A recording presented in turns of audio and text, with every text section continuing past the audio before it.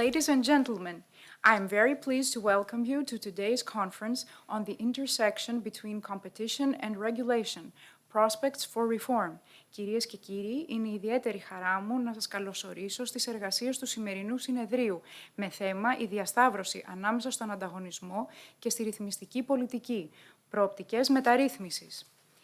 We are honored to be joined today by esteemed professionals who will provide their valuable insights from a legal, economic, and policy perspective on the complex but inevitable interplay between competition and regulation. Με τη συμμετοχή τους στις εργασίες του σημερινού συνεδρίου μας τιμούν αξιότιμοι συμμετέχοντες που θα συνεισφέρουν τις απόψεις και την εμπειρία τους στο ζήτημα της περίπλοκης αλλά αναγκαίας διάδρασης μεταξύ ανταγωνισμού και ρυθμιστικής πολιτικής. At this point, we are honored to welcome the esteemed Vice President of the Hellenic Government, Mr. Panagiotis Pikramenos. Mr. Vice President is unable to attend in person, but nonetheless, he will address his opening remarks by video. Στο σημείο αυτό, με ιδιαίτερη τιμή και χαρά, καλωσορίζουμε τον αξιότιμο Αντιπρόεδρο της Κυβέρνησης, τον κύριο Παναγιώτη Πικραμένο, ο οποίος τιμά με την παρουσία του το σημερινό συνέδριο. Δυστυχώς, λόγω κολλήματος, δεν μπορεί να παρευρεθεί στο συνέδριο και για το λόγο αυτό μας έστειλε σύντομο βίντεο με το χαιρετισμό του. Καλημέρα κυρίες και κύριοι.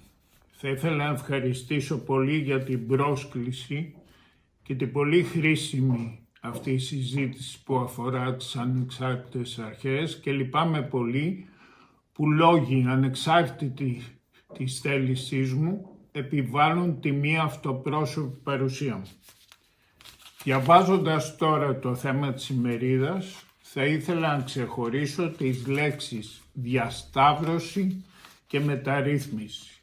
Όταν μιλάμε για ανεξάρτητες αρχές που έχουν ως αντικείμενο τη ρύθμιση και εποπτεία λειτουργίας των αγορών, οι κανόνες του ανταγωνισμού αποτελούν αυτονόητο κοινό παρονομαστή και σημείο διασταύρωσης για τους φορείς που εμπλέκονται.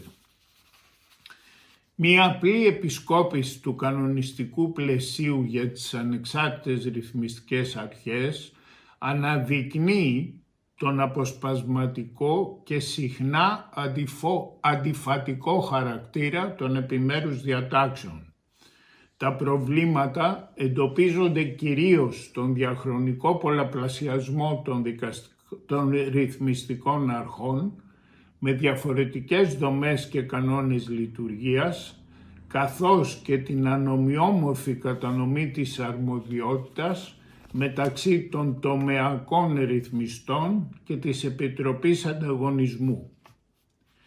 Κύρια επιλογή του Έλληνα νομοθέτη παραμένει η κάθετη κατανομή των εξάντε ρυθμιστικών αρμοδιοτήτων στις τομεακές ρυθμιστικές αρχές, ενώ η ελεγκτική αρμοδιότητα παραχωρείται άλλοτε στον τομεακό ρυθμιστή και άλλοτε στην Επιτροπή Ανταγωνισμού και ενίοτε κατανέμεται μεταξύ τους.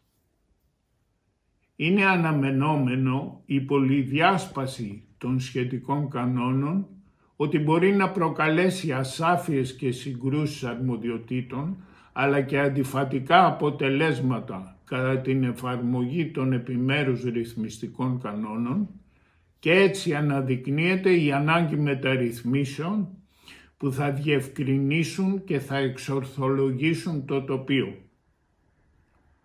Το πρόβλημα δεν είναι βέβαια τόσο απλό όσο η επιλογή ενός εντελώς κάθετου ή εντελώς οριζόντιου συστήματος, ούτε και η κατανομή των ex post και ex ante αρμοδιοτήτων μπορεί κατά τη γνώμη μου να έχει απολύτως οριζόντιο ή κάθετο χαρακτήρα.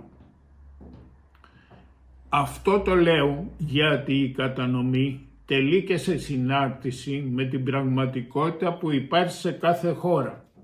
Στη χώρα μας οι διάφορες αρχές έχουν δημιουργηθεί σε διαφορετικά χρονικά σημεία, έχουν πλαισιωθεί με διαφορετικό δυναμικό και το κυριότερο, άλλες έχουν ασκήσει τις αρμοδιότητες τους με επιτυχία και άλλες όχι.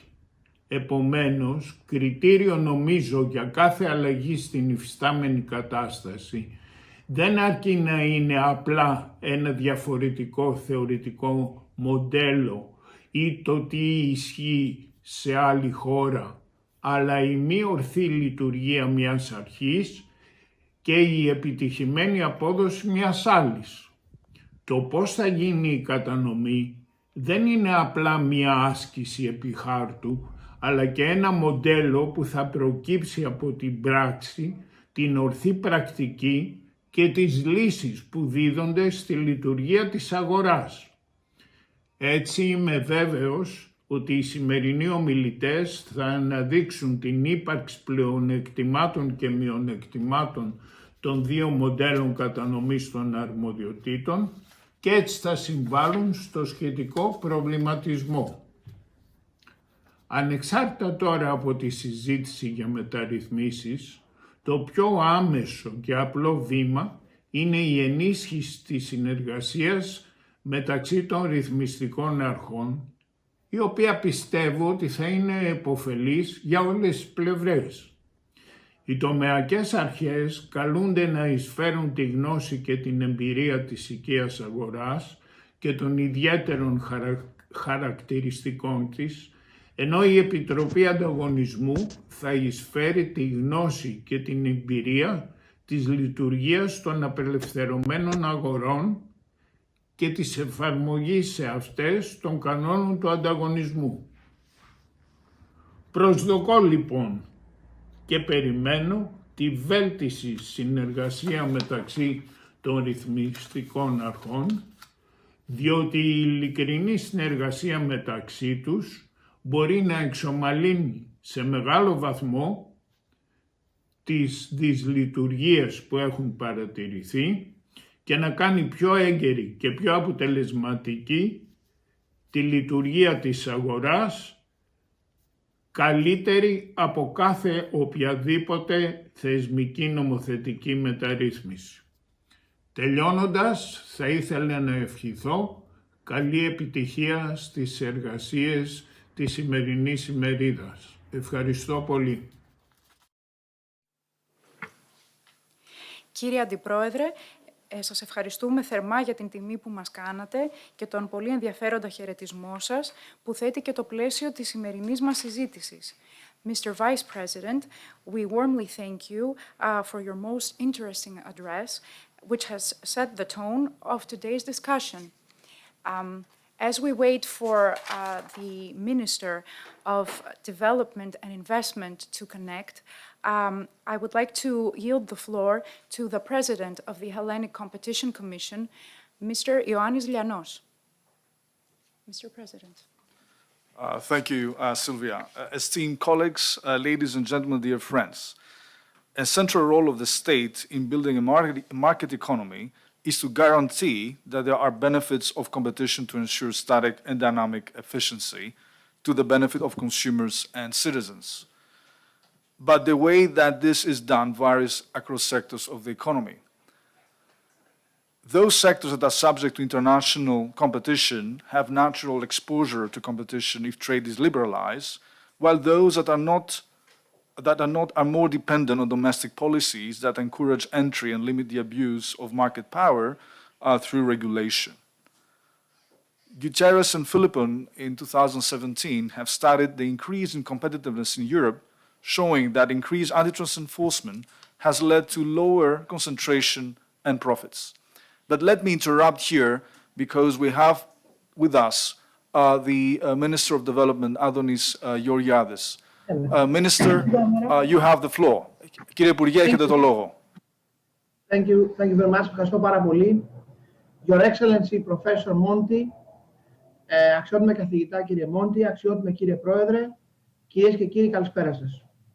Είναι μεγάλη μου τιμή να είμαι σήμερα εδώ και να έχω την ευκαιρία να απευθυνθώ στη Διεθνή ημερίδα που διοργάνωσε η Επιτροπή Ανταγωνισμού με τίτλο «Η διασταύρωση ανάμεσα στον ανταγωνισμό και στη ρυθμιστική πολιτική, προοπτικές μεταρρύθμισης». Είναι χαρά και τιμή μου για πολλούς λόγους. Ωστόσο, θα προσπαθήσω να επικεντρωθώ στους σημαντικότερους για λόγους συντομίας χρόνου. Ο πρώτος αφορά το σημαντικό έργο της Επιτροπής Ανταγωνισμού, πράγμα το οποίο αποτελεί και σημερινή ημερίδα, η οποία συγκεντρώνει τους ειδικούς επί του θέματος, όχι μόνο στην Ελλάδα, αλλά και παγκοσμίως. Για άλλη μια φορά, η Ανταγωνισμού αποδεικνύει ότι κατάφερε σε ένα πολύ σύντομο χρονικό διάστημα να αναδειχθεί σε έναν θεσμό με κύρος και σε μια προοδευτική αρχή με διεθνή εμβέλεια που κάνει πολύ έντονη την παρουσία της τόσο στα εγχώρια πράγματα όσο και διεθνώς. Η Επιτροπή Ανταγωνισμού, όπως φαίνεται και από τη σημερινή εκδήλωση, είναι όχι μόνο ισότιμη με τους ομολόγους της διεθνώς, αλλά συχνά και πρωτοπόρος σχετικά με τα πιο σημαντικά θέματα που απασχολούν το δίκαιο και την πολιτική του ανταγωνισμού. Θα ήθελα εδώ ιδιαίτερα να σημειώσω και να το πω δημόσια ότι η επιλογή που κάναμε πέρσι το καλοκαίρι με την παρούσα ηγεσία στην Επιτροπή Ανταγωνισμού νομίζω μας έχει δικαιώσει και είναι χαρακτηριστικό ότι στο σύνολο πια της ελληνικής κοινωνίας και του ελληνικού πολιτικού συστήματος το έργο της Επιτροπής Ανταγωνισμού αναγνωρίζεται ακόμα και από εκείνους που στην αρχή είχαν εκφράσει αμφιβολίες για αυτή μας την επιλογή.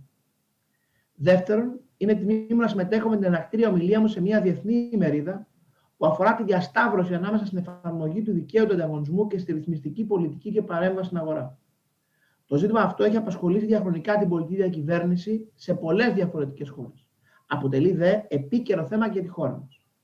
Σημερινή εποχή, όπου πληθώρα τεχνολογικών εξελίξεων έχουν εισβάλει σε κάθε πτυχή της οικονομικής και κοινωνικής ζωής μας, προσπερνώντας παλαιές και στενές κατηγοριοποιήσεις, η αλληλένδετη αυτή σχέση μεταξύ ανταγωνισμού και ρύθμιση στην αγορά αποκτά μία ξεχωριστή σημασία.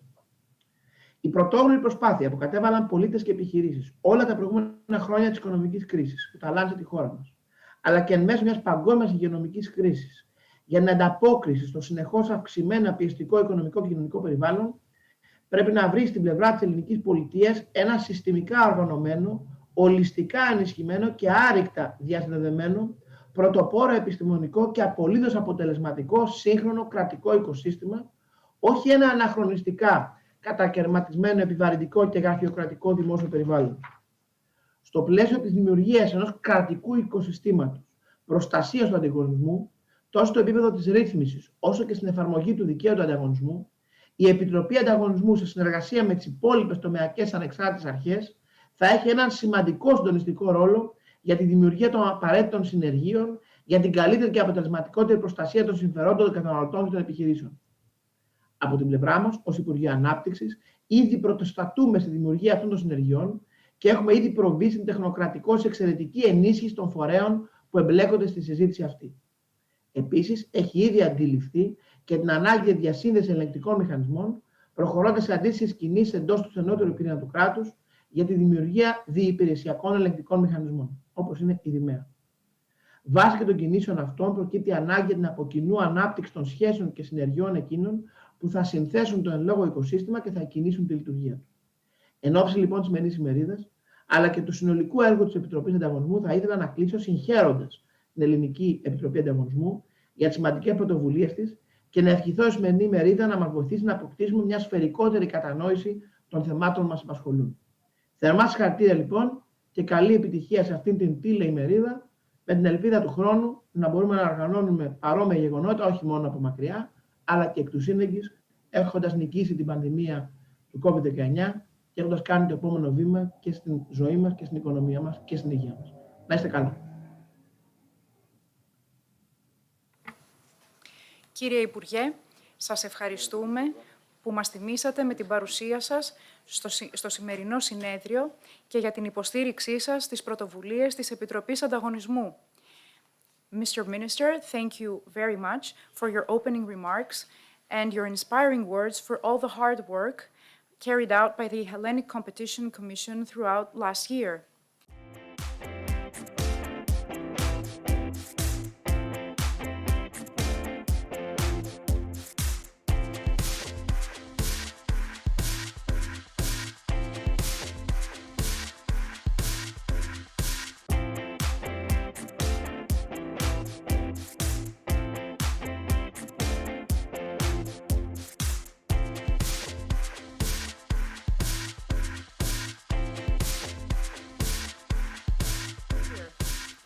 Let me now pass the floor to the President of the Hellenic Competition Commission, Mr. Ioannis Ilianos, who will be the moderator of the first panel, a policy perspective on the optimal interplay on ex-ante regulation and competition law enforcement in the utilities sector. Mr. President, the floor is yours. Thank you, Sylvia. Esteemed colleagues, ladies and gentlemen, dear friends, the conference today focuses on competition policy in the utilities sector. Usually there are sectors that are subject to international competition, which have natural exposure to competition if trade is liberalized, while there are those that are more dependent on domestic policies that encourage entry and limit the abuse of market power, the so-called non-tradable sectors. Guterres and Philippon, in a seminal study in 2017, have studied the increase in competitiveness in Europe, showing that increased antitrust enforcement has led to lower concentration in profits without, however, producing negative effects to innovation. However, while there is a large and growing literature on the impact of trade liberalization on tradable sectors, much less is known about non-tradables, such as utilities. In a recent study, Besley, Fontana, and Limodio found that stronger antitrust policy depresses profit margins, but only in non-tradable sectors. These, according to the authors, suggest that competition policy is particularly important in parts of the economy that are not exposed to import competition. These studies emphasize that looking at the benefits of competition, both static and dynamic, across the whole economy is important and perhaps deserves more attention. Hence, the topic of competition in utilities is extremely topical, also in view of the size of the non-tradable sector and utilities more generally in the Greek economy.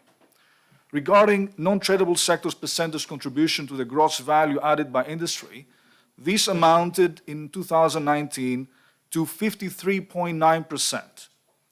Classifying accommodation and food services as part of the tradable sector, as these activities are strongly linked with the tourism industry, the shift to tradable sectors was more pronounced in recent years, rising to 38% in 2020. Non-tradable sectors, however, remain the main driver of job growth. Employment rose 2.6% in the tradable sector and by 4.5% in the non-tradable sector from 2013 to 2017, as is highlighted in the OECD Economic Survey of Greece in July 2020. The government seems to be committed to accelerate the shift of the economy towards tradable activities and to further increase its openness. To this end, it seems to be designing a national strategy for extroversion and aims to gather all policies and responsibilities concerning export promotion and attracting FDI.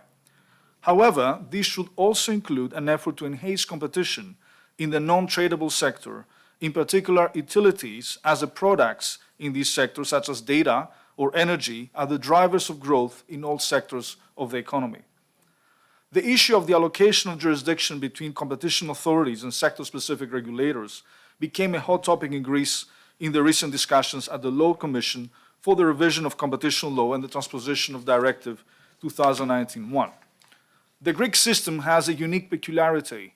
Since the 1990s, the powers to apply competition law in the telecom sector has been taken away from the has been given to the Hellenic Telecommunications and Post Commission. Thus, the HSC has been excluded from enforcing competition law in these sectors. ED has indeed both jurisdiction for ex-ante regulation of the telecom and post sector and for the ex-post enforcement of competition law. Originally, the same had happened with the Regulatory Authority for Energy, but then the competition enforcement powers were reinstated to the HSC in 2011. At the previous amendment of the Greek Competition Act, when Law 3959/2011 was reintroduced, there were proposals to normalize the telecoms and post sectors by reinstating the HSC competence, but there were reactions from the sector, so this was abandoned.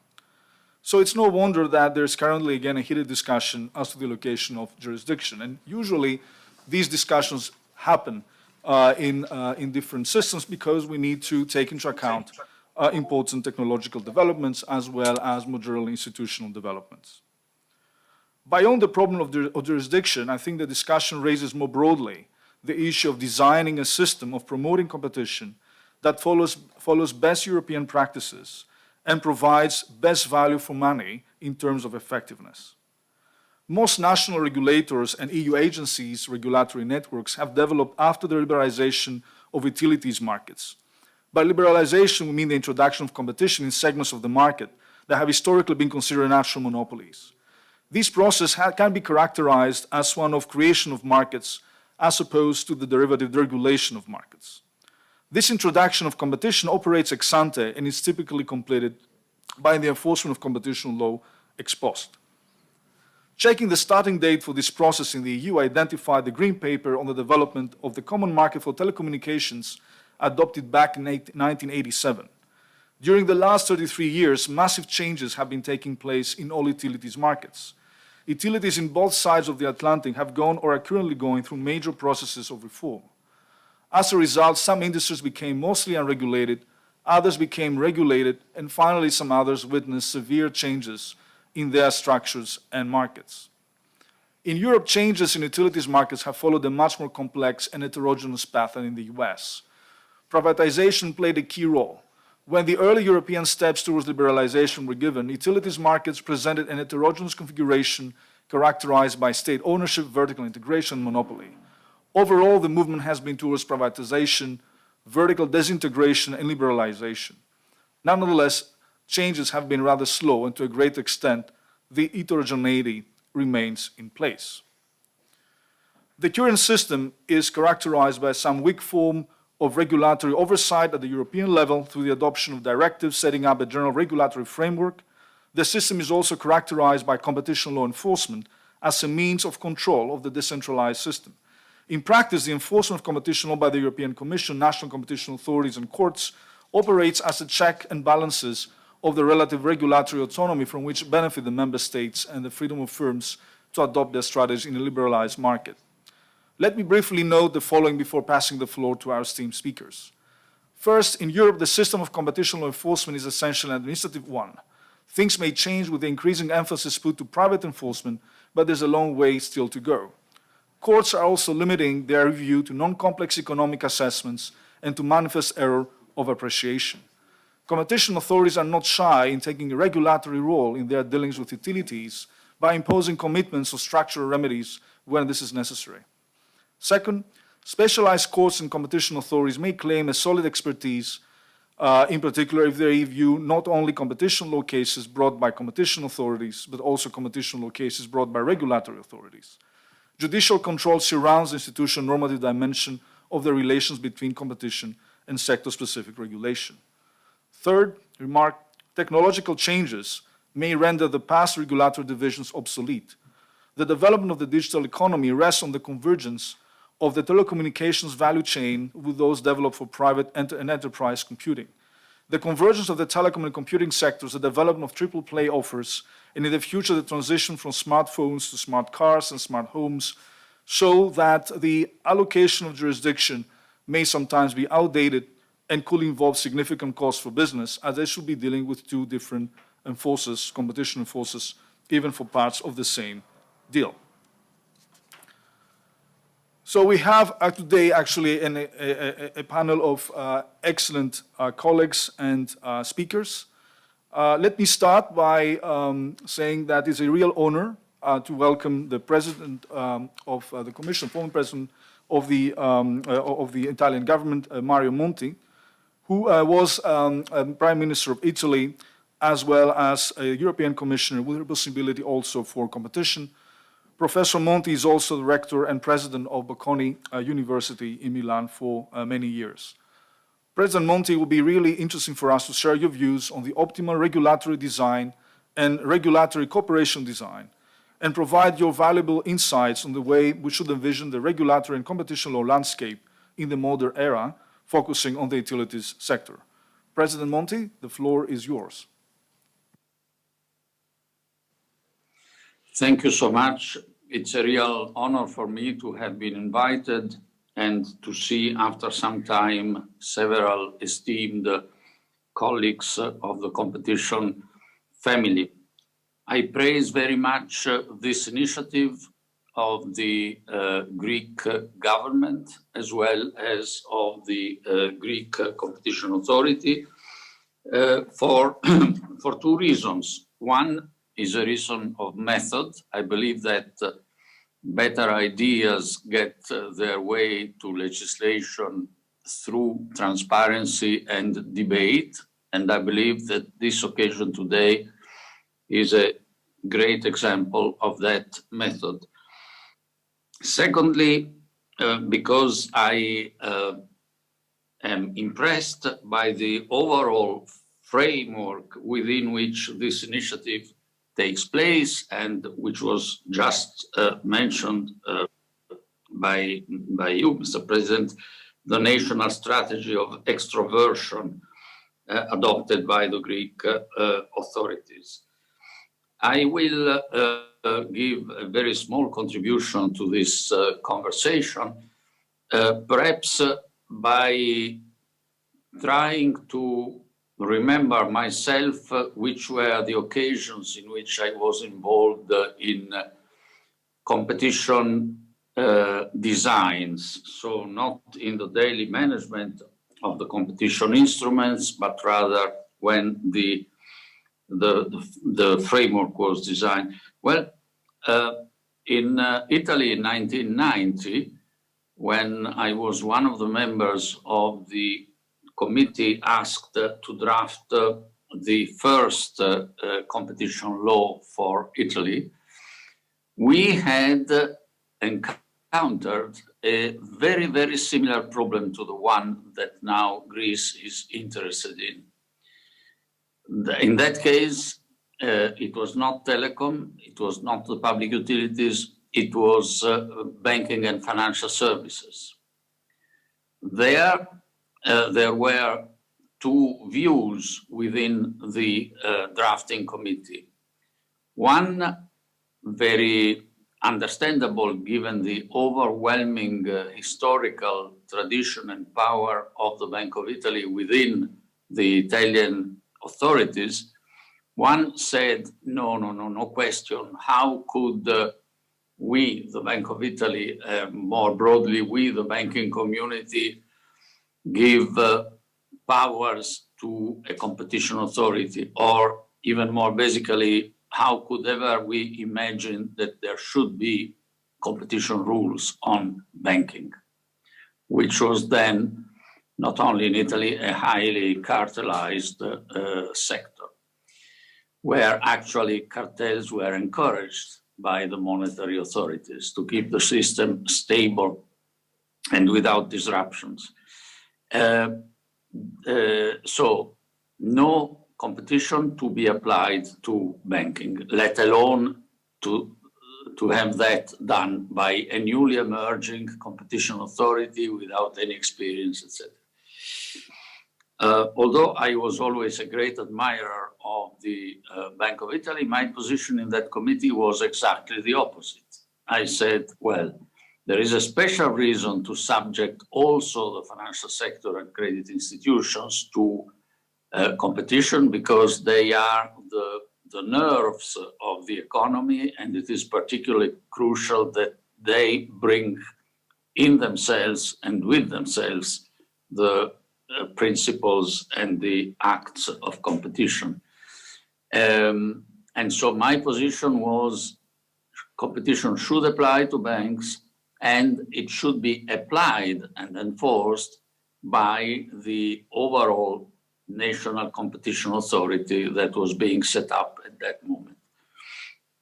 As you might imagine, a compromise emerged so that banks were submitted for the first time to competition rules.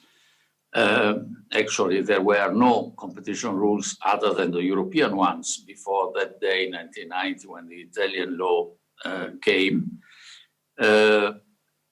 And the implementation of that was given, yes, to the general antitrust institution to be set up, but with the obligation to hear before any decision the opinion of the Bank of Italy, which I thought a very reasonable position.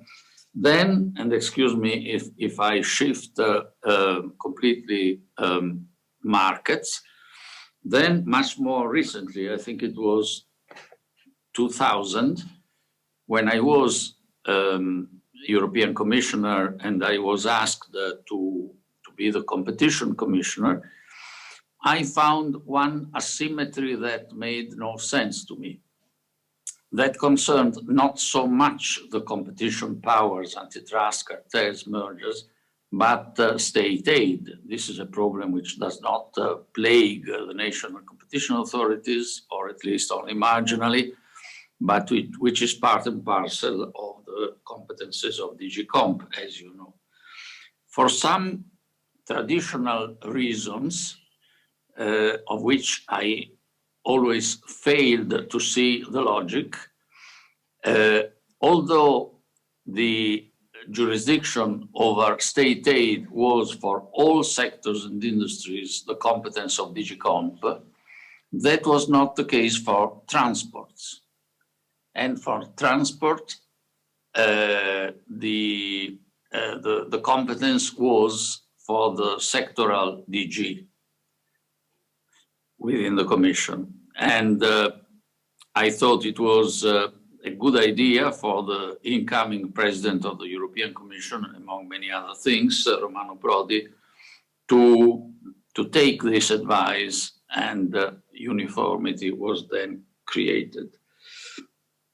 Can I say bluntly and diplomatically that on that occasion I developed in my mind one reason which is not technical, nor legal, nor abstractly economical, about the need to avoid that the ex post competition enforcement be done by sectoral authorities.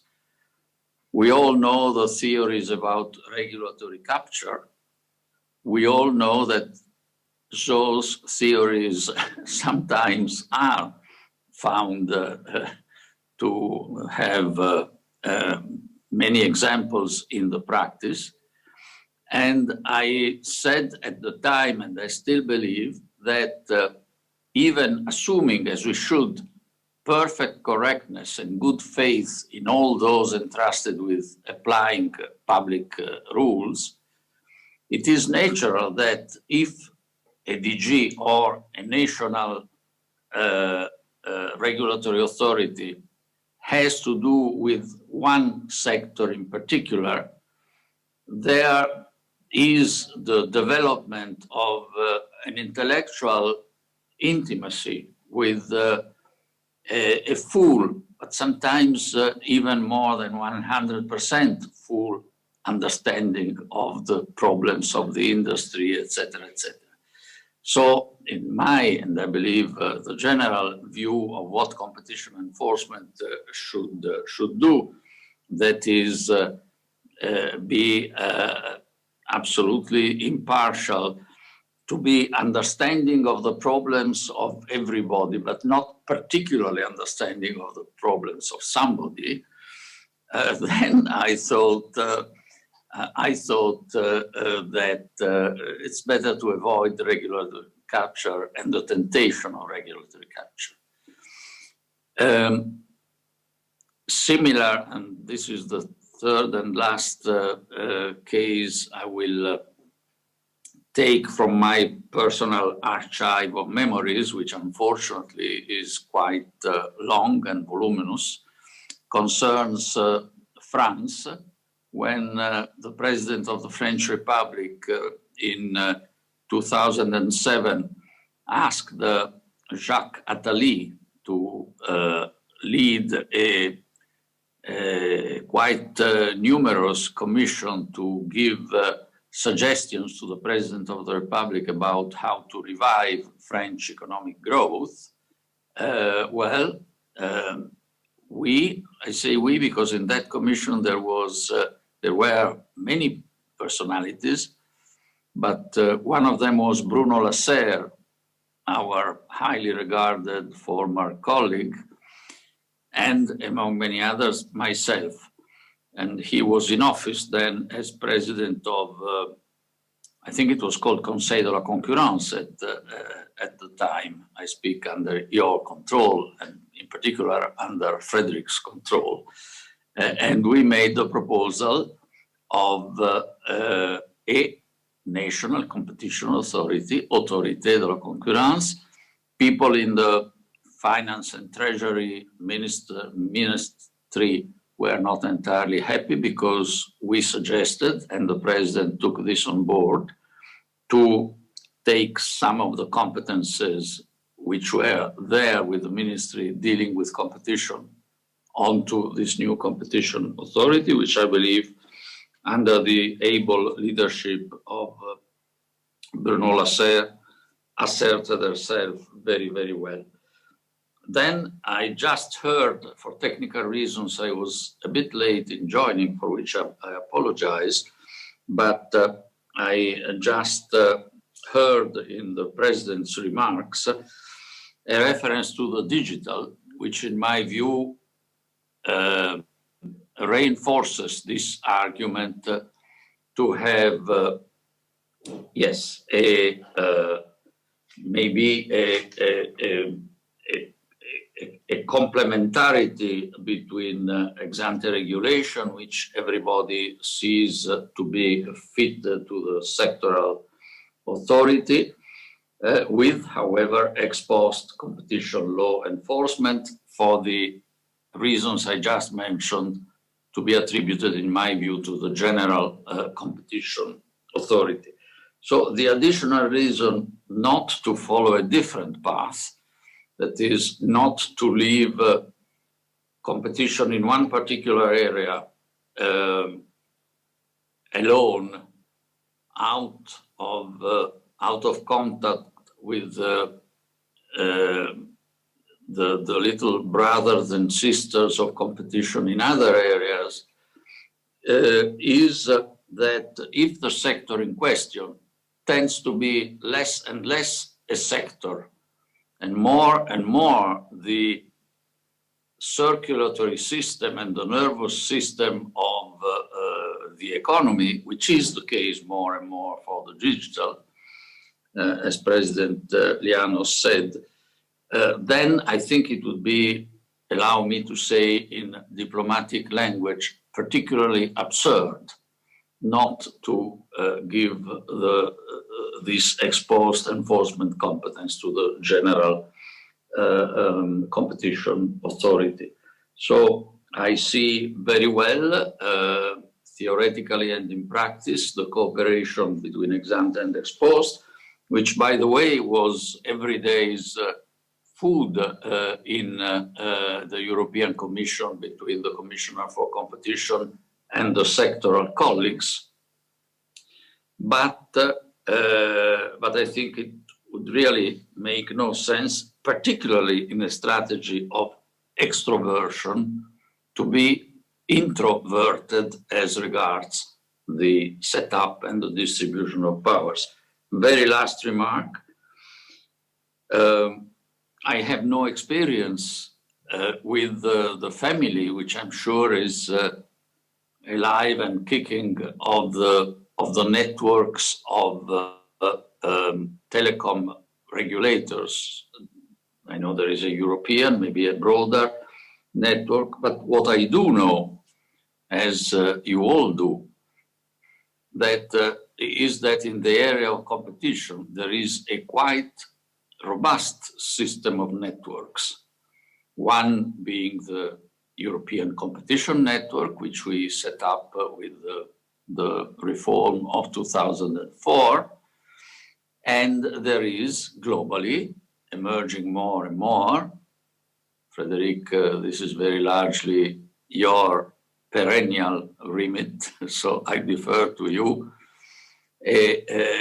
something that was a young baby 20 years ago, which is the International Competition Network, which I believe is performing very strongly in terms of spreading a culture of competition and, in the meantime, favoring a soft convergence in the competition. So why deprive a country which wishes to open up more and more, to be more and more extroverted, by not having those in charge of handling competition over the industry of the future from being hand in hand, very close to their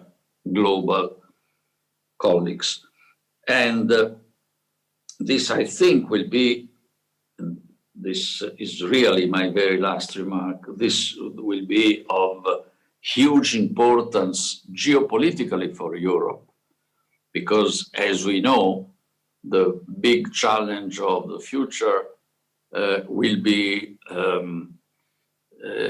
how to set up and how to enforce in the face of hugely strong interests, competition and other regulations to the digital platforms. We talk about G7, we talk about G20, but those bodies do not include states which are considerably more powerful than most of the states which are members of the G7 and the G20. There should be, in my view, nothing punitive against them. We all use them. We all appreciate their immense contribution to individuals and to the economic life. But I think that they do need to be regulated, and regulation needs to be enforced. And we know, for a number of reasons, which is not the direct topic of this conference, that if there is one area, I'm sure there are more, where in the global game Europe has and is gaining further some comparative advantage of strength, reputation, credibility, that is the regulatory sphere in general. And allow me to say, particularly appreciating the work done since a few years by the current Vice President and Commissioner of Competition by the European Union. So all this extroversion would seem to me would plead for a close interaction between the ex-ante regulation in the hands of mainly the sectoral regulator and ex-post competition and competition law enforcement in the quite tested hands, also for Greece, of the General Competition Authority. Thank you very much. Thank you, President Monti, for these insightful comments coming out from your extremely valuable experience over the years for competition law enforcement. Also, the link you made with the emergence of the digital era and the new, somehow, era of regulation we see emerging with the Digital Markets Act and the proposals of the Commission. I think we face a quite interesting future of interesting interplay between regulation and competition law enforcement, in particular also in view of the role of hyperscalers like the ones you mentioned, companies like Google, Microsoft, Facebook, Alibaba, and Amazon, and the importance of over-the-top telcos and cloud computing, which is basically the infrastructure, the new physical infrastructure of the Internet of Things. And this, I think, raises quite interesting issues of developing a cooperation between regulators and competition authorities. I would like now to pass the floor to Professor Frédéric Geny. Frédéric is a distinguished competition law scholar, the Nestor, I would say, in terms of wisdom of competition policy, has been chairing the OECD Competition Committee for a number of years, and has also had the experience of chairing the WTO panel on trade and competition, being previously the vice president of the French Competition Authority. Frédéric wrote to the Law Commission at my invitation with his views on the interplay of competition and regulation, and in particular touching upon the thorny issue of the allocation of jurisdiction of competition law enforcement between, let's say, the telecom regulator and the competition authority and ex post basically enforcement, an issue that was also discussed previously by President Monti. Frederick, the floor is yours to develop your views on the issue of the good allocation of jurisdiction and best practices in OECD countries. Thank you. Thank you very much, Mr. Chairman.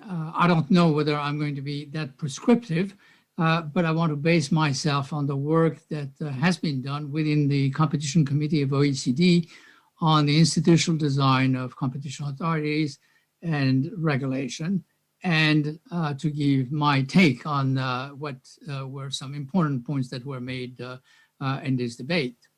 So I've got 4 points that I would like to mention. The first one is that within the OECD countries, there are different types of relationship between competition authorities and sectoral regulators. There's a vast number of countries where the competition authority is in charge of enforcing competition law in all sectors, whether or not those sectors are regulated, have a sectoral regulator. There are a few countries where competition authority is also the sectoral regulator in a number of sectors. And this is, for example, the case in Australia, in New Zealand, the Netherlands, and Spain when it comes to telecom. There are some countries, at least one, where both the competition authority and the sectoral regulator have competition law enforcement powers concurrently, and this is the case in the UK. And finally, there are 2 countries where the sectoral regulator, rather than the competition law, the competition authority, is the enforcer of competition law. Mexico is the only country besides Greece to have a sectoral regulator called IFT, which is in charge of administering and enforcing competition law in its sector. So it is clear that there could be, intellectually speaking, some advantages to the same institution having regulatory and competition powers. Among other things, such an institutional arrangement would allow the institution to have a more holistic approach to the sectoral problem, looking both at the supply and the demand side issues simultaneously, and having a wider range of possible remedies at its disposal. However, as I just mentioned, among the OECD countries, there are only very few jurisdictions where the Competition Law Enforcement Agency has regulatory powers over some sectors. There are even fewer countries, only 2, including Greece, where sectoral regulators have exclusive competition law enforcement powers for their sector. This, of course, begs the question of why we have so few countries where the sectoral regulator is charged with enforcing competition law, either exclusively or concurrently with the competition authorities. I think that one of the reasons that came out of the discussion is that competition law enforcement and regulation really are 2 different instruments which have different goals, different focuses, which use different tools, and which have different timings. Regulators, as has been already mentioned, intervene ex ante in circumstances where markets are either inherently imperfect or will not produce a desirable distribution of benefits. Regulators are often assigned or adopt a wide set of policy concerns rooted either in distributional issues or in a desire to correct for various market failures besides the existence of market power. For example, universal lifeline service at low cost can be an important policy goal.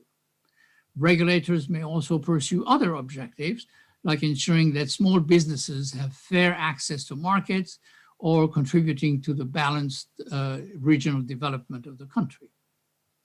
Sometimes these other concerns might even lead regulators to tolerate or encourage anti-competitive market structures, for example, where cross-subsidies are believed necessary to ensure the universal service obligations are met. Thus, regulation often serves as a substitute for market forces, involves stipulating a fairly complete set of prices and commitments regarding supply and quality of service. Now, competition law, as we know, on the other hand, seeks to safeguard the operation of market forces by preventing or providing remedies for specific behavior or transaction that can impede such forces. So competition law enforcement intervenes ex post in a quasi-jurisdictional context in case of unilateral or collective abuse of market power, to sanction such abuses with a view to preventing a weakening of the competitive mechanism and of promoting consumer welfare. The underlying assumption behind competition law enforcement is that absent important externalities, healthy competition can ensure maximum consumer welfare.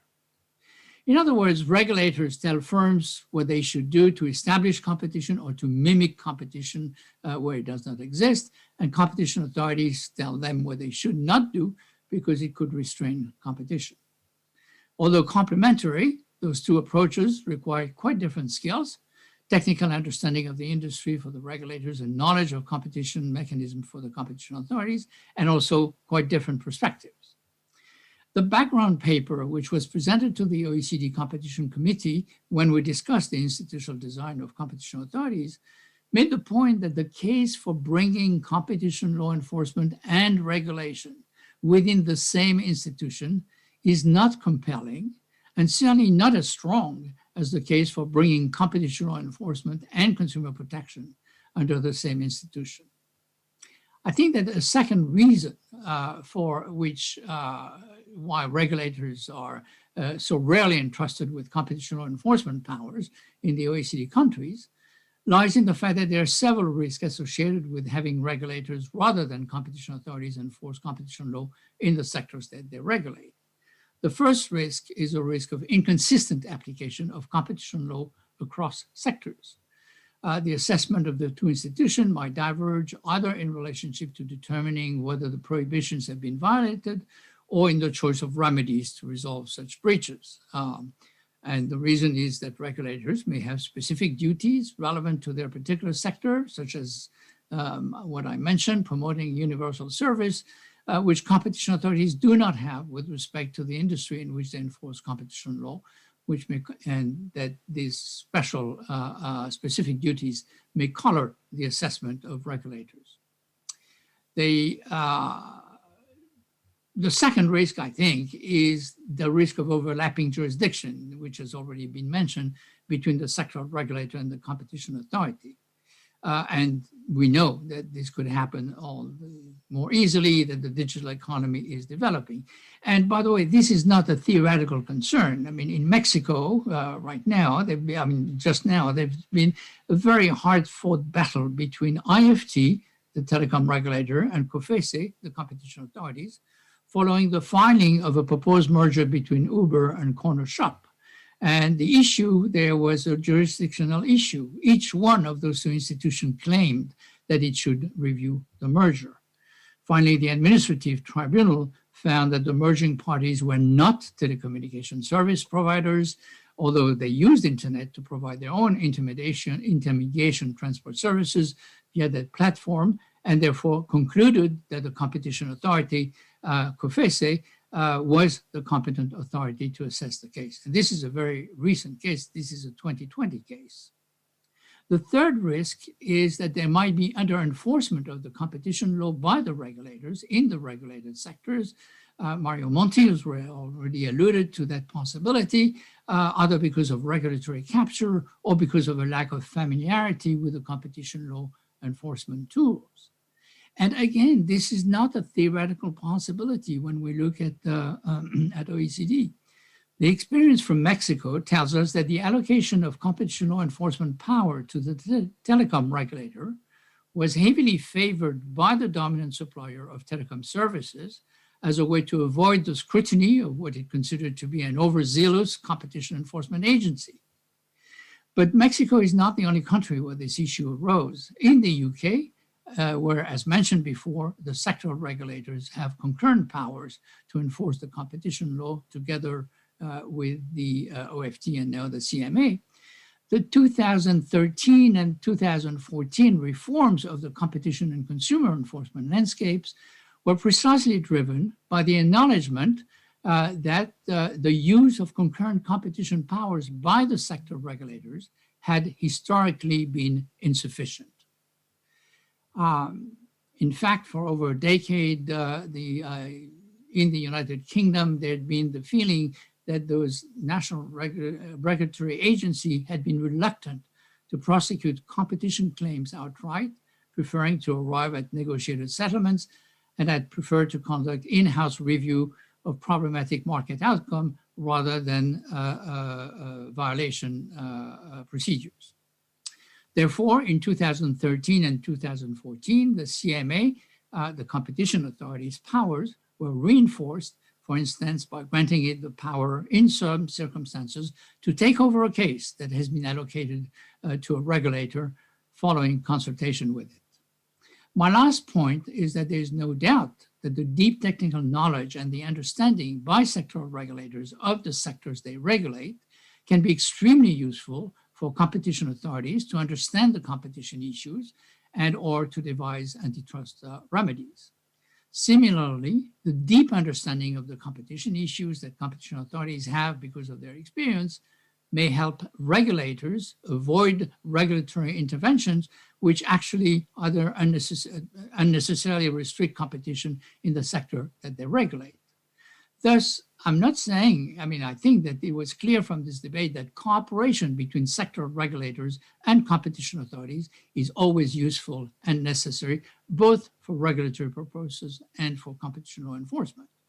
But there are different ways which allow for the beneficial cooperation between sectoral regulators and the competition authorities, which avoid the risks associated with entrusting sectoral regulators with competition law enforcement powers in their sectors. And this may explain what I've said originally, the fact that there are very few countries where there is a regulator who also has competition law enforcement powers. Ensuring that regulators have an opportunity to express their views and that competition authority respond to these views in competition proceedings is important. Mario Monti already alluded in the case of Italy for a mechanism of that type, providing for the fact that the regulator should issue a public, non-binding technical opinion before the competition authority takes a final decision on an issue in a regulated sector may be an effective way for promoting competition. If the competition authority wishes to depart from such opinion, the law may require, as it does in some countries, that it should duly motivate its decision. In Belgium, sectoral regulators are assumed to have a legitimate and sufficient interest when they ask to intervene in procedures before the Belgian Competition Authority. And I think we'll hear more about this. In Italy, pursuant to Article 1, Paragraph 6 of the 1997 law, if the proceedings before the competition authority involved undertakings active in the communication sector, the former shall seek the opinion of the sector regulator, the AGC, the AGCOM, within 30 days. And similar provisions exist in France, as was mentioned. There are also alternative solutions to promote cooperation between competition authority and sectoral regulators, such as placing senior officials from regulatory agency in board position within competition authorities and vice versa, or facilitating the exchanges of personnel between the sectoral regulator and the competition authority. All those can significantly improve the process of communication between the two set of agencies. So let me conclude by saying that one of the lessons of the debate was that countries should think very precisely about which institutional design they want for their competition authority and their regulator. Indeed, the institutional design of the interface between competition and sectoral regulation is important because it can have substantive consequences on the economic performances of the sectors they consider. Thank you very much. Thank you very much, Frederick, for these extremely insightful comments. And I think I took note of a number of issues you raised, which I think will feed the discussion during this afternoon. And in particular, I gather from you the point you made not only about what is the optimal allocation of jurisdiction, but also, and more importantly, how we can enhance cooperation, because I think cooperation is key in any way in order for the whole system of protecting competition to work. Let me give now the floor to Martin Cave, chair of Ofgem. This is a regulator for gas and electricity markets in the UK, and I would say the Nestor in terms of wisdom of regulatory policy. We all know Martin from his books and papers on regulation, and in particular the majestic Understanding Regulation, which was absolutely key reading for my students back at UCL. So in addition of being a professor at LSE and a number of other academic institutions, Martin has also been a deputy chair at the UK Competition Commission and a deputy panel chair at the UK Competition and Markets Authority. So he thus combines the experience of a sector-specific regulator as well as of a competition law enforcer. Martin, the floor is yours. Okay, thank you, and many thanks for being invited to this illustrious panel. I'm going to make relatively brief remarks, and I'm going to draw quite a lot of examples from the telecom sector, which is a very interesting one for a number of reasons, and one of which is the enormous burgeoning of competition in the European telecoms industry since the directives of 2003, largely, in my view, because of the very well-designed nature of those directives. And if I may, I give a shout out to former Prime Minister Monti, who was the competition commissioner at that time and is one of the architects of that system. And its great merits were that it set up competition as a goal in the sector, and it's quite feasible in that sector, more so than, say, in energy.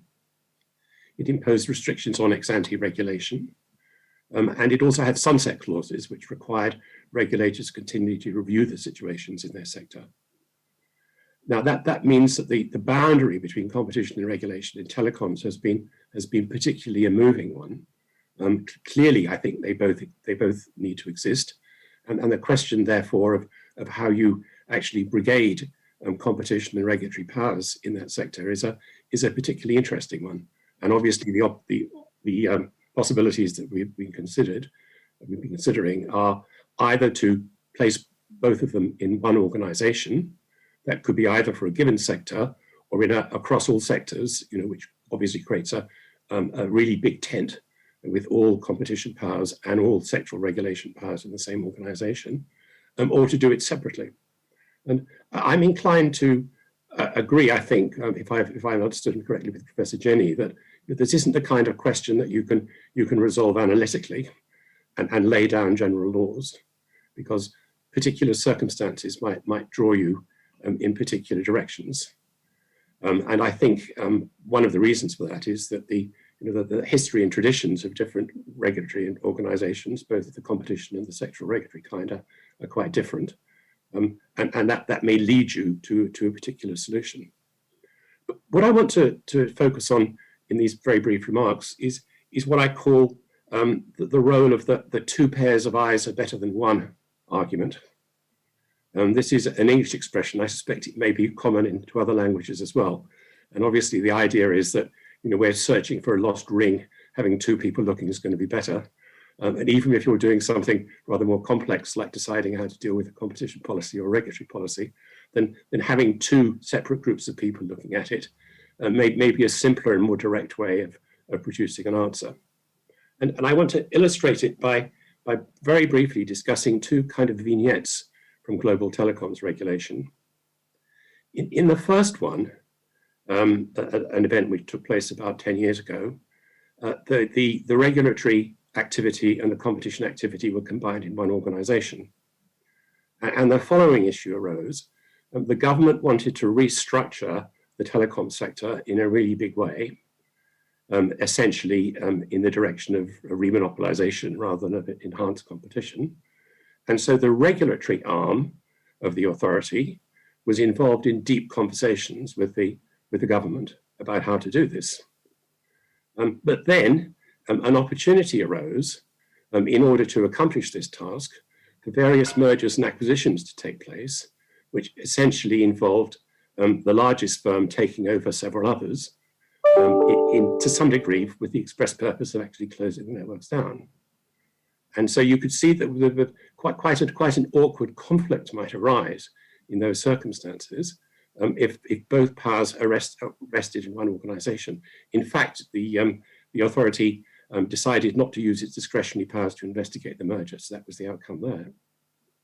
The second one is one which is probably more familiar to this audience, which was a situation in which the telecoms regulator approved a schedule of retail tariffs, but that schedule of retail tariffs was then successfully impugned by the competition regulator on the grounds of incorporating a margin squeeze.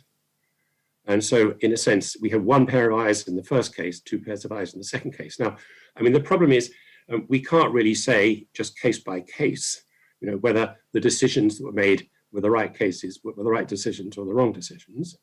But I think that does suggest that there may, in certain circumstances, be advantages in having two separate organizations with powers. I notice Mr. Monti referred earlier to problems of capture. In my fairly wide experience of dealing with authorities in a number of different continents, particularly continents where that's a very, very real risk, having two organizations may be advantageous. Now, I just want to end up by talking a little bit more about something we've already heard of from Professor Jenny, the UK system of concurrency, because it does seem to be, on the surface, a rather attractive compromise. I mean, what you basically say is that competition powers can be exercised either by the competition authority or by the sectoral regulator in appropriate cases. I'm not speaking here of all competition powers, because in the UK, merger powers are excluded, but with cases particularly involving abuse of dominance, anti-competitive conduct, and market studies, and those can be done by either party. And in essence, what happens is that the two organizations get together to decide which one of them is best placed actually to conduct the case. And obviously, in some cases, if rather technical issues of competition law are involved, it will be the competition agency. If, on the other hand, very detailed questions involving the technology of the sector involved, then it may very well be the regulatory body. And in the UK, the rules are that if there's competition to do the case, then the competition authority will have the right to do so. Now, an interesting component of the legislation which reintroduced that in its most modern form was that there's a separate requirement on regulatory agencies that if, when first confronting what is potentially a competition issue, which can be dealt with by competition law, they choose to deal with it using their regulatory functions, then in those cases, they have to report the matter to the Competition and Markets Authority, and the Competition and Markets Authority will then list such events and the reasons for them in its annual concurrency report. In other words, this may reflect the hypothesis that regulators may have a preference for using ex-ante competition powers, Professor Jenny's already alluded to this, over ex-post competition powers, even in circumstances where the latter may actually be desirable and more conducive to the development of competition overall. Now, in my observation, this system has worked well and amicably in the UK for more than 20 years in total. And at my own regulatory agency, where we have very recently resolved a case and decided that it would be best handled by us, the regulatory agency, rather than by the competition authority, and we are entirely satisfied with the way that it seems to be working. Whether it's capable of generalization in different contexts of organizational relationships, I don't know, but it certainly seems to work for us. Thank you. Thank you very much, Professor Kaye, for this extremely insightful remarks. I think you also raise quite important points, the issue of possibility of capture of regulators, the need for checks and balances, and for, I would say, some form of performance review that probably may happen through a post-implementation review of enforcement, but also the fact that we, in the UK, I mean, we have this extremely interesting regime of concurrency that seems now to be working well, and but of course, after many years of investment from both competition authorities and authority now, because there has been a merger of the OFT and the Competition Commission, and also, of course, the regulators. Let me now pass the floor to another Nestor, again, of Wisdom of Competition Authorities, Jacques Steenbergen, Chair of the Belgian Competition Authority. Jacques has been the chair of the Belgian Competition Authority since its establishment as an independent authority in 2013. He's also an academic and has taught competition law at the University of Leuven. Before joining the Competition Authority, he was partner in the Brussels office of a major law firm, and he thus combines the experience of academia, public enforcer, and practitioner of competition and regulatory law. Jacques, the floor is yours. Thank you very much, and thank you especially for the honor and pleasure, I should say, to be on this panel with people I've had many opportunities to meet, and I'm so glad to see them again, even though it is only digitally. As you could already understand from what Fred said, we are an authority where the law organizes, or at least opened the doors to organize the cooperation between the competition authority and the regulators. We have a regime where the competition authority has the exclusive power to enforce the rules of competition, but exclusive, shared with the judges, of course, our review court. And the regulator has exclusive power with regard to the enforcement of regulation, the regulators in plural. Now, that means that sometimes a deal may require several authorizations. These cases are very rare, but they do, and for reasons that are probably not very different from the ones Mario Monti suggested. The central bank has to give its green light for mergers and also for some other deals concerning banks, but they do so. The financial law, we examine the deal from the angle of competition law, and you need two green lights, and one red is enough to stop the deal. Has that led to conflicting decisions? Well, I would not consider them conflicting because you apply different rules with different purposes.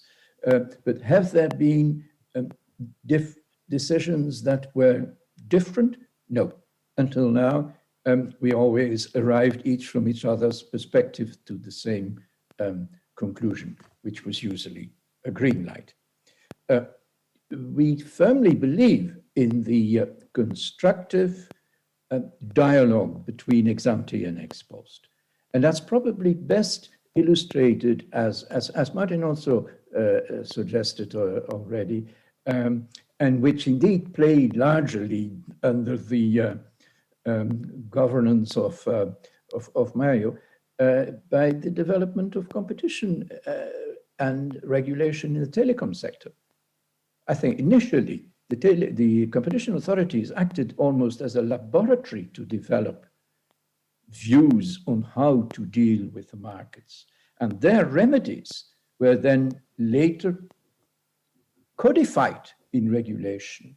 And then regulation became a guidance to decide cases. So this dialogue is I'm not saying ping pong, but this dialogue is very important and can, I think, really help to bring us to better solutions. And it is a way to have several pairs of eyes looking at similar issues. So yes, it is very important. Now, when you have the exclusive power with regard to the enforcement of the rules of competition, and you do so also in highly regulated sectors with well-established regulators, it is very important that you create an environment in which the two can really work together for a common purpose.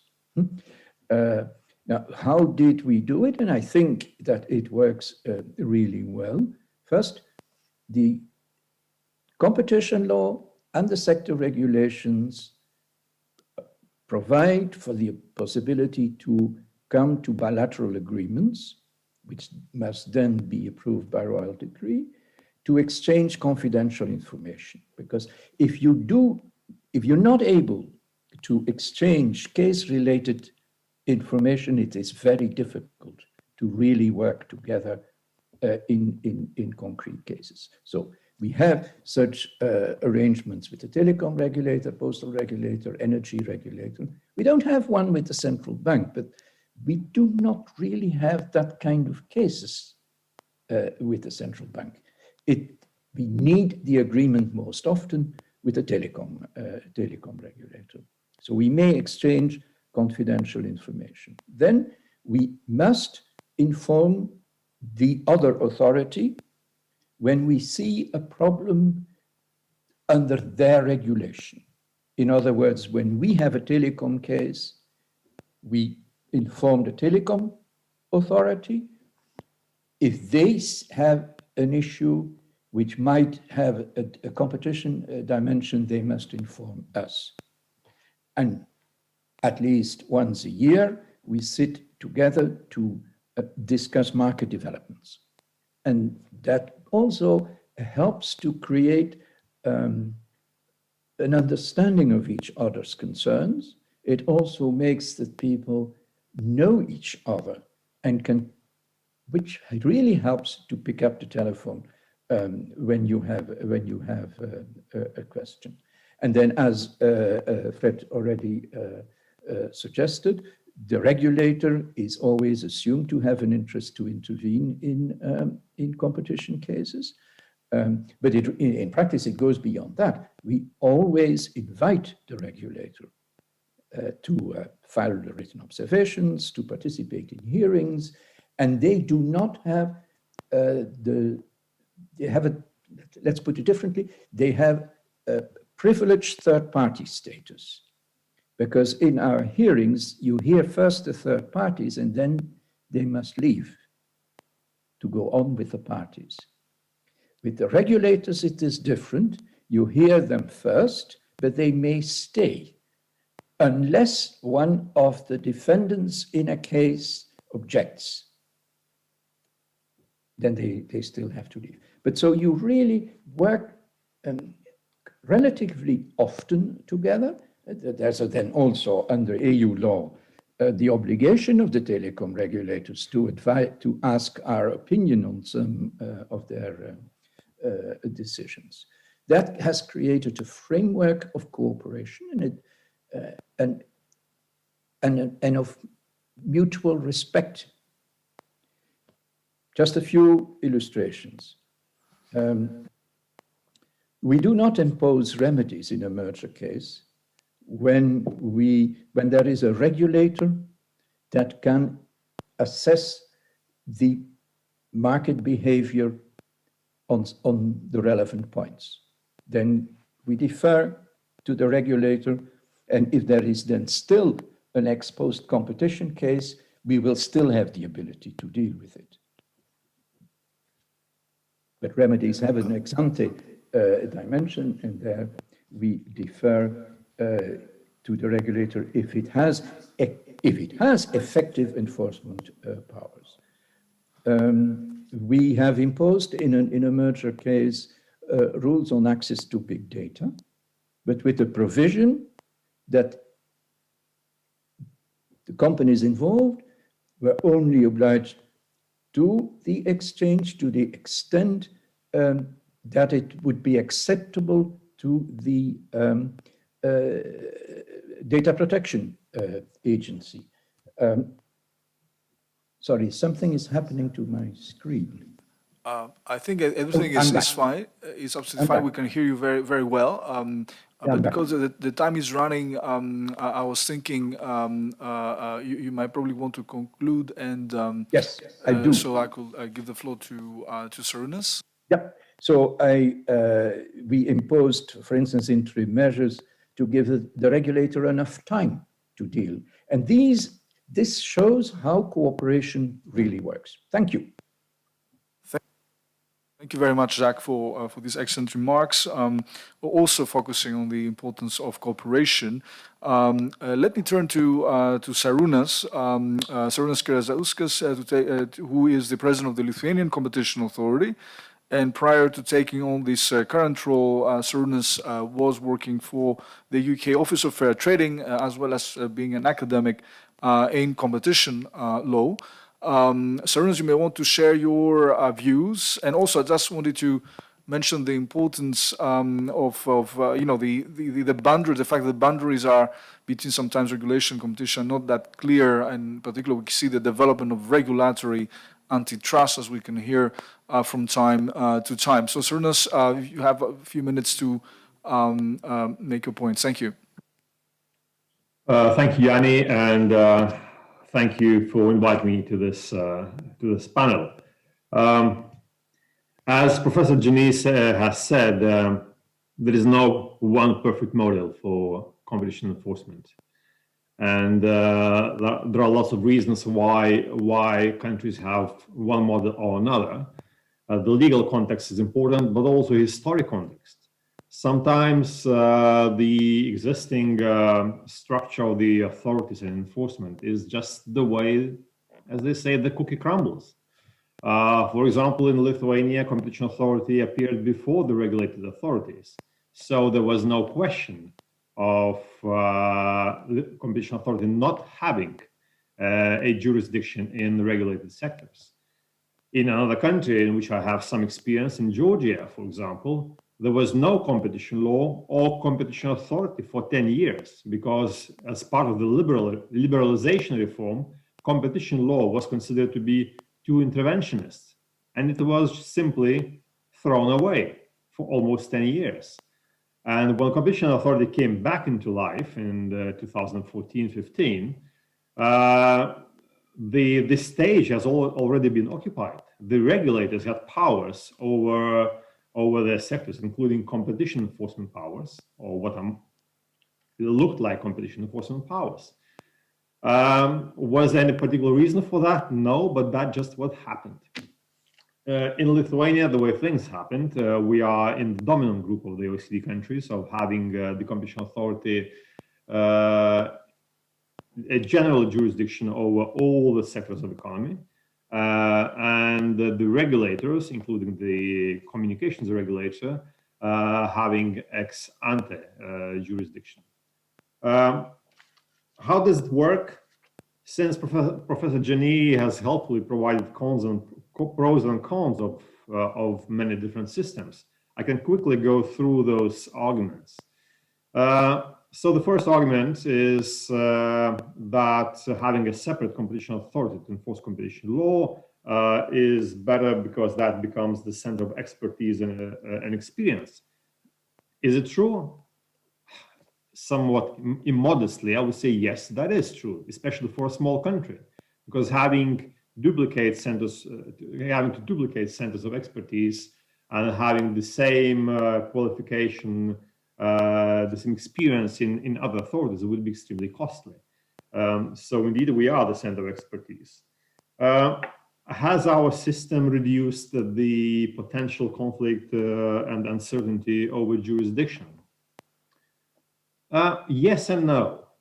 In a sense, it is clear that the regulators apply their laws in case of markets that are regulated, and we as competition authority only act to the extent that markets are not regulated. That is simple to say, but much more difficult to put in practice. And there are still conflicts, not necessarily over jurisdiction as they would be in concurrent application, but when separating regulation from competition. Because our authorities, both regulators and competition authority, sometimes we use the same concepts that we apply differently. Sometimes it's difficult to tell apart. Sometimes it's a question of which authority is better placed to act. For example, in 2006, the competition authority intervened in the margin squeeze case against the incumbent telecom operator. At the same time, the telecom regulator already had its own proceedings of market investigation that ended up in establishing significant market power in relation to that incumbent. And the obligations that the regulator imposed were meant to solve the problems that the competition authority intervened against. Was that the right thing to do to intervene, or should that competition authority waited for the regulator to solve the problem? Well, back then, the authority chose to intervene. A couple of years ago, we made another choice. Again, we received a complaint against the same company, and the claim was about the margin squeeze again. But in this case, we said, first of all, that as part of the regulator activity, the communications regulator has already decided on that matter, because they assessed, de facto assessed the margin squeeze scenario under the non-discrimination obligation. And as to the rest of the problem, we said we were not best placed to act, and that the matter was not a priority for us. So even under this system, we still have some conflicts of jurisdiction, and there are really lots of things to do. Which leads me to another point, that under the system, what is very, very important is cooperation. Because without cooperation, we'll fight our battles, even potentially in courts. And without cooperation, there is a great risk of wrong decisions. That happened once, but not with the telecom regulator, but with the energy regulator. As part of the market investigation that leading to establishment of significant market power, the energy regulator has published its report in which it defined energy markets in a particular way, in a way that we found somewhat short of perfection. And we made our comments on that point, but the energy regulator was, well, perhaps in a hurry or for some other reason, they did not want to correct the market definition, and they pushed ahead. Their decision to establish significant market power was appealed, and they lost in court precisely on the point of the market definition. So that was a good and bad example of lack of cooperation, because the outcome the outcome was unsatisfactory for both authorities, quite frankly. So my bottom line, having experience from Lithuania as a small country, also some other countries too, I would say that the arguments against putting competition enforcement solely in the hands of the regulator are pretty convincing. And you don't really have to have a regulatory capture to have some problems. A simple matter is that as a culture, regulation, in my experience, is stronger than competition. So when these two cultures clash in the same authority, regulation more often than not wins. We had this case in Lithuanian Competition Authority when in the early 90s, it acted as a price regulator for many things. Most experts would almost always opt for regulation as seemingly, not necessarily true, but seemingly easier and certainly more direct and quicker solution. And that alone is a good argument not to put these two powers in the same authority. The concurrent jurisdiction could be a good compromise. In reality, though, it's costly. And many countries don't want to invest, and many authorities don't want to invest much money in having capacity to investigate sophisticated competition cases. So in reality, what happens is that regulators do not enforce competition law because they don't have people to enforce them. That even in the UK, I think as part of the reasons for the reform was that in some authorities, in some regulatory authorities, the competition teams were extremely small, too small. That's even more of a problem in a small country. So I'm not saying that our model is ideal, because it still puts a big stress on the cooperation. And cooperation, if cooperation is understood as simply signing MOUs, I think that's that's useless. Most of the MOUs that I've seen are not worth the paper they're printed on. The real use is in joint action. This may create some conflicts of different cultures, but this is very useful for both parties involved. For example, right now we have a market investigation together with the central bank. It started not very smoothly because our approaches to market investigations were completely different. But now, I think after almost 1 year of working together, we found our ways of cooperating. And that in itself is a useful exercise, regardless how that or another investigation ends. Thank you. Thank you very much, Sarunas, for these remarks. We're running late, so we can't have the discussion that this topic ought to have. But let me just ask a question to President Monti, coming out of a member of the audience, concerning basically the issue of the development of adding up basically new functionalities and new jurisdiction, new competences to competition authorities. In particular, the example of the Italian Competition Authority that is doing also consumer protection, and also we have the examples of the Netherlands and Spain, where the competition authorities basically took over also sector-specific regulation. And what is your take on this model of adding up basically new functionalities to under the same roof of a competition authority?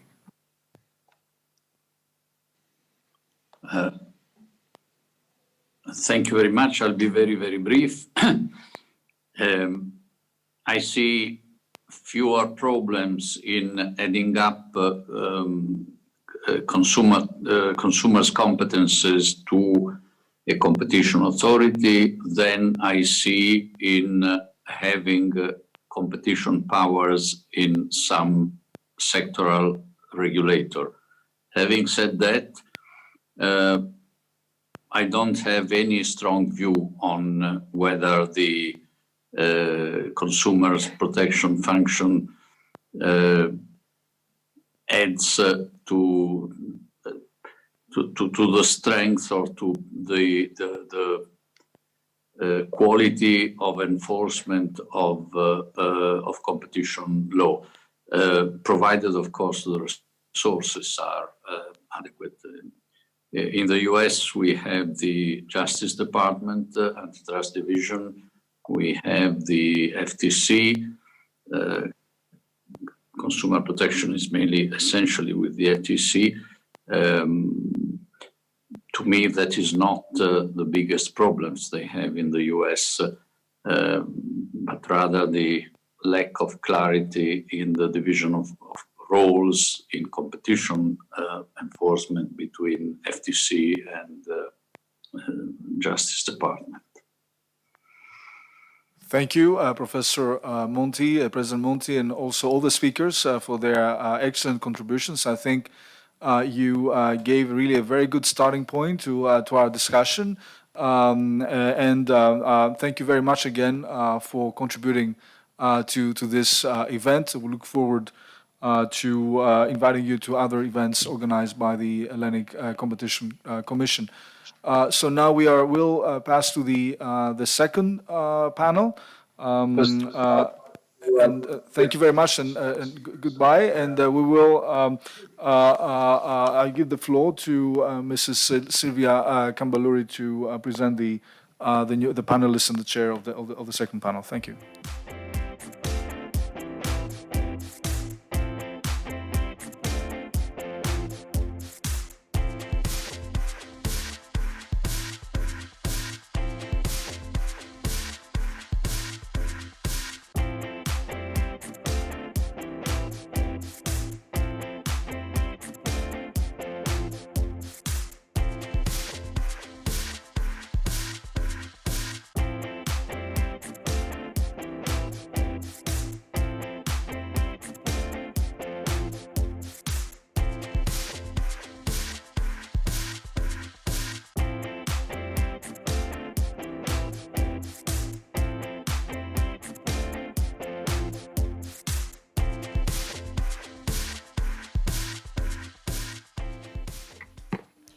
Thank you, Mr. President.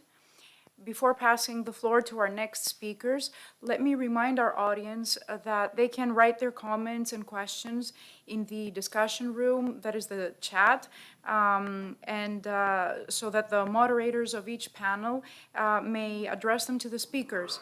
An effort will be made to answer as many questions as possible during the roundtable discussion that will take place at the end of each panel. As we proceed, I will pass the floor to the moderator of the second panel, Mr. Asimakis Komninos, former member of the board of the Hellenic Competition Commission, and now a partner of a Brussels-based law firm.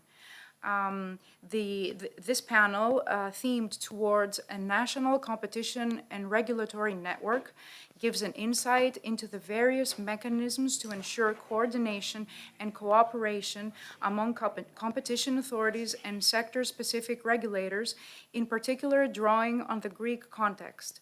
Welcome, Mr. Komninos. The floor is yours. To moderate this very interesting session. After another interesting session with so many great speakers, we will do this in English because this is an international conference, and I have the pleasure to present the following members of the panel following the program. So we have with us Mr. Iason Angelopoulos, who is the president of the Regulatory Authority for Ports. Mr. Athanasios Dagoumas, who is the president of the Regulatory Authority for Energy and assistant professor at the University of Piraeus. Mr. Ioannis Ilianos, or Ioannis Ilianos, since we're in Greece here, who is the president of the Hellenic Competition Commission and professor at University College London. Mr. Konstantinos Masselos, president of the Hellenic Telecoms and Post Commission and professor at the University of the Peloponnese. Ms. Ioanna Tsiaparikou, who is the president of the Regulatory Authority for Railways. And last but not least, Mr. Christos Tsitouras, who is the president of the Civil Aviation Authority. So the topic is essentially to speak about the idea of a network among enforcers, among regulators. The idea of a network is something which is well developed in administrative science, in political science, for a number of years. And of course, it has been put in effect very successfully in the European Union and also within other kind of organizations and also within specific jurisdictions. The European Competition Network obviously is something which we have had since 2004, but also we have networks of regulators in Europe. Networks within a jurisdiction are not unknown. In fact, this is what is proposed, that is my understanding, with the new proposed amendments of the Greek Competition Act. And this is, I think, something worth discussing today. So without further ado, I will just give the floor to Mr. Angelopoulos. I would like to ask all participants, please, to keep to 6 minutes each. We don't have a lot of time in our hands, so please let us stick to the time in order to have also a meaningful discussion, possibly take 1 or 2 questions at the end if we can. Thank you. Mr. Angelopoulos, you have the floor. Thank you. I only have 6 minutes, so I will dive straight to the point. Thank you for this opportunity on behalf of the Regulatory Authority for Ports. My speech will be focused on the regulatory institutional principles and is based on current research I'm doing on this topic. Firstly, it would be useful to agree on the assumption that the purpose pertaining to the creation of the network is the improvement of the implementation of competition law and quality of regulation. This is a common responsibility shared by all authorities, sectoral or not. And the dimension of the interest with respect to this purpose is the creation of a network that will result in increase of our effectiveness and efficiency. And with effectiveness, I'm referring to what we do, our scope and our goals. And with efficiency, I'm referring to how well we are doing what we are supposed to do. In order to achieve this purpose, we must strike a balance between effective coordination of the authorities and their institutional independence. To put this in simple terms, excess coordination results in less independence, and excess independence results in less coordination. My first observation is that striking a balance such as this is difficult to achieve. With the first item in the scale, that is coordination, we aim in maximizing primarily effectiveness. The second term, independence, which is the founding principle of independent authorities, and most importantly, the main means in order to achieve the stated purpose. In order to achieve effectiveness in regulation, tools will have to be introduced by the network, such as guidelines, methodologies, and directives. Assuming that the participation to the network is on equal terms for all authorities, a prerequisite for the first among equals, the primus inter pares, namely the Competition Commission, is the balancing of its right to participate in sectoral specific matters in some meaningful manner, with obligations to contribute to tools facilitating effectiveness. So, my first point is that we should increase the levels of accountability, both for the Competition Commission and the sector regulators, as well as the means of increasing coordination without affecting independence. A second dimension, a second scale, more visible in political economy, which can be affected by the network, is less obvious. We should also strike a balance between the avoidance of capture, which is critical mainly for sectoral regulators, with credible commitment. In other words, the regulatory contract between investors and society. As a side note, the notions of credible commitment and the regulatory contract is very relevant in regulating the port sector. A common denominator of the avoidance of capture and credible commitment is efficiency rather than effectiveness. Here, the main contribution of the network being bringing forth efficiency measures and metrics that reflect how well are we doing what we are supposed to do. These efficiency measures can increase the accountability of all participants in the network, but foremost, the owner of the efficiency scheme, which I propose to be all rather than one. This will also result in maximizing the gains of our common standing and legitimacy introduced by the network. However, the network can introduce overlapping of competencies. Like the faces of Janus, it is a two-sided coin. On one side, overlapping has been empirically shown that it increases consumer welfare, and on the other side, more than one authority can be translated as more than one opportunity for capturing or lobbying. So my second point, and for the second balance that we have to strike between, this time avoiding capture and credible commitment, the answer is again accountability as well as transparency through common measures, efficiency schemes, and relevant methodologies pertaining to improving regulation. Closing, as you have seen, my case is all about strengthening accountability. And as most of you already know, I have made a proposal for the common coordination of authorities with respect to strengthening their institutional independence. And there is no scale and no balance between independence and accountability. By definition, they move to the same direction, and the proposed direction is upwards. Thank you very much.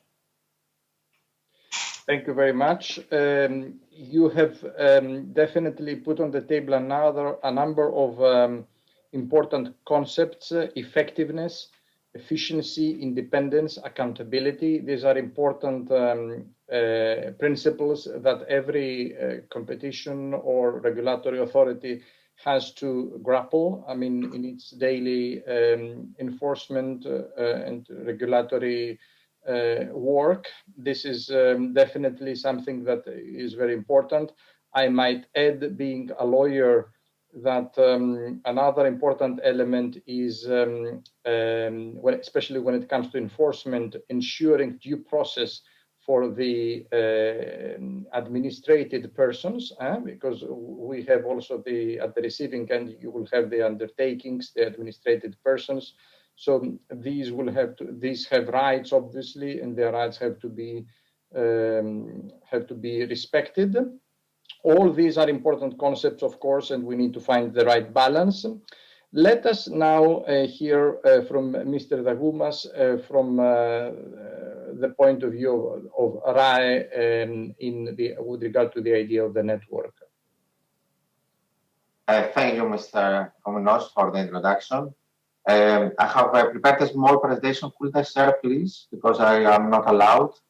Otherwise, I could speak of that. I asked permission for that. Is this please? Let's try to do that.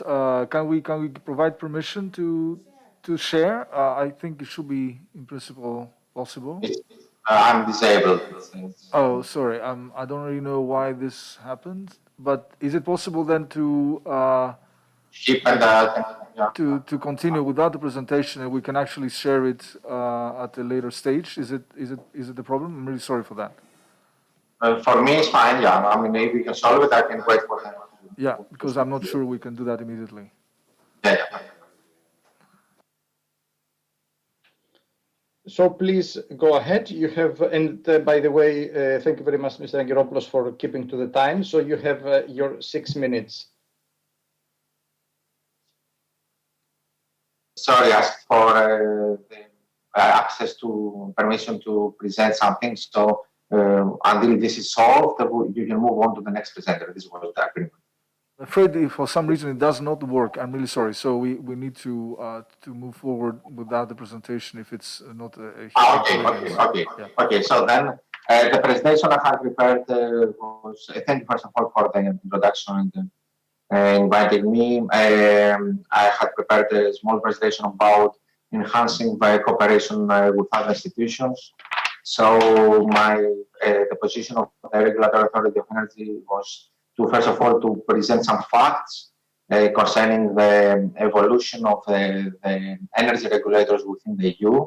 So over the last decades, the energy regulators have strengthened their role, both concerning their independence as well as in their responsibilities. There are a number of directives from 2009-72, 2009-73, as well the recent directive 944, which ensure independence from government and any other public or private institution. But the most important issue that we would like to raise in this discussion is that there is an asymmetry in the sectoral regulation in Europe because of the different priorities of the European Commission. So the energy regulators have been gradually enrolled with a lot of responsibilities, more than other regulators. This comes from the fact that free energy packages, as well as the clean energy packages, have been implemented, but also the fact that the energy union is one of the main priorities of the European Commission. So this generic framework has been facilitated the enlargement and strengthening of the energy regulators with a lot of responsibilities. I wanted to show you some of these characteristics from this asymmetry to show you some facts about the different level of sectoral integration, comparing the responsibilities of the regulators from the different sectors, from the Competition Commission with the other sectoral authorities, the financial services, insurance services, railways, postal, electronic communication, energy, personal data protection. All these authorities have been compared, and it has. You could have seen that there is a lot of responsibilities for some sectoral regulators, including energy, capturing regulatory, licensing, advisory, audit, and jurisdictional responsibilities. Moreover, a lot of accountability mechanisms have been already provided to some sectoral regulators, including energy, but also some others. Those accountability mechanisms concerns the capability of imposing targets, of transparency, of justified decisions, of publications, of announcements, of annual reports, of consultation, of annual plans, a number of different accountability mechanisms that have been already appointed to some sectoral regulators, but not to all of them. Moreover, a last point concerning this asymmetry is that there is also asymmetry in the independence of sectoral regulators. So there is different level of integration concerning the exclusive responsibilities, the political independence, the capability of cancellation of decisions from courts, the members' definition, the incumbency of the different members, etc., the economic independence. So against the energy regulators, as well as some other sectoral regulators, have been strengthened over the last years through a number of provisions for their independence. The reason of this introduction is that, to our point of view, it makes clear that there is a need for cooperation, but that this need is mainly to go in deepening at the sectoral level, mainly, I mean, at the sectoral regulation rather than in competition. But of course, cooperation and competition issue is an issue that it should also be explored.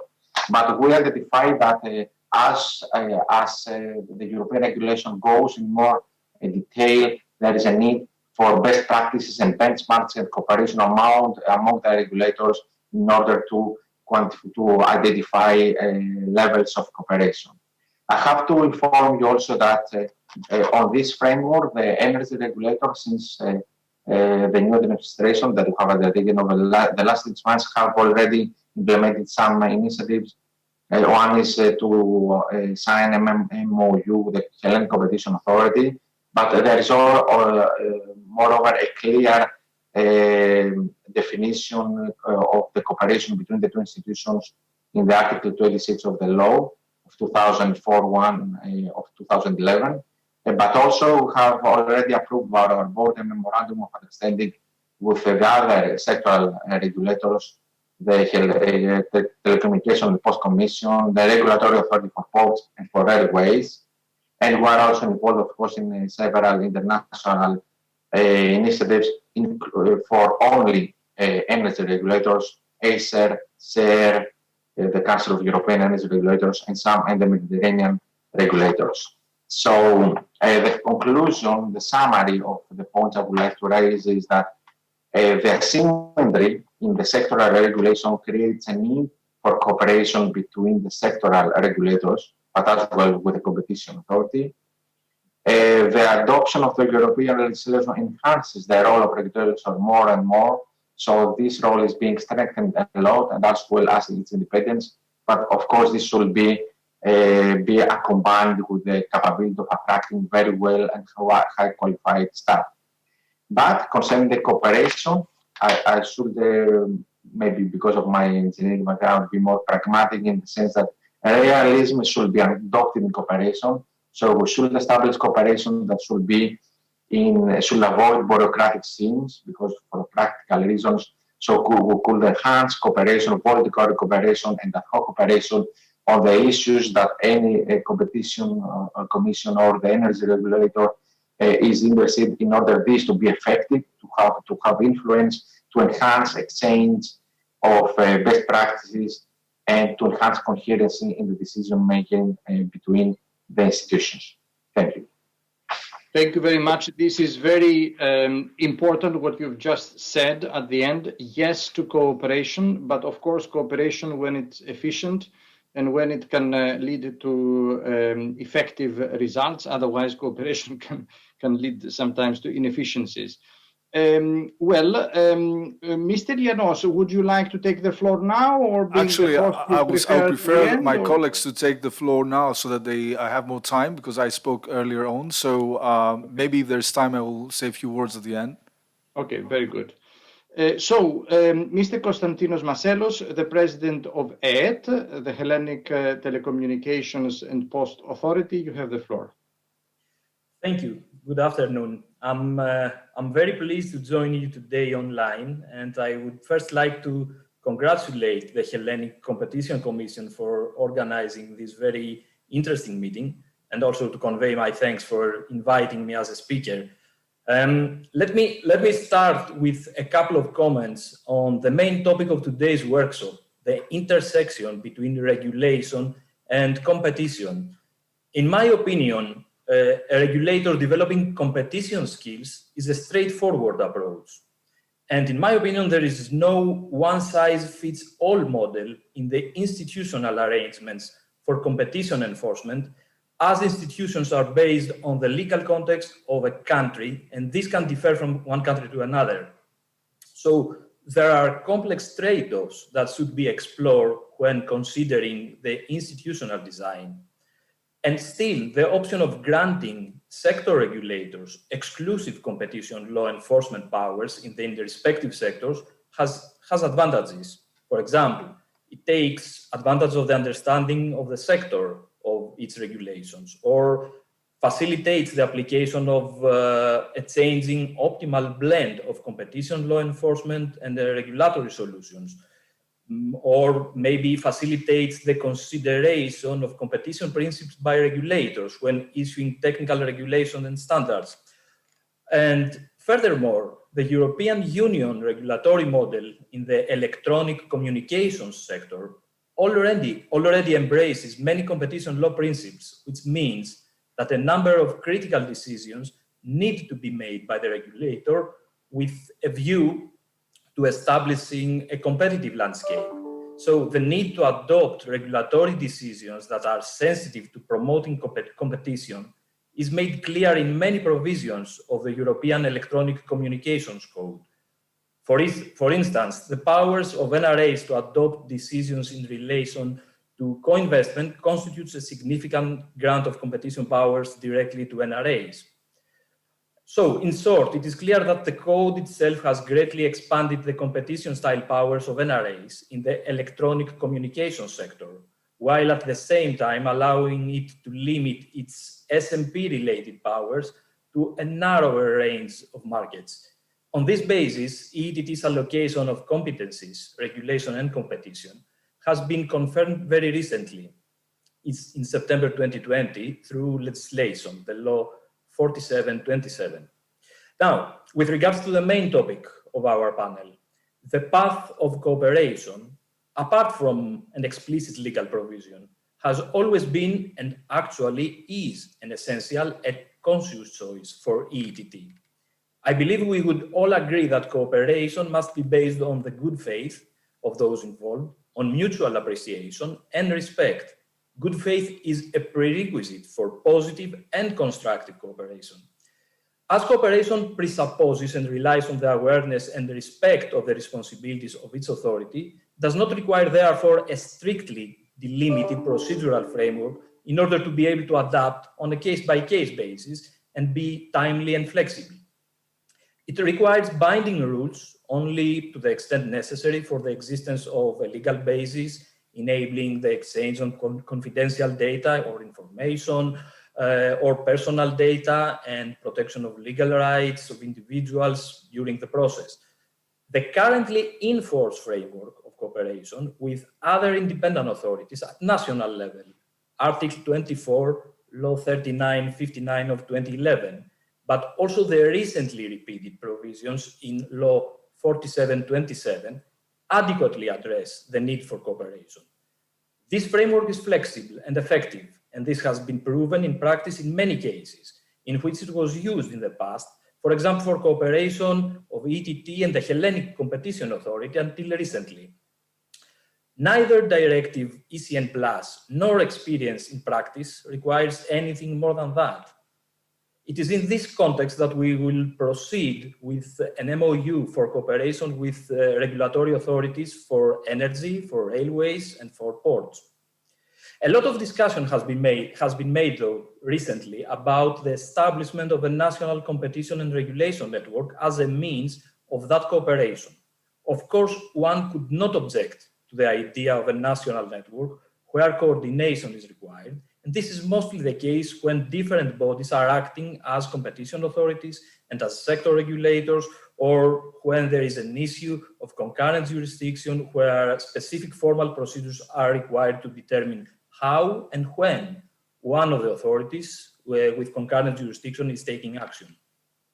Such coordination is especially important across overlapping disciplines, such as consumer protection, data security, and others. Such coordination is undoubtedly needed when all competition powers are allocated to a single competition authority, which does not have the understanding of the sector or the knowledge of its regulations and requires expertise of the sector regulation. Of course, there is always the argument about the need to ensure consistency of application of competition policy across sectors, but isn't that precisely what European Competition Network is about? It is certain that there is no one-size-fits-all solution, even in this case.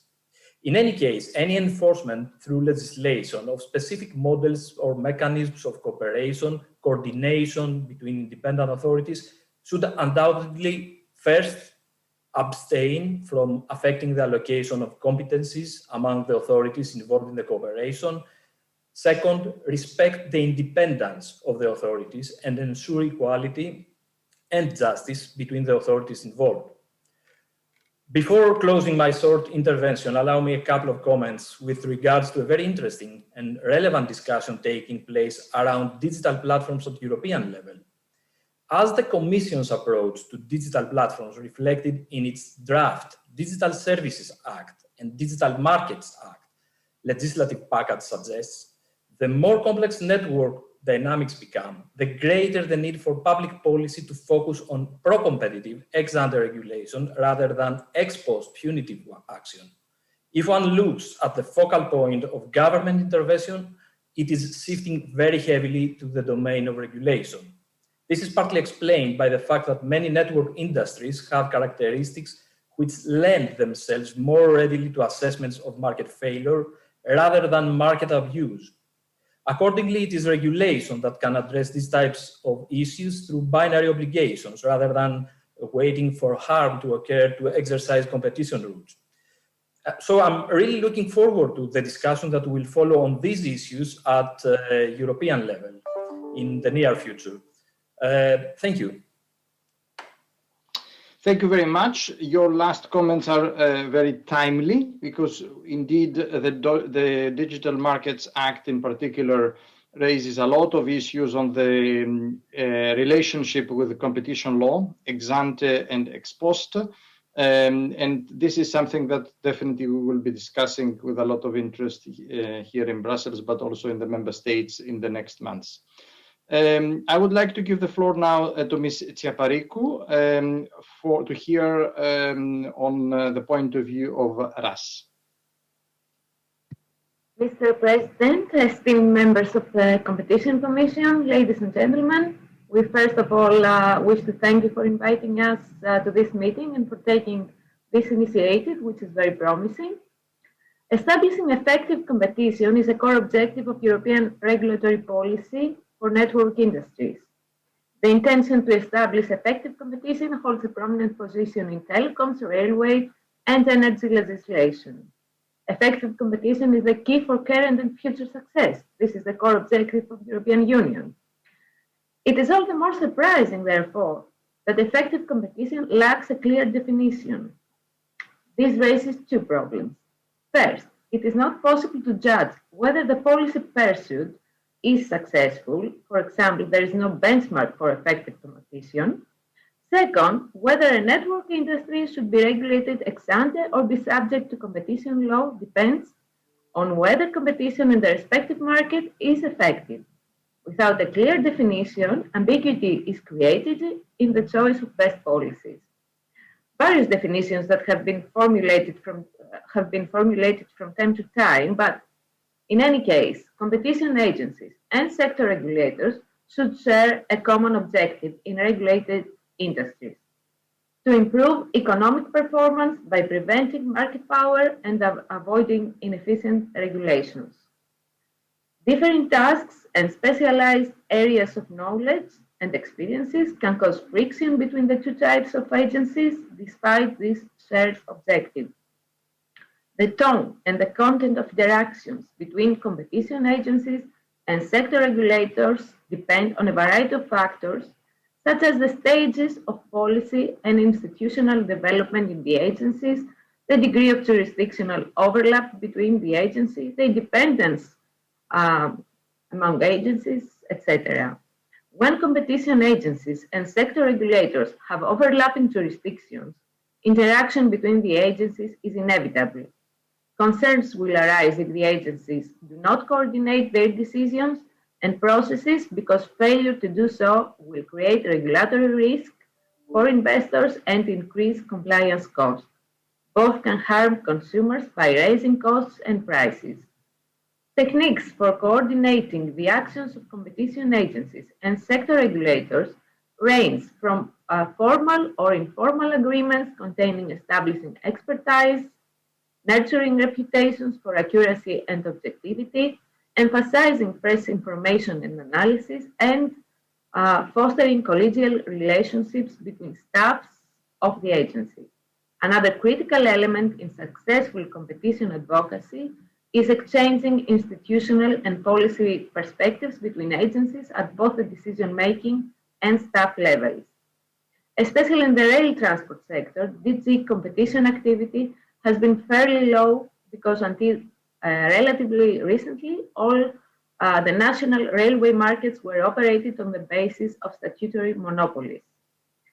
Competition was non-existent. However, after a slow start, rail transport liberalization at European level is now gathering pace.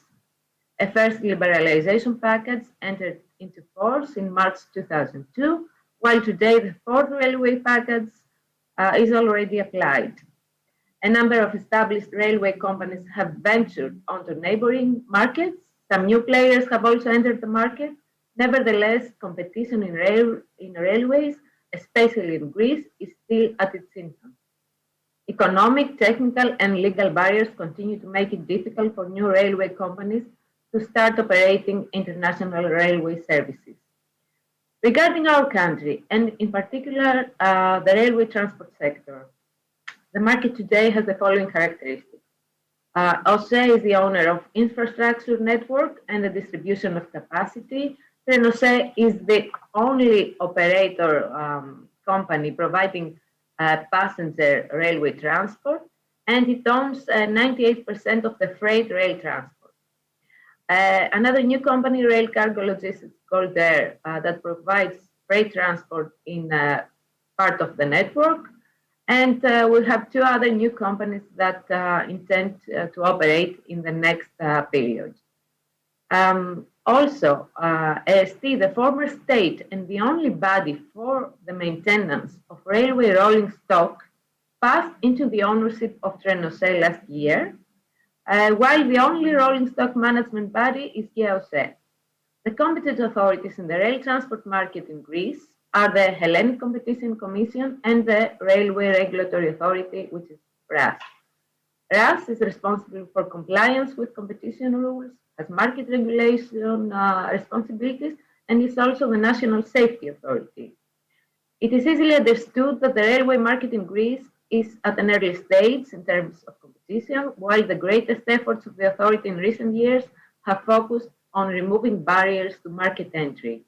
The report in this direction is positive, as one by one, the most important barriers to entry is being levied. In addition, RAS, exercising its double role as a competition authority and a regulatory authority in the railway sector, this is a good example, and you will see that it's the point of today's discussion. So, RAS, as I said, exercising its double role, confronted Trenos's anti-competitive practices, both as a dominant market operator and as the owner of the only maintenance company in our country. The position of Trenos as a railway undertaking and provider of rolling stock maintenance after the merger of the former ST with Trenos, following the positive decision of the Hellenic Competition Commission, and the problems caused immediately afterwards by complaints for anti-competitive practices, demonstrates the need for cooperation and mutual understanding of the two competent authorities in order to achieve optimal market results. Therefore, an honest and productive cooperation between the independent authorities is needed, as well as the exchange of experience, know-how and practices, and above all, the uniform application of competition rules. We obviously applaud and support initiatives in this direction, such as the creation of a national competition and regulatory network. Such a network could act as an exchange intermediate body of know-how and experience and should ensure the uniform application of competition rules. In this context, working groups could be set up even for joint actions, providing specific procedures for the exchange of resources, human and technical resources, etc. Finally, it would be useful to produce common instructions, guidelines, standards, and methodology. And closing, above all, the competition is effective only when this applies to the market, not between the competent authorities. Therefore, open and honest cooperation, supplementary relationships, and not competing ones, shall give the best results for the market. Thank you, and I'm at your disposal for questions. Thank you very much. It's an interesting point that you make. You say we don't want a competition of competition authorities. I have to say that there is a lot written in the literature about the competition of competition legal orders. So this is not an unknown phenomenon, actually. If you read the German literature, for example, there's a lot about this competition of legal orders, which will lead ultimately to an optimal model or something. But I take your point. Finally, we have Mr. Tsitouras from the Hellenic Aviation Authority, IPA, and we look forward to hearing from you. Okay.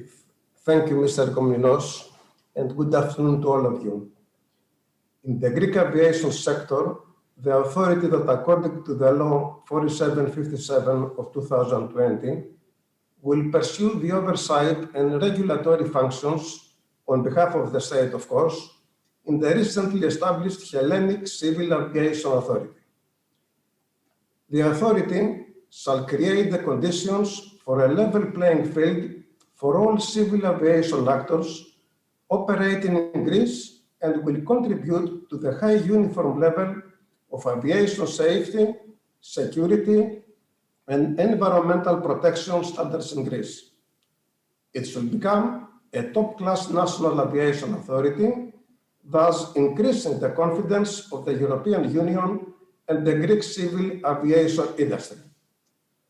The Hellenic CAA, or in Greek APA, main role is to regulate and supervise all aviation actors, which means airliners, aerodromes, aviation training schools, and of course, air traffic management service providers.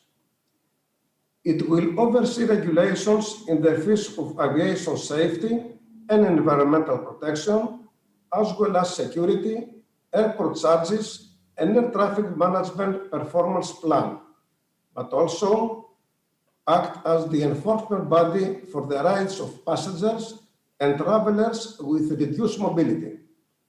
It will also conduct supervision of professionals such as pilots, engineers, and air traffic controllers involved in aviation undertaking and activities in Greece. Furthermore, the scope of the Greek Civil Aviation Authority competencies and duties are extended to assist aviation undertakings, personnel, and or any other party in the examination of complaints. Also, dispute resolution and conducting arbitration are under conditions prescribed in the law. More specifically, relevant EU regulations that lay down the framework for CAA competencies specify obligations for non-discrimination, consultation, transparency, assessing and imposing public service obligations.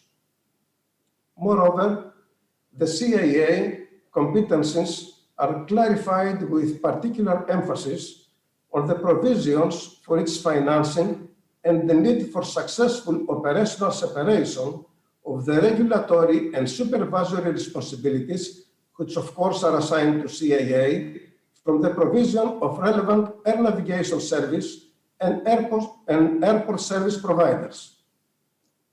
The law that establishes the new authority sets also the framework for coordination, close cooperation, and exchange of information between the Civil Aviation Authority and the Hellenic Competition Commission.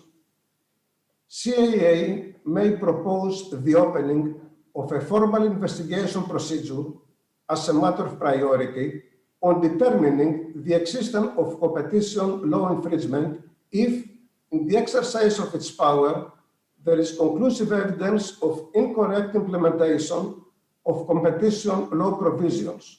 For example, evidence for abuse of dominant position in cases where CAA examines the aeronautical charges applied. This is why the new law lays down obligations for mutual information and confidentiality and provides for the potential common use of data and findings in determining infringements of European competition rules falling within the scope of their supervisory responsibilities. The idea of a cooperation network in Greece between competent authorities to protect the effective and healthy competition creates a mechanism to pool experience and counter cases which engage in cross-sector practices and restricts competition. Furthermore, we could envisage a framework where competent authorities not only exchange best practices, but also take a board comments from the other authorities and inform each other of proposed decisions, developing this way techniques and frameworks for an effective national competition enforcement. Also, a national inventory of relevant provisions in competent authorities about their respective policies and practices and horizontal mechanism to improve transparency could improve not only the cooperation, but also the effective implementation of our policies. Thank you very much. Thank you very much. This is fascinating to hear about all these developments. I would like to give the floor now to Mr. Lianos. I also understand that so far we have no questions, so we still have 6 minutes to the end of our panel discussion. Mr. Lianos. Thank you. I will limit my points so as to enable some discussion. So I will not obviously refer to the issue of the ex ante versus ex post enforcement.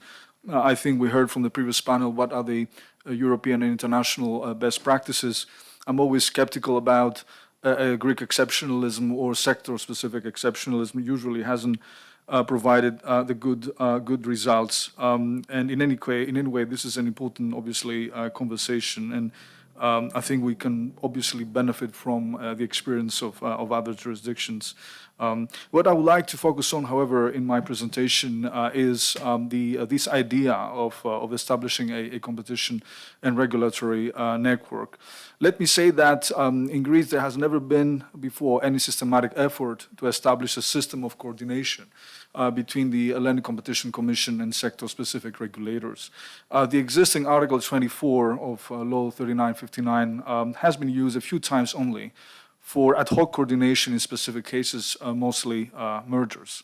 Actually, it has only been used 8 times with RAE, principally in cases regarding DEPA and VEI, and 1 time with WET, so in total actually 9 times the last 20 years. However, this does not provide any possibility to build an ecosystem of public enforcers in order to promote competition in the regulated sectors of the economy. And I emphasize also what was mentioned before this morning by Minister Georgiadis about this idea of developing a public ecosystem. I think this is an important issue. So, as mentioned before, Article 24 has been implemented only a few times, and in my view, it presents significant shortcomings. First, I would say any coordination mechanism right now is at the discretion and initiative of sector-specific regulatory authorities. These may not always have the incentive to ask for the cooperation of the HSC. Hence, the HSC may not be aware of instances in which competition law has been enforced, which might create some issues concerning legal certainty.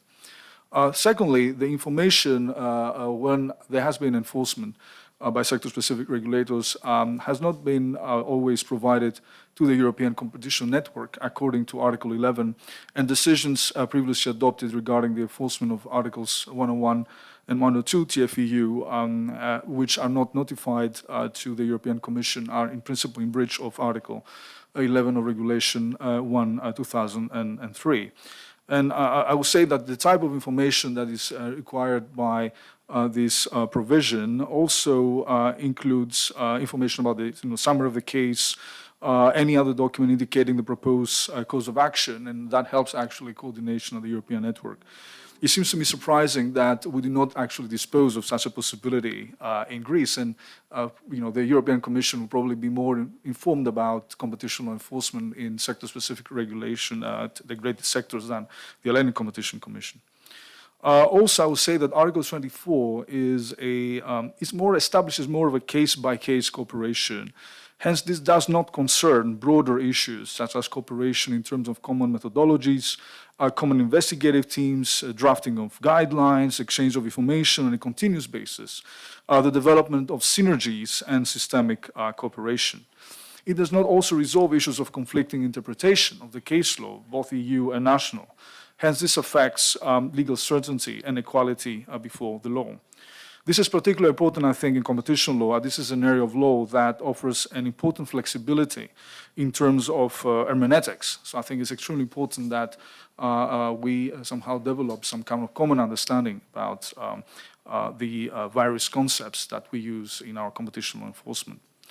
Establishing a network of competition and regulatory authorities is a particularly, I think, significant reform proposed by the Law Commission, which I had the honor of chairing, both in situations in which there might be concurrent jurisdiction ex post and those in which there is exclusive jurisdiction ex ante and ex post. I would say that in a country like Greece with limited resources and a limited pool of experts in competition and economics, it is important to ensure better value for money and thus to opt for a system of specialization that is guaranteed by the exclusive jurisdiction of the regulatory authorities ex ante and of the competition authority ex post, with, however, an established system infrastructure that leads to cooperation.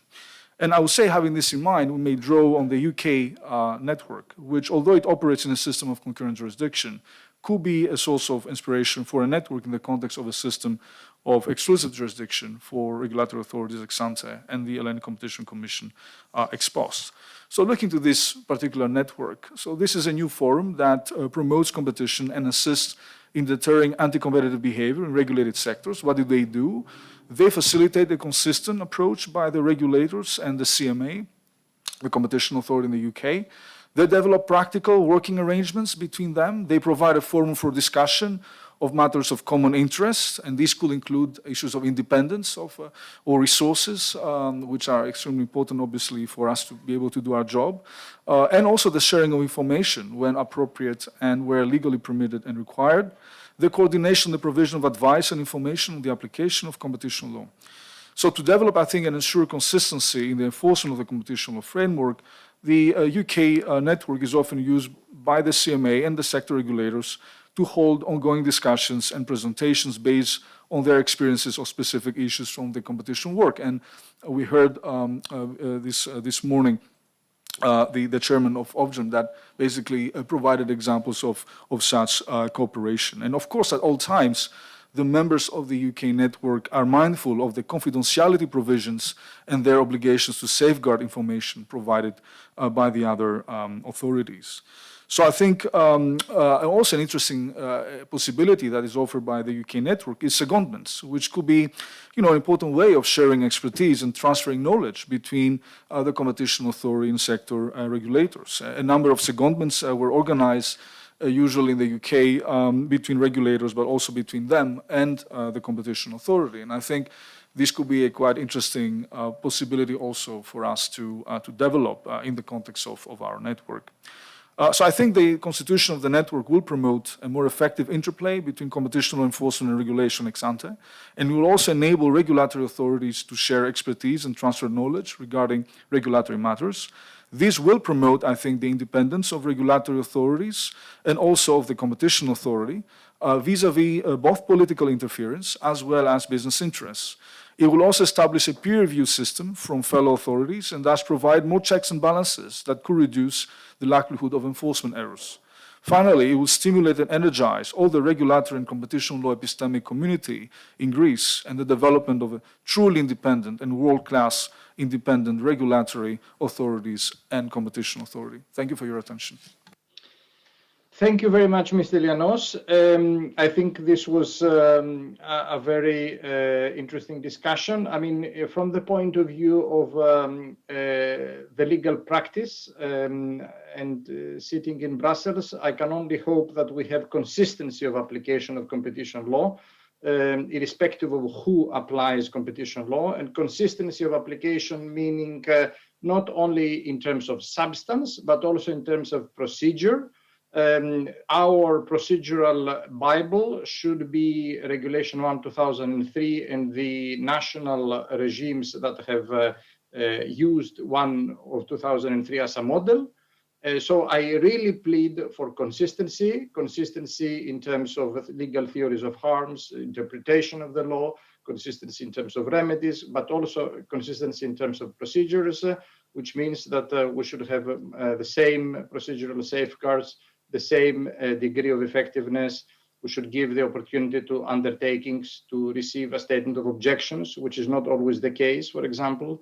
All these are important elements for the companies, for the undertakings, which are the administrated persons at the end of the day.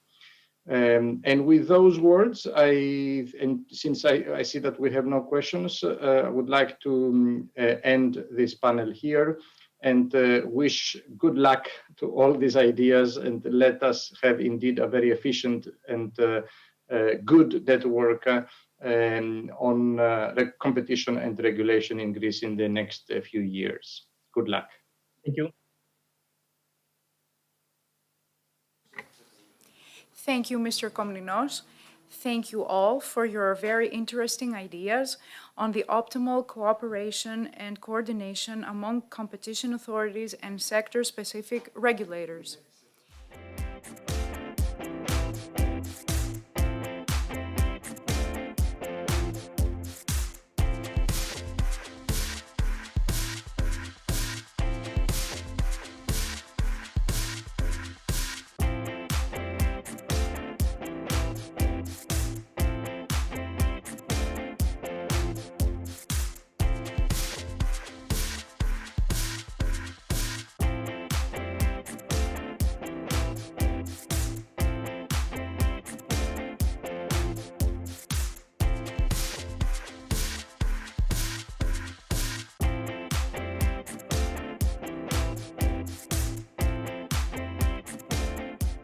on. The third panel will be chaired by Ioannis Kokoris, professor at the Queen Mary University School of Law. This panel deals with the economic perspective on the optimal interplay of ex-ante regulation and competition law enforcement, as well as evidence gathered from performance indicators of the various regulatory designs. Professor Kokoris, the floor is yours.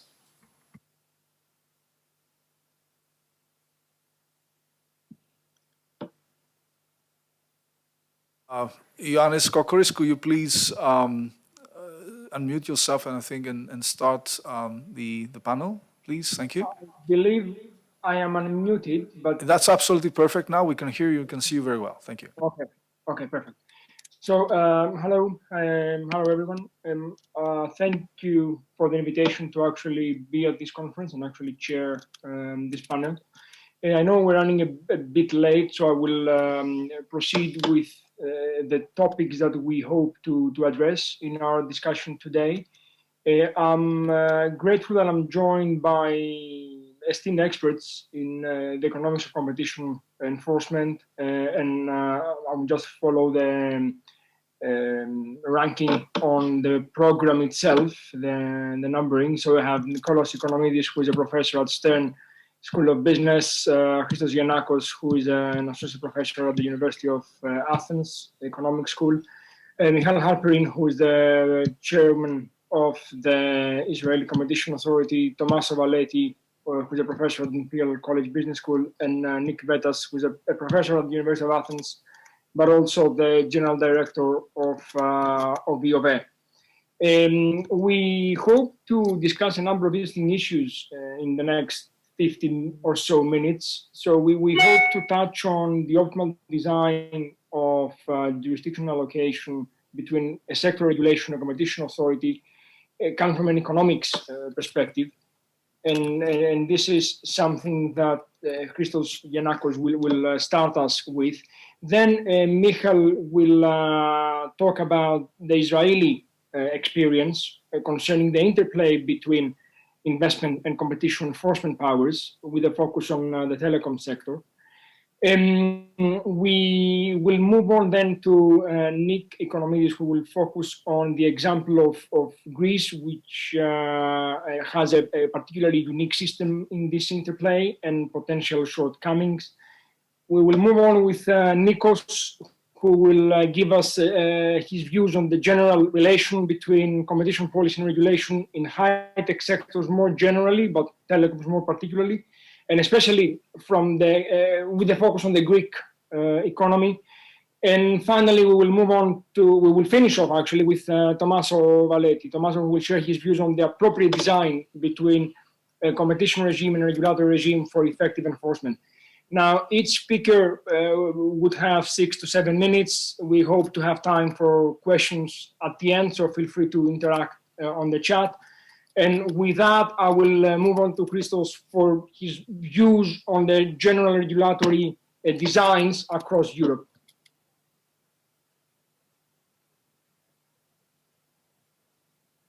Thank you very much. It's a pleasure and an honor to be here at the panel. So I had a look at the literature on the variation of institutional design. So I think for somebody who's completely an outsider and looks at this for the first time, I think what is clear is that Europe in particular, but also all the other Western countries have experienced a massive transformation in most of these sectors. So most of these sectors that used to be basically state monopolies, they've transformed themselves into an oligopoly sort of market structure, and regulation together with competition law evolved throughout the last 2 decades for sure during this process. So if one looks at the sort of institutional design and the split of powers between ex-ante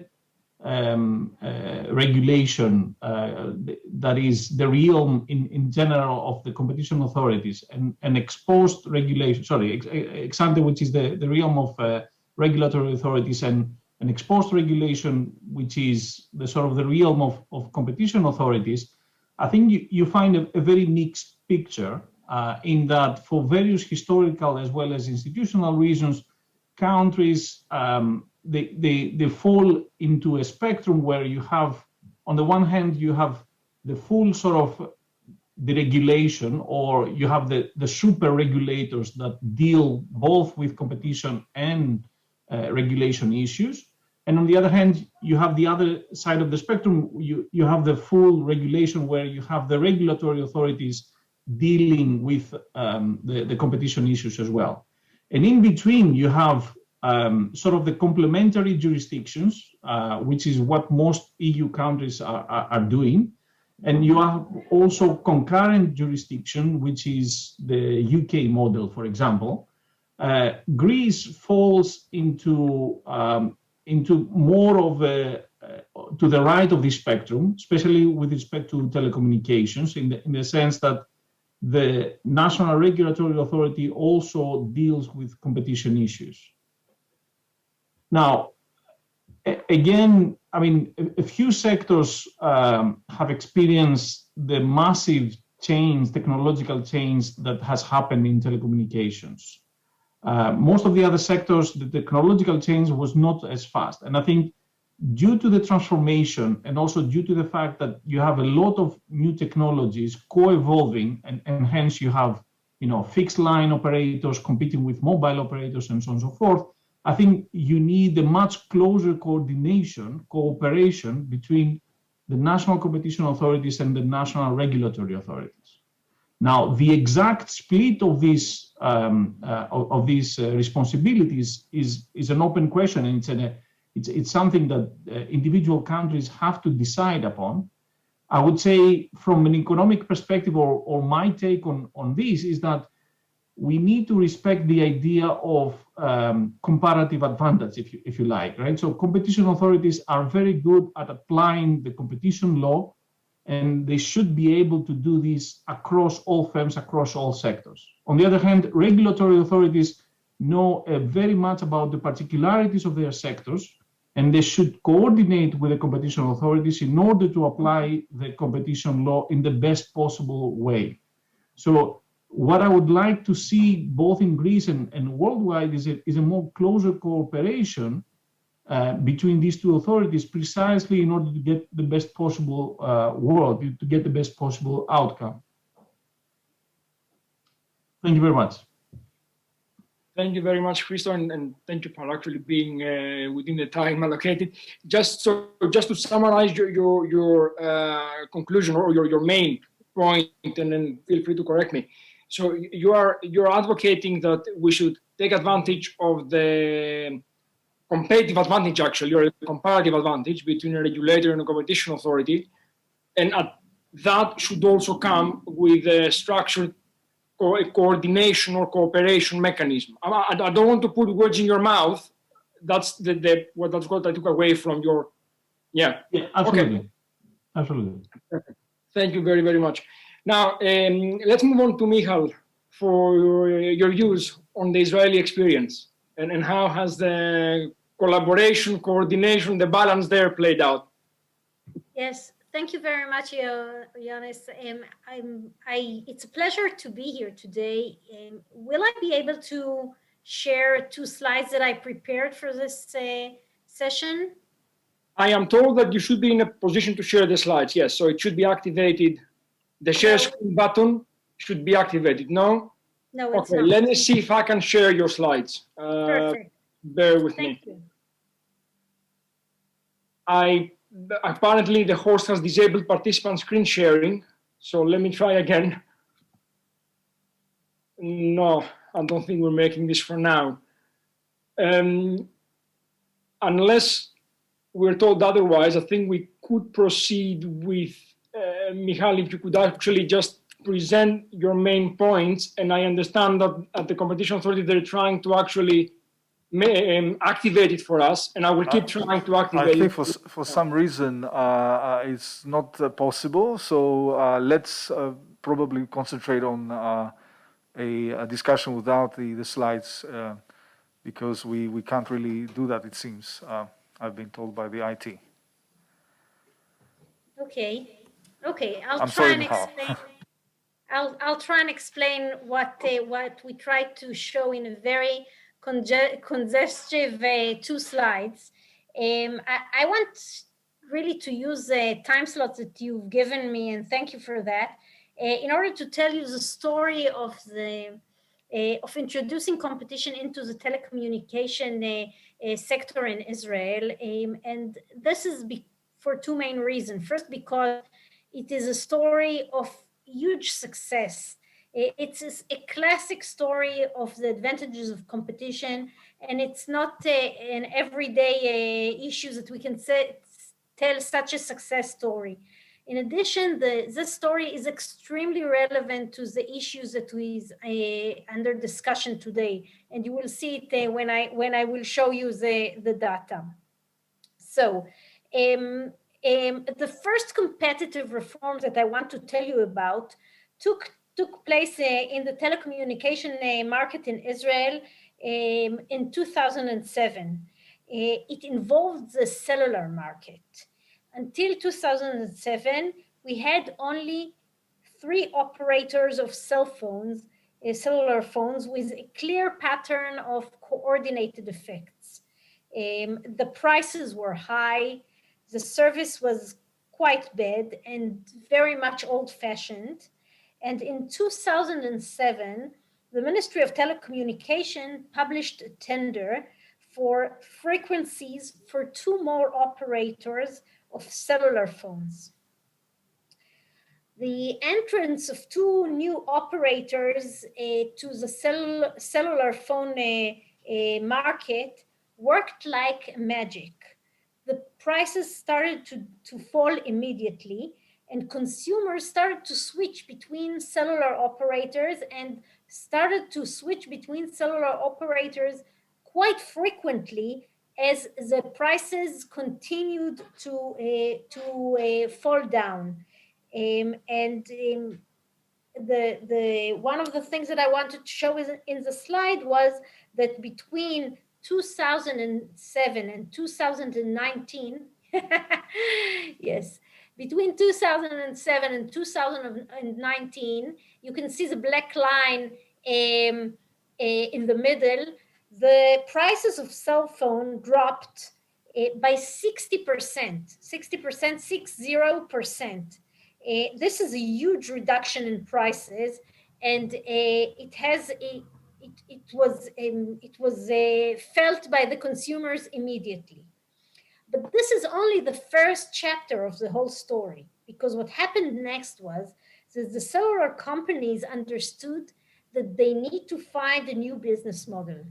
The cellular market did not evolve profits that were good enough for them, and they needed to search for new markets.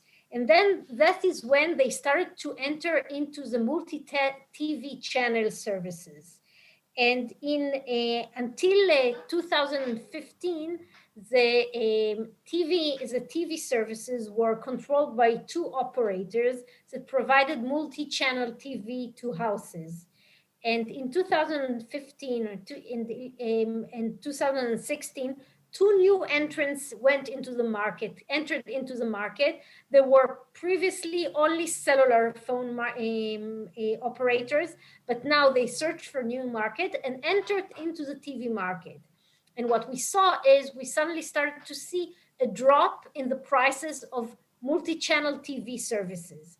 And in fact, between 2015 and 2019, we see a drop of 30%, 30, in the prices of TV services at home. And now we have 4 operators active, bringing TV to the houses of people. And now I'm coming to the 3rd chapter of the story. Once the cellular providers entered to the TV market, they were in urgent need for telecommunication infrastructure.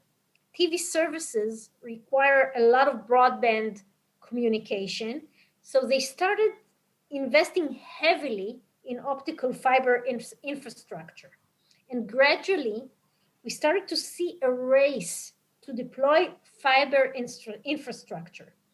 And in the second slide that I couldn't show now, I am showing how the deployment of optical fiber infrastructure evolved in recent years and started to pick up really heavily as an outcome of the competition. So the lesson of the story is that competition brings with it a higher rate of investment in infrastructure. The competition is the thing that pushes competitors to invest in infrastructure. And to this end, I think it's very a relevant lesson to us today. Thank you.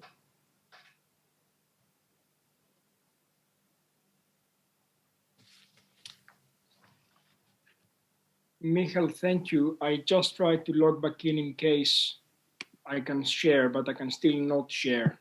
I think, sorry to interrupt, Yanni, but I think we have this problem. But what we will do is we will edit the video, and if the speakers send us their slides, we will the version that will be on YouTube and Vimeo will actually have the slides. Well, I'm really sorry for this inconvenience. So I was told I should actually log off and re-log on to see if I can make it work. And Michael, I had taken a photograph of your accessibility rate graph showing an increasing accessibility rate between 2016 and 2019, but the slides will be made available, so attendees will be able to see them. On this, we move on to Nick to give us the example of Greece and why it's a unique system. And since we don't have the possibility to show slides, I think Nick, you will need to actually talk through your slides and within the next 6, 7, or 8 minutes. I know you have a number of slides. Hey, you're on mute. Thank you. You can hear me now, okay? Yeah. Thank you very much, Ioannis. I'll go quickly, and I don't have diagrams, so at least I can talk through them.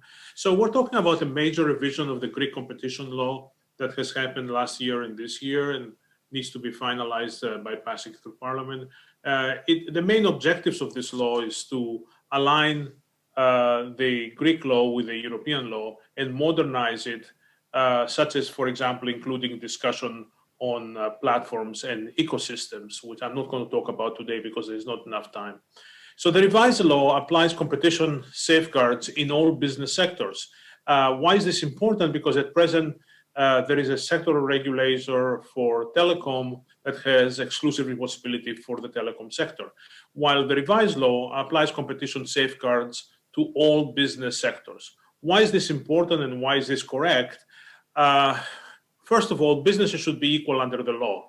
There should be no different treatment for retail or wholesale or telecom. And this is a fundamental issue of fairness. No other country in the European Union gives the telecom sector exclusively to a different regulator. And uniformity of this application of the law aligns Greece with the European Union. There is other considerations as well. There is a vast literature on regulatory capture in which the regulated companies control the regulator, and this can happen much more easily in sectoral regulators than for antitrust regulators, which regulate across all industries. And there is the horrible example of AT&T in the United States that kept long distances high for over 30 years, from 1950 to 1981, despite being regulated. Presently, Greece has some of the highest prices in Europe for digital telecom services. And the hope is that harmonization with the EU antitrust regime is also likely to harmonize prices with those of the European Union in the telecom sector. Additionally, there's a major initiative to digitize the public sector in Greece. And that initiative is in jeopardy if the telecom prices are high. And more generally, low telecom and electricity prices are crucial to attract investment in Greece, both in the digital sector, as for example, Microsoft has done recently, and in general. I should also say that there is no conflict between competition and investments.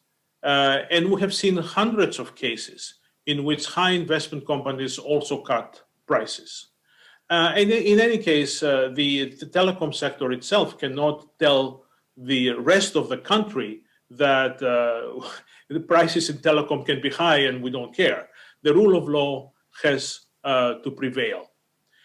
And additionally, I should say, since I was part of this committee who did this revision, and I know pretty much the revised law, it doesn't take away any technical jobs where the sectoral regulator for telecom has expertise, such as the allocation of spectrum. It doesn't do that. So the technical issues will still remain with the sectoral regulator. And more generally, let me say that the sectoral regulators created decades ago, and even if it made sense then, it doesn't make sense now to have a particular sectoral regulator doing antitrust work. Why? Because these days, telecom products are easily combinable with non-telecom services. So if there is such an issue, what would happen today is that the sectoral regulator will talk about telecom-only issues, but the Hellenic Competition Commission would look at the whole setup. So they're going to be doing two different parallel investigations, which is needless and confusing duplication, which is bad for the companies because they don't have a clear view of what's going on, and bad for the customers.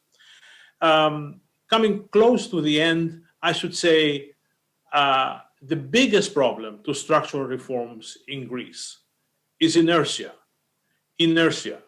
Even the smallest change is feared by the incumbent groups, both business and workers' groups, because they might make them work more and they might make them work harder.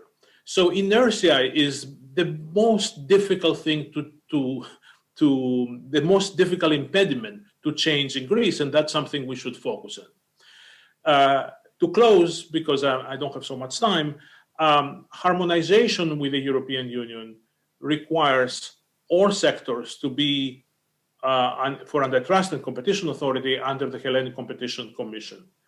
There are no advantages to have different regulations in different sectors for the same issues.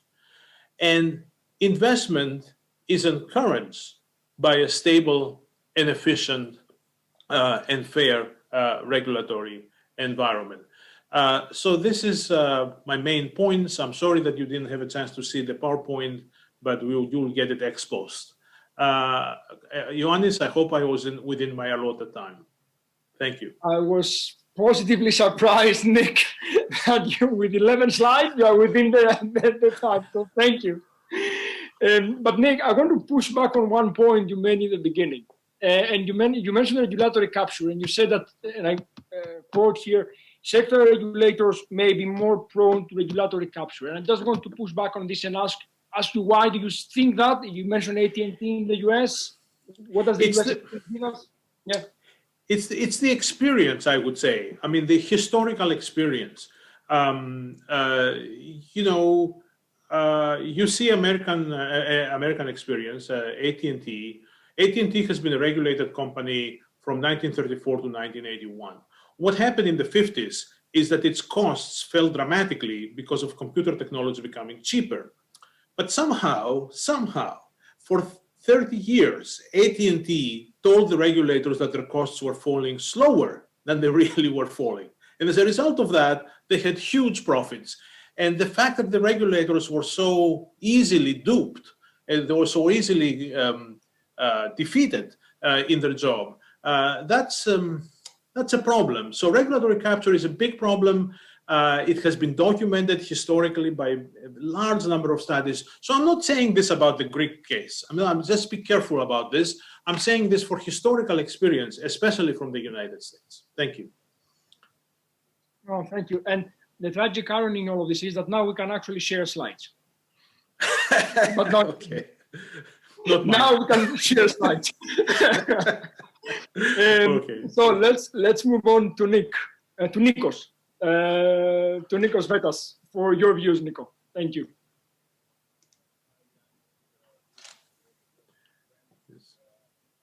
Nico, you have to unmute yourself so we can hear you.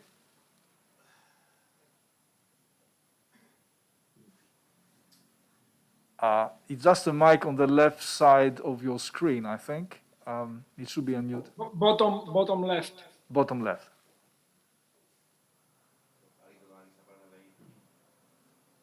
No. Maybe let's give him some time and move to the other speaker, Yanni. I Yeah, don't know. Tommaso, would you like to step in? Nico, it may make sense if you re-log in, if you leave the meeting and then rejoin the meeting. Tommaso, over to you. Okay. Γεια σας. Καλησπέρα σας. Ευχαριστώ πάρα πολύ για την πρόσκληση. So I'm very happy to be with you. Thank you. I did it right. You had a very interesting day. I just want to say a few points. It's not to repeat, but I think the fundamental points I wanted to make are the following. First, you are discussing a very important point. It's not just a discussion between the regulator and competition authority and the telecoms operator, but it's something that affects 11 million people in your country, and it affects every single business in your country. So if you want to make a country productive, that's an infrastructure which is essential, and you need to have it as modern as possible. And we've seen also during the pandemic how dependent also every family is from this infrastructure. So if you do it wrong, you really jeopardize the future of your citizens. So that's the first point. The second point is that, and even this conference is an evidence of it, telecoms, competition policy regulation are what some people call very thin political markets. Okay? These are issues which are super important, but they don't have the salience that other issues such as taxation or defense or something like this, or labor markets have in a political election. So people don't think about it. You don't vote regulator, you don't elect regulators, you don't discuss about these things. And typically it is left to the experts. And this is a problem, okay? Because the debate is typically very narrow. Okay, so in this case, Christos, Nick, and Nikos, we're all friends, but it's always the same people. And the problem is that you don't have enough exposure of what's being discussed, so it's great you're having this discussion, because the more you make it transparent and open to further contributions, the better it is to achieve solutions. The third point is that in the grand scheme of things, I'm not known for being very subtle in what I say, Greece is an exception. So Greece is an exception. The way you're regulating telecoms and having all the powers concentrated on one side is not the typical arrangement that is being found in the world. In fact, as far as I know, Mexico has a similar arrangement, or had a similar arrangement. And it's just an anecdote, but before we started being obsessed with the GAFAM and Jeff Bezos being the richest man on earth, until 2013, the richest man on earth was Carlos Slim. And Carlos Slim is the owner of Telmex. That was great for him, but not great for the Mexicans.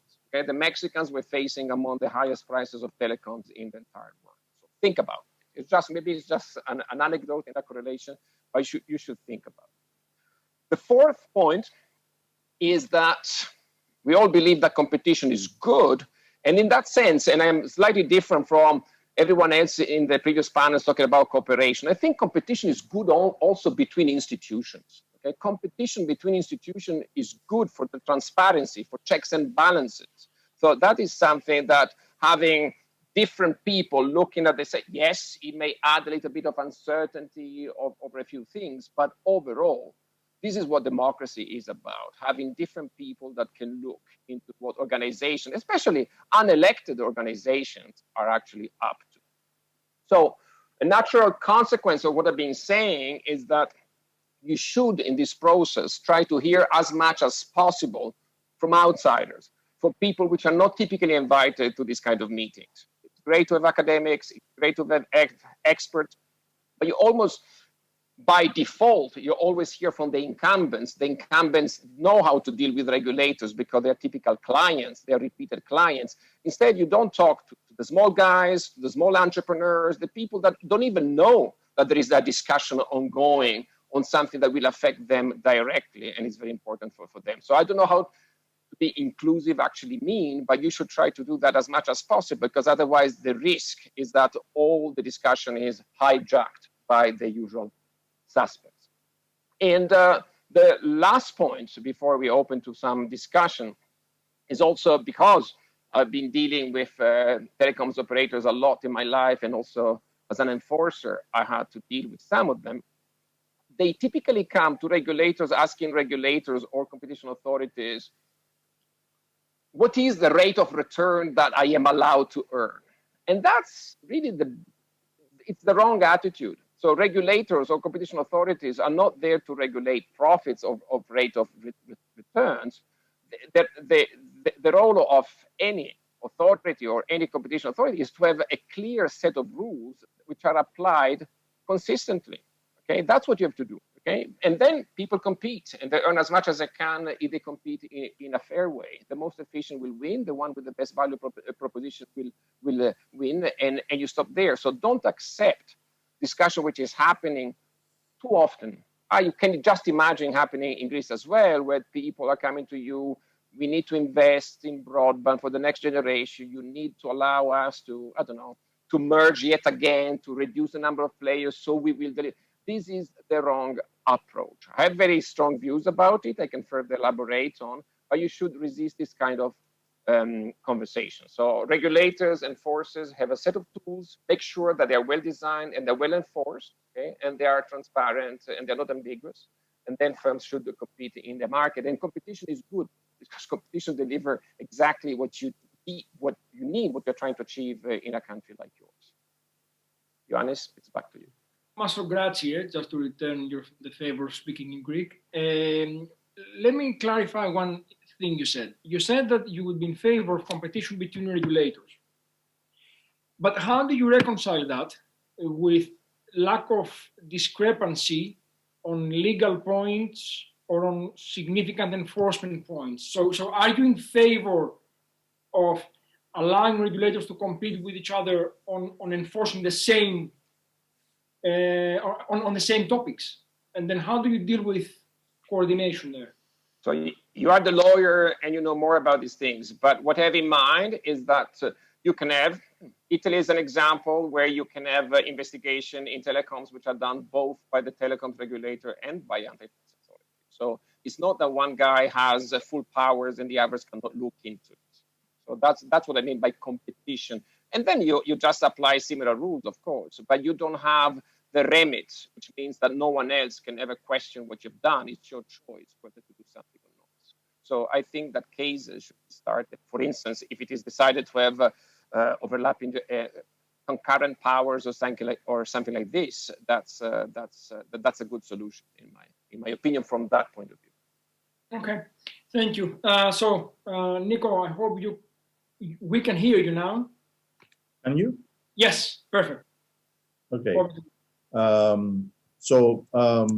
The thing is that I'm a last after everybody has made pretty much all the excellent points. I'm going to reiterate, though, I'm afraid, some of them, if excellent points need to be reiterated. Let me try to take a particular view that has to do with some features of the Greek market that make this discussion we are having in this workshop today especially relevant. So let me give you my strictly personal views on this. For those who don't know, the main driver of poor economic performance in Greece over the last decades, I dare to say, is the very low level of investment, especially of productive investment. This is not just a matter of the last 10-year crisis. This is a more systematic problem, which has to do with the way markets work in Greece. So whether we are talking about regulation or a competition policy or anything else, all these are going to be policies that are about to fail if they do not systematically raise the level of investment in the country. That's one thing. The second thing is that most product markets in Greece, they tend to be not dynamic enough. That has to do with the fact that in some oligopolistic markets, we really don't have significant turnover. It's pretty much the same companies over decades and decades and decades. In other markets, these are very fragmented. but with very little innovation and distinction from one to the other. These are basically companies that make a living simply because the state allows them to make a living through bureaucracy. Likewise, Greek product markets, they are not well related with technology progress. And that's a very long discussion, but I just want to put it in on the table. The third thing is, and since we're hosted by the Competition Commission here, is that even the notion of competition, in my view, is very much misunderstood in Greece. Certainly, it's not valued as much as it should for a European type economy. Many people believe that many people do not understand how businesses work or should work. When a business takes a risk and fails, then it's as if this is the end of the world. And then on the other hand, if a business makes money, then they say this is a bad thing. Competition is about allowing failure. Competition is about encouraging risks. Competition is about not knowing necessarily at the start of the business trip where that's about to take you. And none of this is really an integral part of how the Greek economy functions. Now, so this is a set of features that have to do with Greece. Now, let us come to how product markets have been evolving more globally in the last 10 years or so. And many of the colleagues in the panel have already mentioned this. The boundaries across markets and the nature of competition within markets is changing a lot. This is both a matter of business practices, but primarily a matter of technology, digital and otherwise. It is not that much competition within a well-defined market.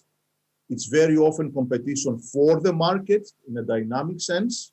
It is also competition across markets. Telecom companies become more and more data companies. Media becomes content. It's more and more innovation is not so much about new engineering, but it is about how you can offer products and services packaged in different ways to consumers. So if you try to put everything in little boxes that do not communicate with each other, you are necessarily going to lower consumer surplus. You're also going to lower innovation in the market. So anything you do, in addition to promoting investment, it should also be that to free up the hands of businesses to do all this. The third and final remark has to do with a couple of issues of the current architecture of how competition policy and regulation is interlinked in Greece. I see Tomaso's point about perhaps having some competition across some institutions. Although, as the moderator, Professor Kokori said, if this is competition across best practices, that's fine. If this is competition that basically means you should not have the same people controlling everything, that's also essential. But the main thing is that there has to be simple rules and certainty. There has to be a very simple framework. The first word for competition policy and regulation in Greece should be, first, do no harm. Don't create environments that businesses cannot understand. In that regard, one should, based on what I just said, all of this, it is going to be beneficial if competition policy is applied throughout the Greek economy in a more uniform manner. That's one.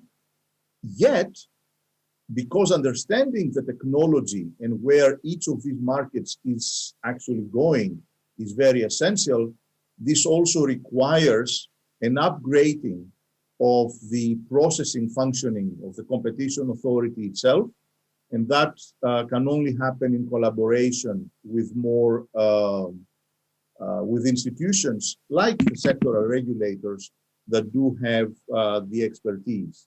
So it's a very tricky, and that's, Yanni, my last word, it's a very tricky thin line. It's a very interesting equilibrium. On the one hand, as you need to understand the peculiarities of the markets, and this can only happen by experience, and experience necessarily has to do with the current reality. But at the same time that you have to understand the current reality, also to open the door to a new reality that is going to replace the current reality. So this is going to be interesting. I hope I didn't repeat too much what others have said, and I hope maybe a couple of these comments might be useful. Thank you.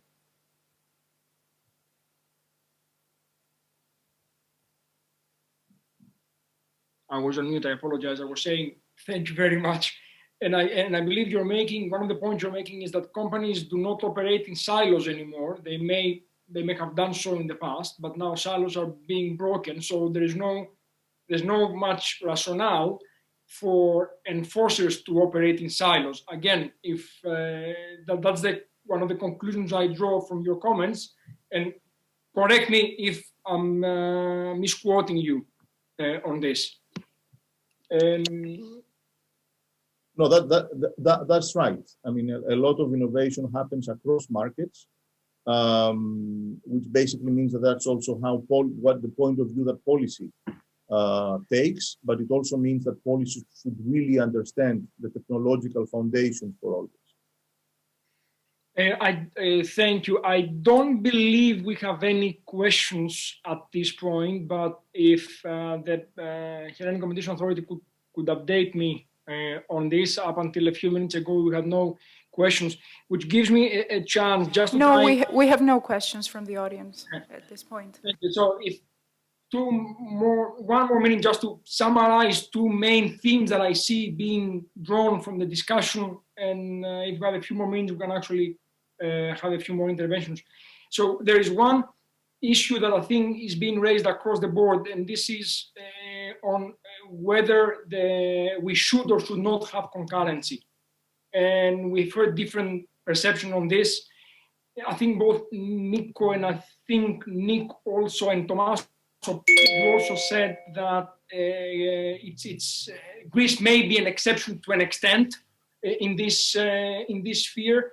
And it reminded me back in 2015, I was looking at different jurisdictions. I did not, of course, look at all jurisdictions, but I looked at all EU countries plus South Africa, Namibia, Nicaragua, and many others. And I was looking at my notes, and I know that only Namibia and Tanzania are two jurisdictions that the competition authority does not have concurrent powers on the telecom sector. The usual sector where you will see concurrent powers are energy, for example, but telecom is only in Namibia and Tanzania in 2015. Tommaso, your point about Mexico reminded me that. So it seems to be that concurrency is something which is across the globe, standard practice to an extent. And the second point, I think a number of you mentioned about certainty and clear rules. It reminded me that then the National Audit Office in the UK issued a report in 2016 where it assessed the coordination regime which was put in the UK, which was introduced in the UK in 2013. And 3 years down the line, with a very clear and precise set of rules and framework, and with the CMA having the coordination role of the UK competition network, and having clear guidelines on how cases will still be shared or allocated between authorities, the NAO did stress the need for further coordination. So I think coordination is a must if we need to have a consistent competition and regulatory regime in a country. I will stop here. I don't know if anyone has any last comments or any points to make. I'm afraid, Yanni, we ran out of time, but you have been the most efficient panel so far in terms of timekeeping. I think economists are very effective in that, probably more than lawyers. The thanks go to the panelists. They have done an amazing job. And the chair as well. Well, thank you very much all, and thank you very much, Tommaso. Thank you. Arrivederci. Silvia. Thank you, Mr. President. Thank you, Mr. Kokoris. And thank you to all speakers for contributing your views and expertise on the economic perspective of the intersection between competition and regulation.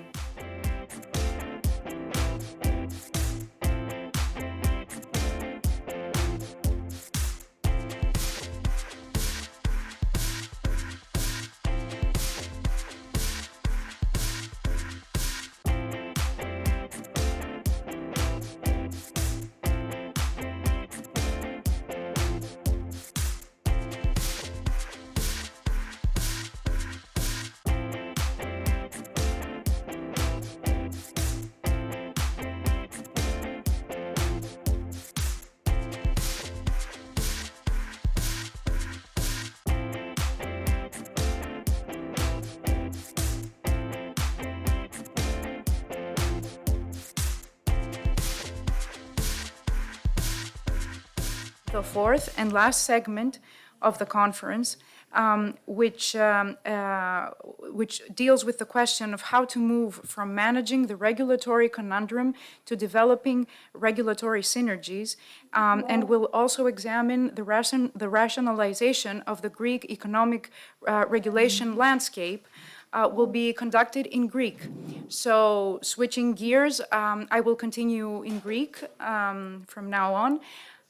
Στην τελευταία μας θεματική ενότητα που θέτει το ερώτημα της μετάβασης από τη διαχείριση του ρυθμιστικού γόρδιου δεσμού προς την ανάπτυξη ρυθμιστικών συνεργειών και πραγματεύεται τον εξορθολογισμό του ελληνικού ρυθμιστικού τοπίου, συντονιστής της οποίας είναι ο δημοσιογράφος Τάσος Τέλογλου, θα παρουσιαστεί η πολιτική διάσταση της μεταρρύθμισης του ρυθμιστικού πλαισίου στην Ελλάδα από δύο από τους αρχιτέκτονες αυτής της σημαντικής μετάβασης, από τα κρατικά μονοπόλια στις ρυθμιζόμενες αγορές με ελεγχόμενο ανταγωνισμό, καθώς και η εξέλιξη της σχέσης μεταξύ του ρυθμιστικού πλαισίου και του πλαισίου ανταγωνισμού σήμερα. Κύριε Τέλογλου, ο λόγος σε εσάς. Καλωσορίζω λοιπόν τους συμμετέχοντες στο τελευταίο πάνελ, το οποίο αφορά τον εξορθολογισμό του τοπίου της ρύθμισης, της ελληνικής οικονομικής ρύθμισης.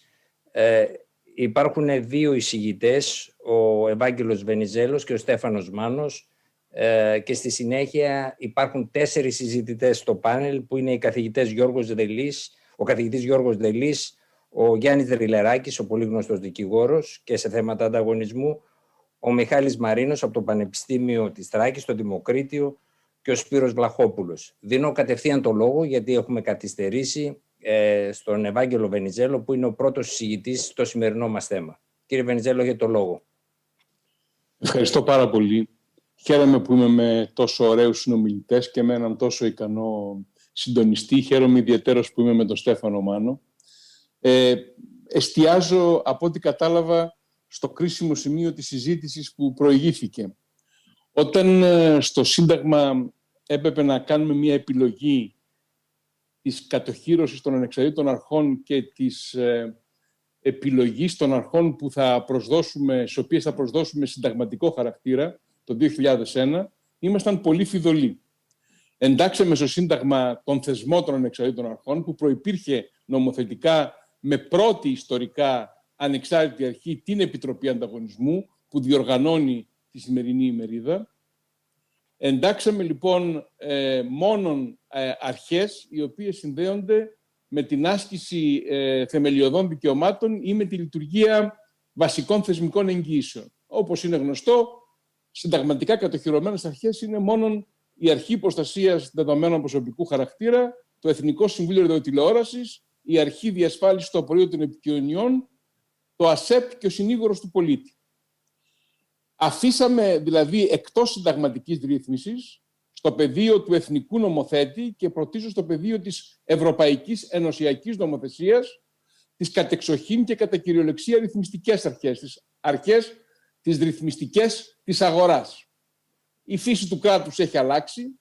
Το κράτος έχει πάψει να είναι πάροχος υπηρεσιών, provider, τομείς στους οποίους είχε προνομιακή θέση και στους οποίους λειτουργούσαν δημόσιες επιχειρήσεις με τη μορφή μονοπωλίου, όπως ήταν για παράδειγμα η ενέργεια με τη ΔΕΗ ή οι τηλεπικοινωνίες με τον ΟΤΕ, έπαψαν να είναι πεδίο κρατικού μονοπωλίου.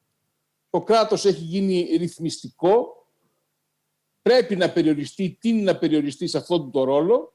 Άρα εκεί που υπήρχε κρατικό μονοπόλιο, τώρα έχουμε μια ανεξάρτητη αρχή, η συγκρότηση της οποίας προβλέπεται σε πολύ μεγάλο βαθμό από το ίδιο το ενωσιακό δίκαιο. Άρα υπάρχει μια κατοχύρωση σε σχέση με την υπερνομοθετική ισχύ των κανόνων που διέπουν τις αρχές αυτές και έχουμε φτάσει πια στο άλλο σημείο που είναι ένας πληθωρισμός ανεξάρτητων αρχών, διότι έχουμε πια πάρα πολλές αρχές με πολύ συγκεκριμένα ειδικά πεδία και ως εκ τούτου έχουμε ανοιχτή την πιθανότητα μιας σύγκρουσης αρμοδιοτήτων. Όλα αυτά αφορούν την αγορά, έτσι, αφορούν ειδικούς τομείς της αγοράς. Αν έχω καταλάβει καλά το θέμα της συζήτησής μας, το ουσιαστικό θέμα της συζήτησής μας, αυτό είναι η πρόσφατη ρύθμιση του νόμου για την ηλεκτρονική διακυβέρνηση που έχει αναθέσει πλέον ρητά την αρμοδιότητα για τα ζητήματα ανταγωνισμού και για την εφαρμογή της νομοθεσίας περί ανταγωνισμού, όχι μόνο της νομοθεσίας για την τηλεπικοινωνιακή αγορά, στην Εθνική Επιτροπή Τηλεπικοινωνιών και Ταχυδρομείων. Πρόκειται για το άρθρο 113 παράγραφος 2 περίπτωση ΣΥΓΜΑ ΤΑΦ του νόμου 4727 του 2020. Σε όλες τις άλλες περιπτώσεις και κυρίως στην, θα έλεγα, ομόλογη περίπτωση της ενέργειας και των αρμοδιοτήτων της ΔΡΑΕ δεν υπάρχει τέτοια ρητή αρμοδιότητα της ΔΡΑΕ. Αντιθέτως, η ΔΡΑΕ έχει την υποχρέωση να συνεργάζεται με την Επιτροπή Ανταγωνισμού, αλλά πάντως τις αρμοδιότητες που απορρέουν από το δίκαιο περί ανταγωνισμού τις έχει διακρατήσει η Επιτροπή Ανταγωνισμού και νομίζω ότι λίγο ή πολύ αυτό συμβαίνει παντού. Από την άλλη μεριά και η Εθνική Επιτροπή Τηλεπικοινωνιών και Ταχυδρομείων έχει εκ του νόμου την υποχρέωση να συνεργάζεται με την Επιτροπή Ανταγωνισμού, αλλά πλέον έχει αντιστραφεί η κατανομή της αρμοδιότητας. Και αυτό νομίζω ότι οφείλεται στον τρόπο με τον οποίο ερμηνεύτηκε και μεταφέρθηκε στο εθνικό δίκαιο η σχετική οδηγία. Η σχετική οδηγία, η 2018/1972, στο άρθρο 5 επιτρέπει, από ό,τι βλέπω, τουλάχιστον πρίμα βίστα, να γίνει αυτή η επιλογή. Να ανατεθεί στην αρμόδια εθνική αρχή, στον τομέα των τηλεπικοινωνιών και η αρμοδιότητα επί των θεμάτων ανταγωνισμού, σε συνεργασία με την Εθνική Επιτροπή Ανταγωνισμού. Επιτρέπει βεβαίως να γίνει και η αντίθετη επιλογή. Άρα υπάρχει ένα ζήτημα. Και πρέπει να δει κανείς ποια πρακτική θα επικρατήσει μετά πια την μεταφορά της οδηγίας και ποια είναι και η προτίμηση των υπηρεσιών της Ευρωπαϊκής Επιτροπής. Θα έλεγα, για να μην κρατήσω το λόγο πολύ και για να τροφοδοτήσω τη συζήτηση, ότι έχουμε δύο θέματα να δούμε. Το πρώτο θέμα είναι πώς θα μπορούσε να επιληθεί οργανωμένα και συστηματικά οποιοδήποτε πρόβλημα καταφατικής ή αποφατικής σύγκρουσης αρμοδιοτήτων μεταξύ ανεξαρτήτων αρχών. Συμπεριλαμβανομένων και των αρχών που είναι συνταγματικά κατοχυρωμένες, γιατί θα μπορούσε και στο πεδίο, ας πούμε, της αρμοδιότητας του Εθνικού Συμβουλίου Ραδιοτηλεόρασης να προκύψει ένα θέμα σχετικό με την εφαρμογή του δικαίου του ανταγωνισμού. Από την άλλη μεριά, δεν υπάρχει καμιά αμφιβολία ότι οι αρχές, όπως η Αρχή Προστασίας Δεδομένων Προσωπικού Χαρακτήρα, ασκούν μια οριζόντια αρμοδιότητα παντού, διότι δεν εφάπτονται με άλλες αρμοδιότητες, εισβάλλουν κατευθείαν σε όλα τα πεδία για τα ζητήματα που αφορούν την προστασία των προσωπικών δεδομένων. Κατά τη γνώμη μου, θα έπρεπε να οργανωθεί ένα ένδικο βοήθημα στο εκ του συντάγματος αρμόδιο δικαστήριο που είναι το Συμβούλιο της Επικρατείας, έτσι ώστε πριν ολοκληρωθούν οι διοικητικές διαδικασίες στις επιμέρους αρχές που διαφωνούν ως προς την αρμοδιότητά τους αποφατικά ή καταφατικά, να αποφαίνεται το Συμβούλιο Επικρατείας και να επιλύει αυτή τη σύγκρουση αρμοδιότητας. Αυτό είναι ένα ζήτημα που θα μας επιτρέψει να κερδίσουμε χρόνο και να ξεπεράσουμε αμηχανίες. Τώρα, όταν έχουμε τέτοιου είδους συρροή νόμων, για να χρησιμοποιήσω ένα όρο του ποινικού δικαίου, όταν έχουμε μια τέτοια φαινομενική συρροή, όταν κάτι μπορεί να εμπίπτει και στο πεδίο της μιας επιτροπής και στο πεδίο της άλλης επιτροπής, στην Επιτροπή Ανταγωνισμού, στην Επιτροπή Τηλεπικοινωνιών και Ταχυδρομείων, στη ΡΑΕ και ούτω καθεξής, να μην λέω περιττά παραδείγματα, νομίζω ότι ο βασικός κανόνας είναι η κάθε επιτροπή να καθίσταται αρμόδια για την νομοθεσία που τη διέπει.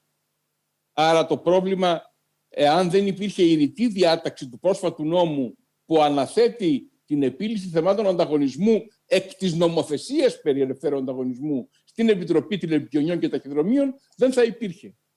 Δεν θεωρώ ότι η διάκριση είναι εξάντε ρυθμίσεις οι άλλες αρχές, εξ post έλεγχος ή η Επιτροπή Ανταγωνισμού, αλλά αυτό καθεαυτό το αντικείμενο, το νομοθετικό αντικείμενο, δηλαδή τι εμπίπτει στην ύλη της μιας ή της άλλης αρχής. Αυτό νομίζω ότι θα καθιστούσε σαφή την οριοθέτηση της αρμοδιότητας και θα μας επέτρεπε να αξιοποιήσουμε όλο αυτό το όρνο μηχανισμό. Δηλαδή, εάν παραβιάζει την νομοθεσία περί παιγνίων, η ειδική νομοθεσία επιλαμβάνεται η Επιτροπή Παιγνίων. Αν σε μια εταιρεία που ασχολείται με παίγνια έχουμε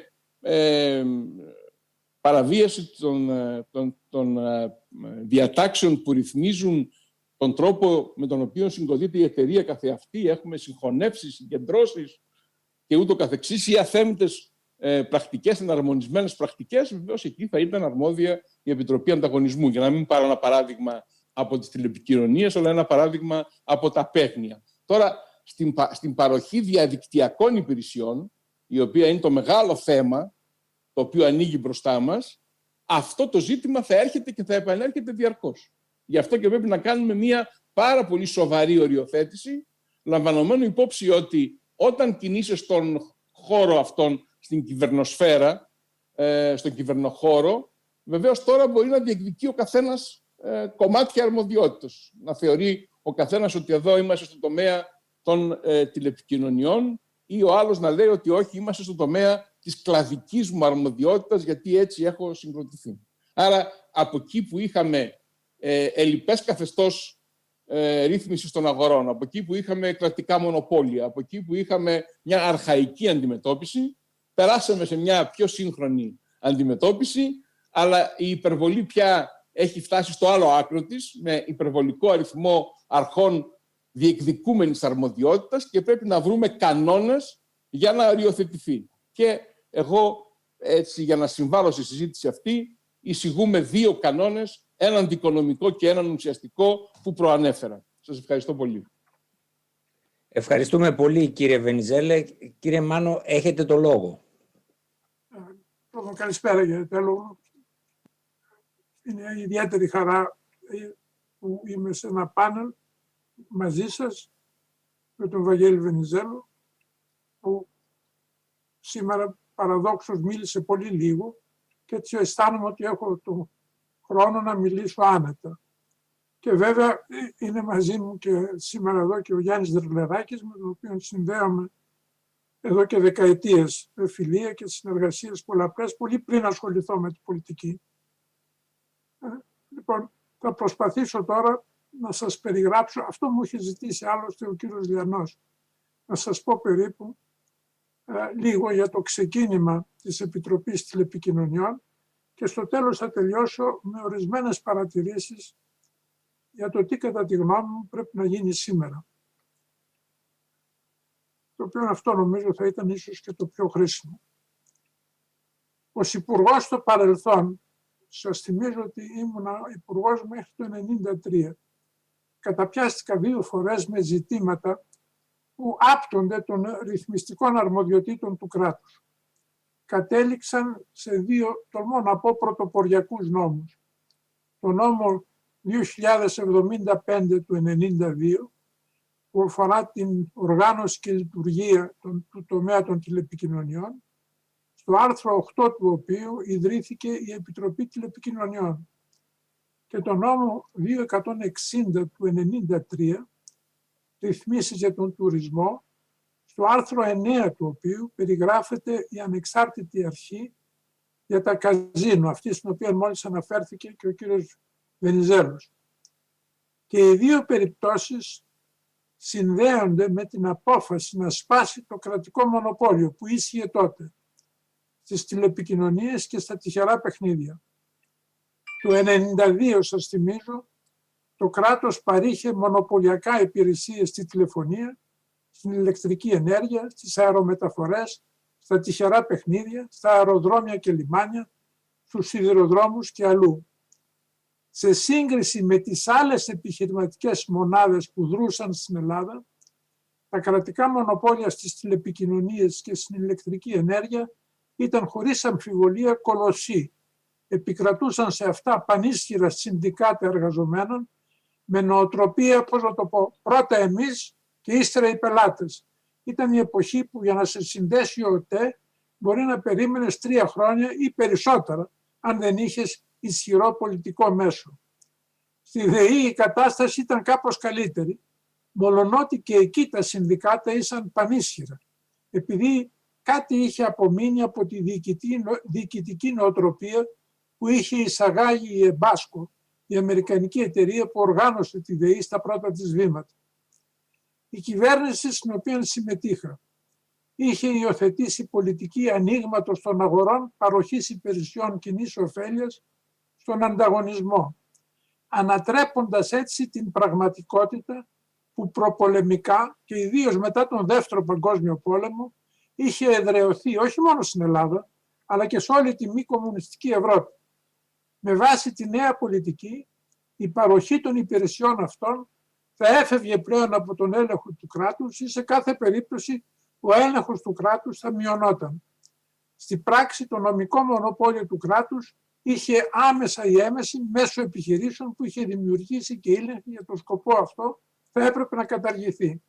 Σας θυμίζω ότι το 1992 άρχισε η διαδικασία εκτός από τον ΟΤΕ και για το αεροδρόμιο και για τους δρόμους που ξαφνικά λόγω ότι άρχισαν να γίνουν με διόδια πέρασαν στον ιδιωτικό τομέα. Στα πλαίσια αυτής της πολιτικής, στις τηλεπικοινωνίες, αποφασίστηκε τότε να γίνει διεθνής διαγωνισμός για την εκχώρηση 2 αδειών κινητής τεχνολογίας. Είναι ενδιαφέρον ότι ο αρχικός σχεδιασμός, προσέξτε το αυτό, προέβλεπε ότι μετά την ολοκλήρωση του διαγωνισμού και την επιλογή των 2 παραχωρησιούχων θα συμμετείχε χωρίς αντάλλαγμα σε κάθε εταιρεία ο κρατικός ΟΤΕ σε ποσοστό 30%. Δηλαδή θα κάναμε διαγωνισμό, θα διαλέγαμε τις 2 επικρατέστερες εταιρείες και σε κάθε μια θα συμμετείχε αυτοδικαίως χωρίς να βάλει λεφτά ο ΟΤΕ σε ποσοστό 30%. Η ρύθμιση αυτή το επέτρεπε στον ΟΤΕ να μείνει χωμένος στα πόδια των 2 εταιριών κινητής και ήταν, πώς να το πω, ήταν βασικό στοιχείο μιας άτυπης συμφωνίας της τότε κυβέρνησης με τα συνδικάτα.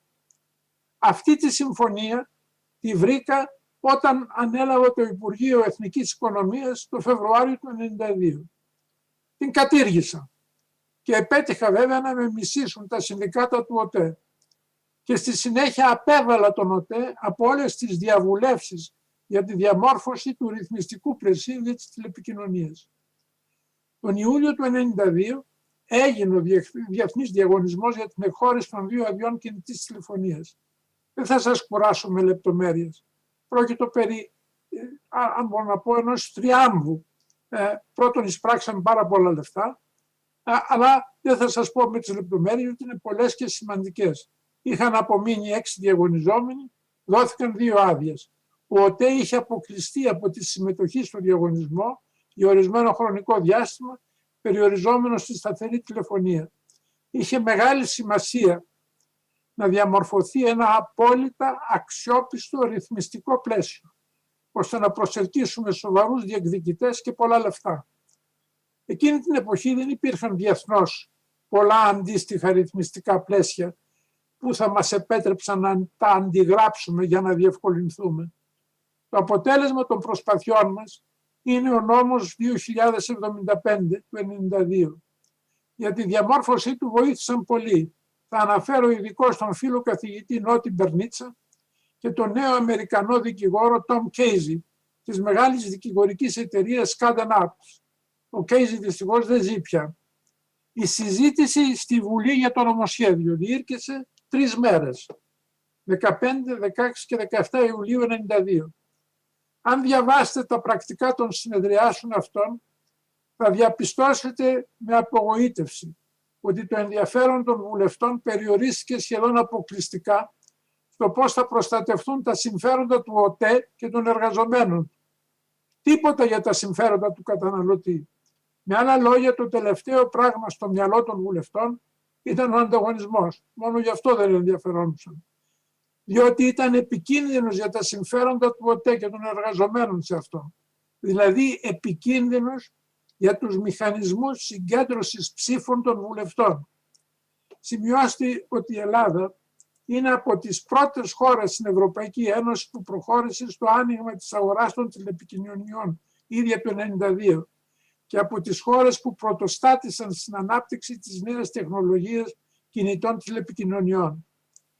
Με τον νόμο λοιπόν 275 του 1992 ιδρύθηκε η Επιτροπή Τηλεπικοινωνιών ως ανεξάρτητη αρχή, αποτελούμενη από 5 μέλη, με διοικητική αυτοτέλεια και την εποπτεία του Υπουργείου Μεταφορών να εξαντλείται στον κατασταλτικό έλεγχο νομιμότητας των πράξεών της και την κίνηση της πειθαρχικής διαδικασίας. Όλα τα μέλη της Επιτροπής είχαν την ιδιότητα του ανώτατου κρατικού λειτουργού, πλήρους και αποκλειστικής απασχόλησης και απολάμβαναν πλήρους προσωπικής και λειτουργικής ανεξαρτησίας. Η θητεία των μελών οριζόταν 5ετής και μπορούσε να ανανεωθεί μόνο 1 φορά. Το κρίσιμο, προσέξτε τώρα σε αυτό το σημείο, είναι ότι προφανώς για λόγους μεγαλύτερης ανεξαρτησίας, όχι μόνο από την εκάστοτε κυβερνητική πλειοψηφία, αλλά και από την αγορά, η σύνθεση της Επιτροπής ανανεωνόταν διαδοχικά και εκ περιτροπής κατά το 1/5 ανά έτος.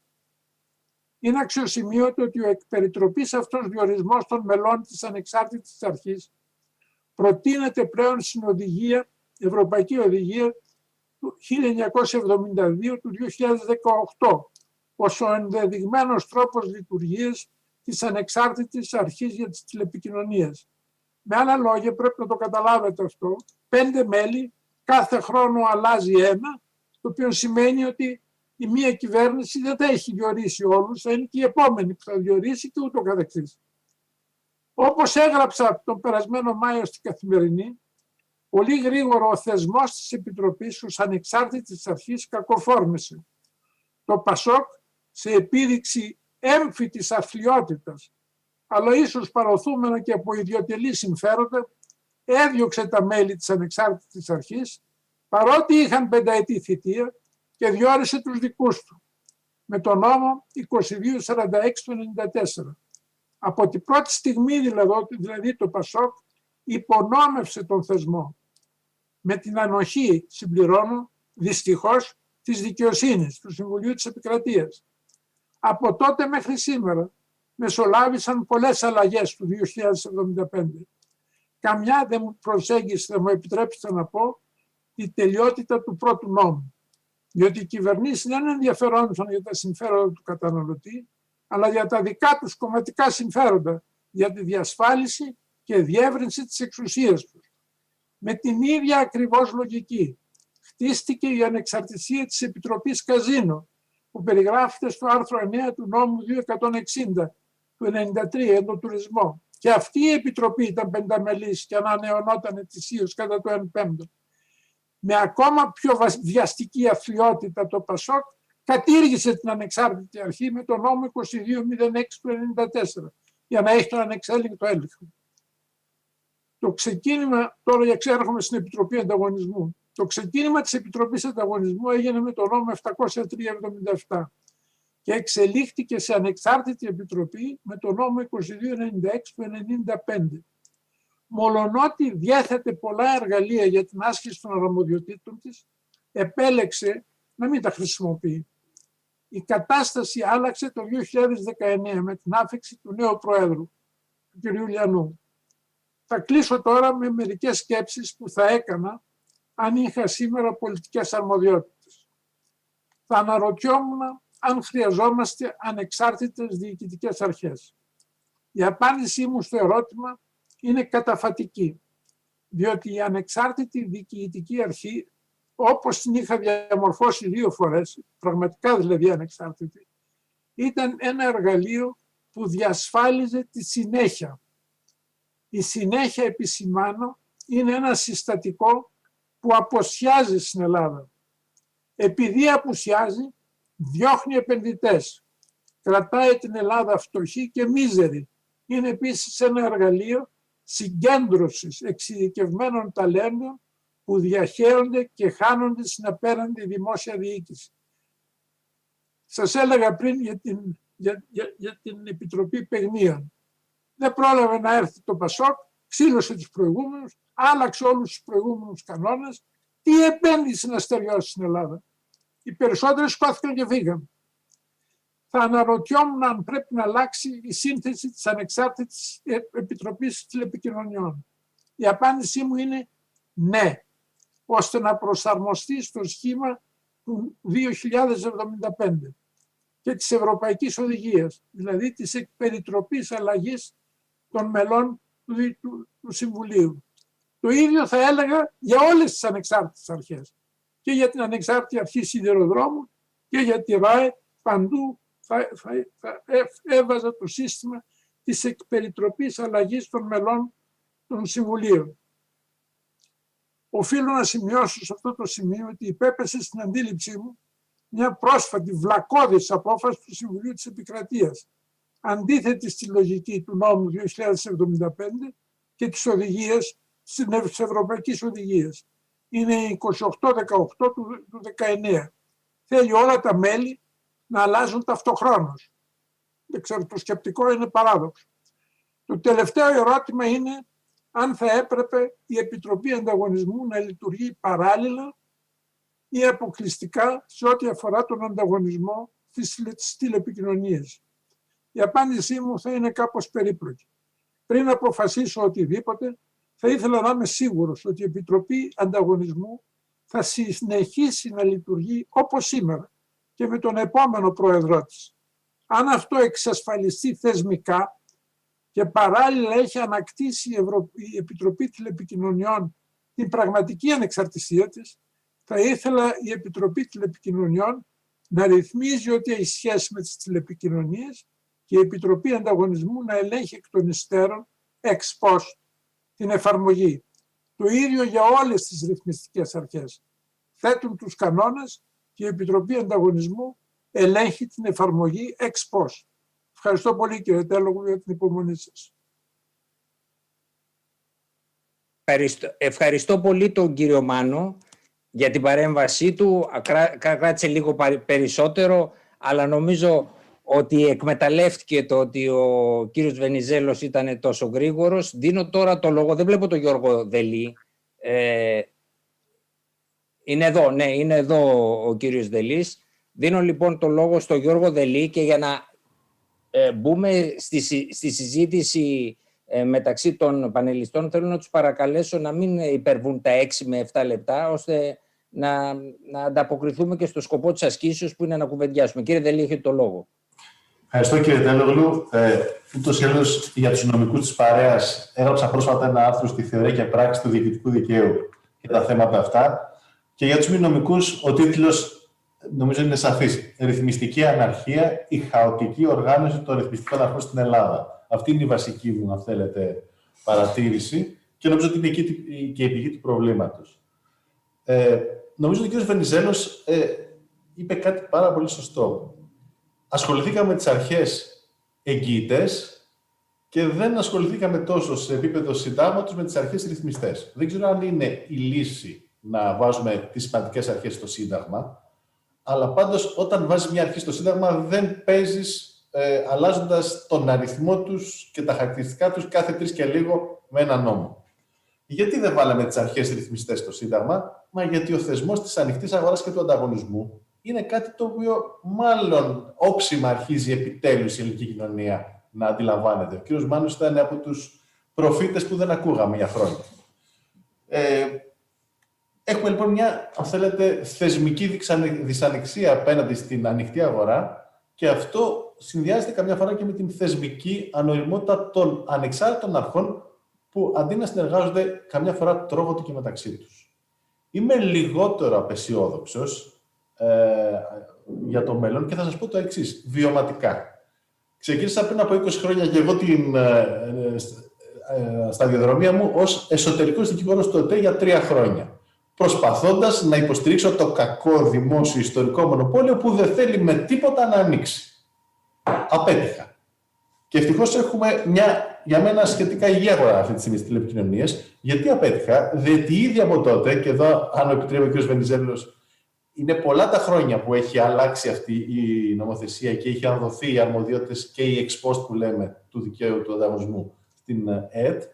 Η ΕΕΤ ήταν παντοδύναμη, χρησιμοποίησε και την εξάντε ρύθμιση και την ex post ρύθμιση για να αναγκάσει κάποια στιγμή τον ΟΤΕ να προσαρμοστεί. Πιστεύω τελικά βέβαια ότι το άνοιγμα της αγοράς ήρθε κυρίως με την πώληση του ΟΤΕ παρά με μόνο με τις παρεμβάσεις του ρυθμιστή, αλλά το μοντέλο ΕΕΤ μπορεί να το χαρακτηρίσει κανείς πετυχημένο ως ένα βαθμό.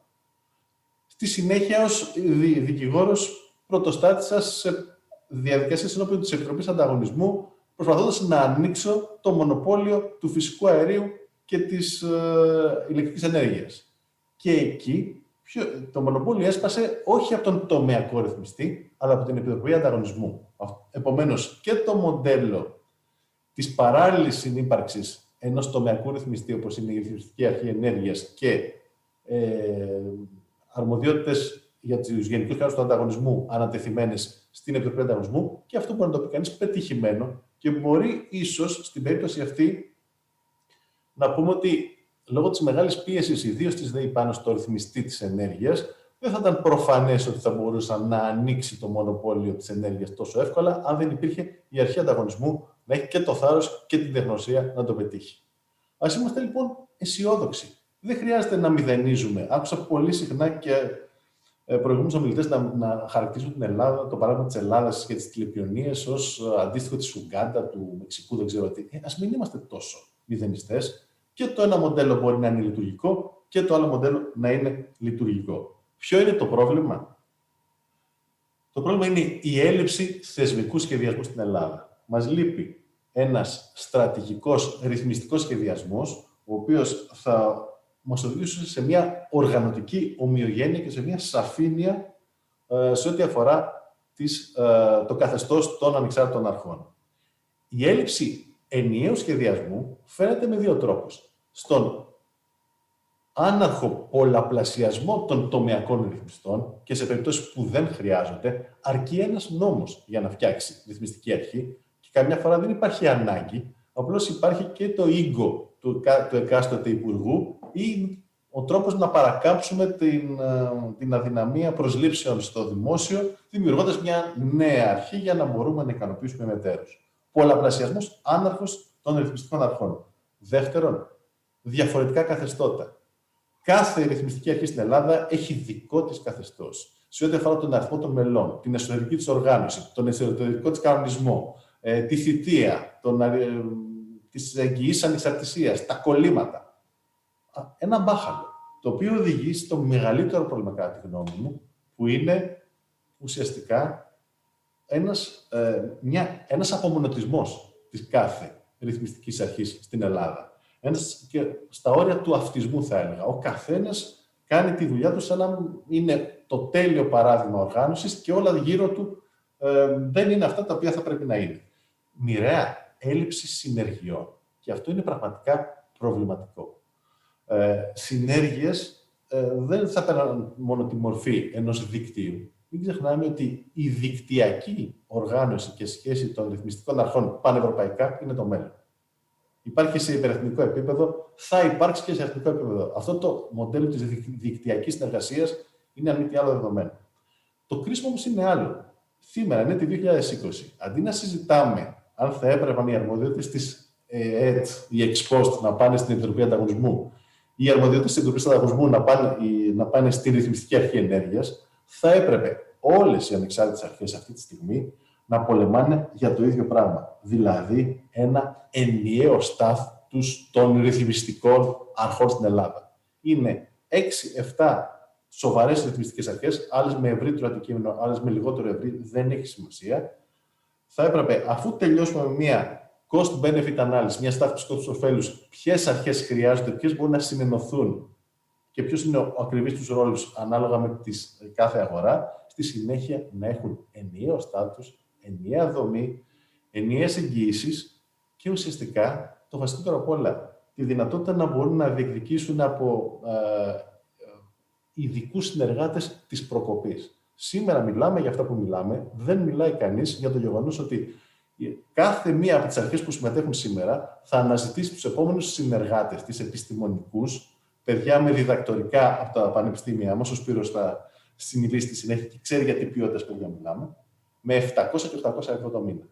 Δηλαδή αυτός που θα έχει κάνει ένα διδακτορικό στον ανταγωνισμό και θα γνωρίζει και τηλεπικοινωνίες ή ενέργεια, θα καταλήξει να δουλέψει με αυτά τα χρήματα. Χρειαζόμαστε ένα ενιαίο στάτους, ώστε να φτιάξουμε και ένα ενιαίο, αν θέλετε, ένα σύστημα μεταχείρισης του προσωπικού των ανεξάρτητων αρχών και να προχωρήσουμε στη συνέχεια για σε καλύτερη κινητικότητα των στελεχών των αρχών αυτών και σε αντίστοιχα μεγαλύτερες συνέργειες. Αν αυτή τη στιγμή δεν υπήρχαν αυτά τα αυτόνομα φέουδα στην Ελλάδα, αλλά ένα πρόσωπο που προσλαμβάνεται αυτή τη στιγμή με κάποια σοβαρή, σας είπα, αμοιβή στην Ρυθμιστική Αρχή Ενέργειας, μετά από μια πενταετία να πάρει μια θέση τμήματάρχη στην Επιτροπή Ανταγωνισμού και στη συνέχεια να γυρίσει την ενέργεια ή να πάει σε μια άλλη ανεξάρτητη αρχή, αυτό θα δημιουργούσε και εσωτερικά τις συνέργειες που λείπουν.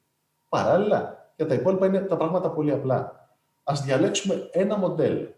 Ας διαλέξουμε ένα μοντέλο στο οποίο θα μπορούσε η αρμοδιότητα να ανήκει σε μία αρχή, θα μπορούσε η αρμοδιότητα να ασκείται από κοινού, για παράδειγμα, όταν έχω και ζητήματα γενικού δικαίου του ανταγωνισμού, η σύνθεση της ΕΕΤ να εμπλουτίζεται από μέλη της Επιτροπής Ανταγωνισμού, ή αντίστοιχα η σύνθεση της Επιτροπής Ανταγωνισμού να εμπλουτίζεται από μέλη της Ρυθμιστικής Αρχής Ενέργειας, αν διαλέξουμε το άλλο μοντέλο. Αλλά σας λέω, η ουσία βρίσκεται αφενός, και ολοκληρώνω για να κρατήσω το χρόνο, αφενός να μην θεωρήσουμε το παράδειγμά μας τόσο αποτυχημένο στην Ελλάδα. Άνοιξαν αγορές στην Ελλάδα με προσπάθειες. Νομίζω ότι και η Ρυθμιστική Αρχή Σιδηροδρόμων έκανε μια πολύ καλή προσπάθεια φέτος για το κομμάτι των σιδηροδρόμων. Ας είμαστε λοιπόν απεσιόδοξοι και μετά ας πολεμήσουμε για ένα ενιαίο, καλύτερο οργανωτικό μοντέλο για όλες τις ανεξάρτητες αρχές παύλα ρυθμιστές, για να μπορέσουμε να προστατεύσουμε θεσμικά καλύτερα το άνοιγμα της αγοράς. Ευχαριστώ. Ευχαριστούμε πολύ, κύριε Δελή. Δίνω το λόγο κατευθείαν στον κύριο Γιάννη Τριλεράκη.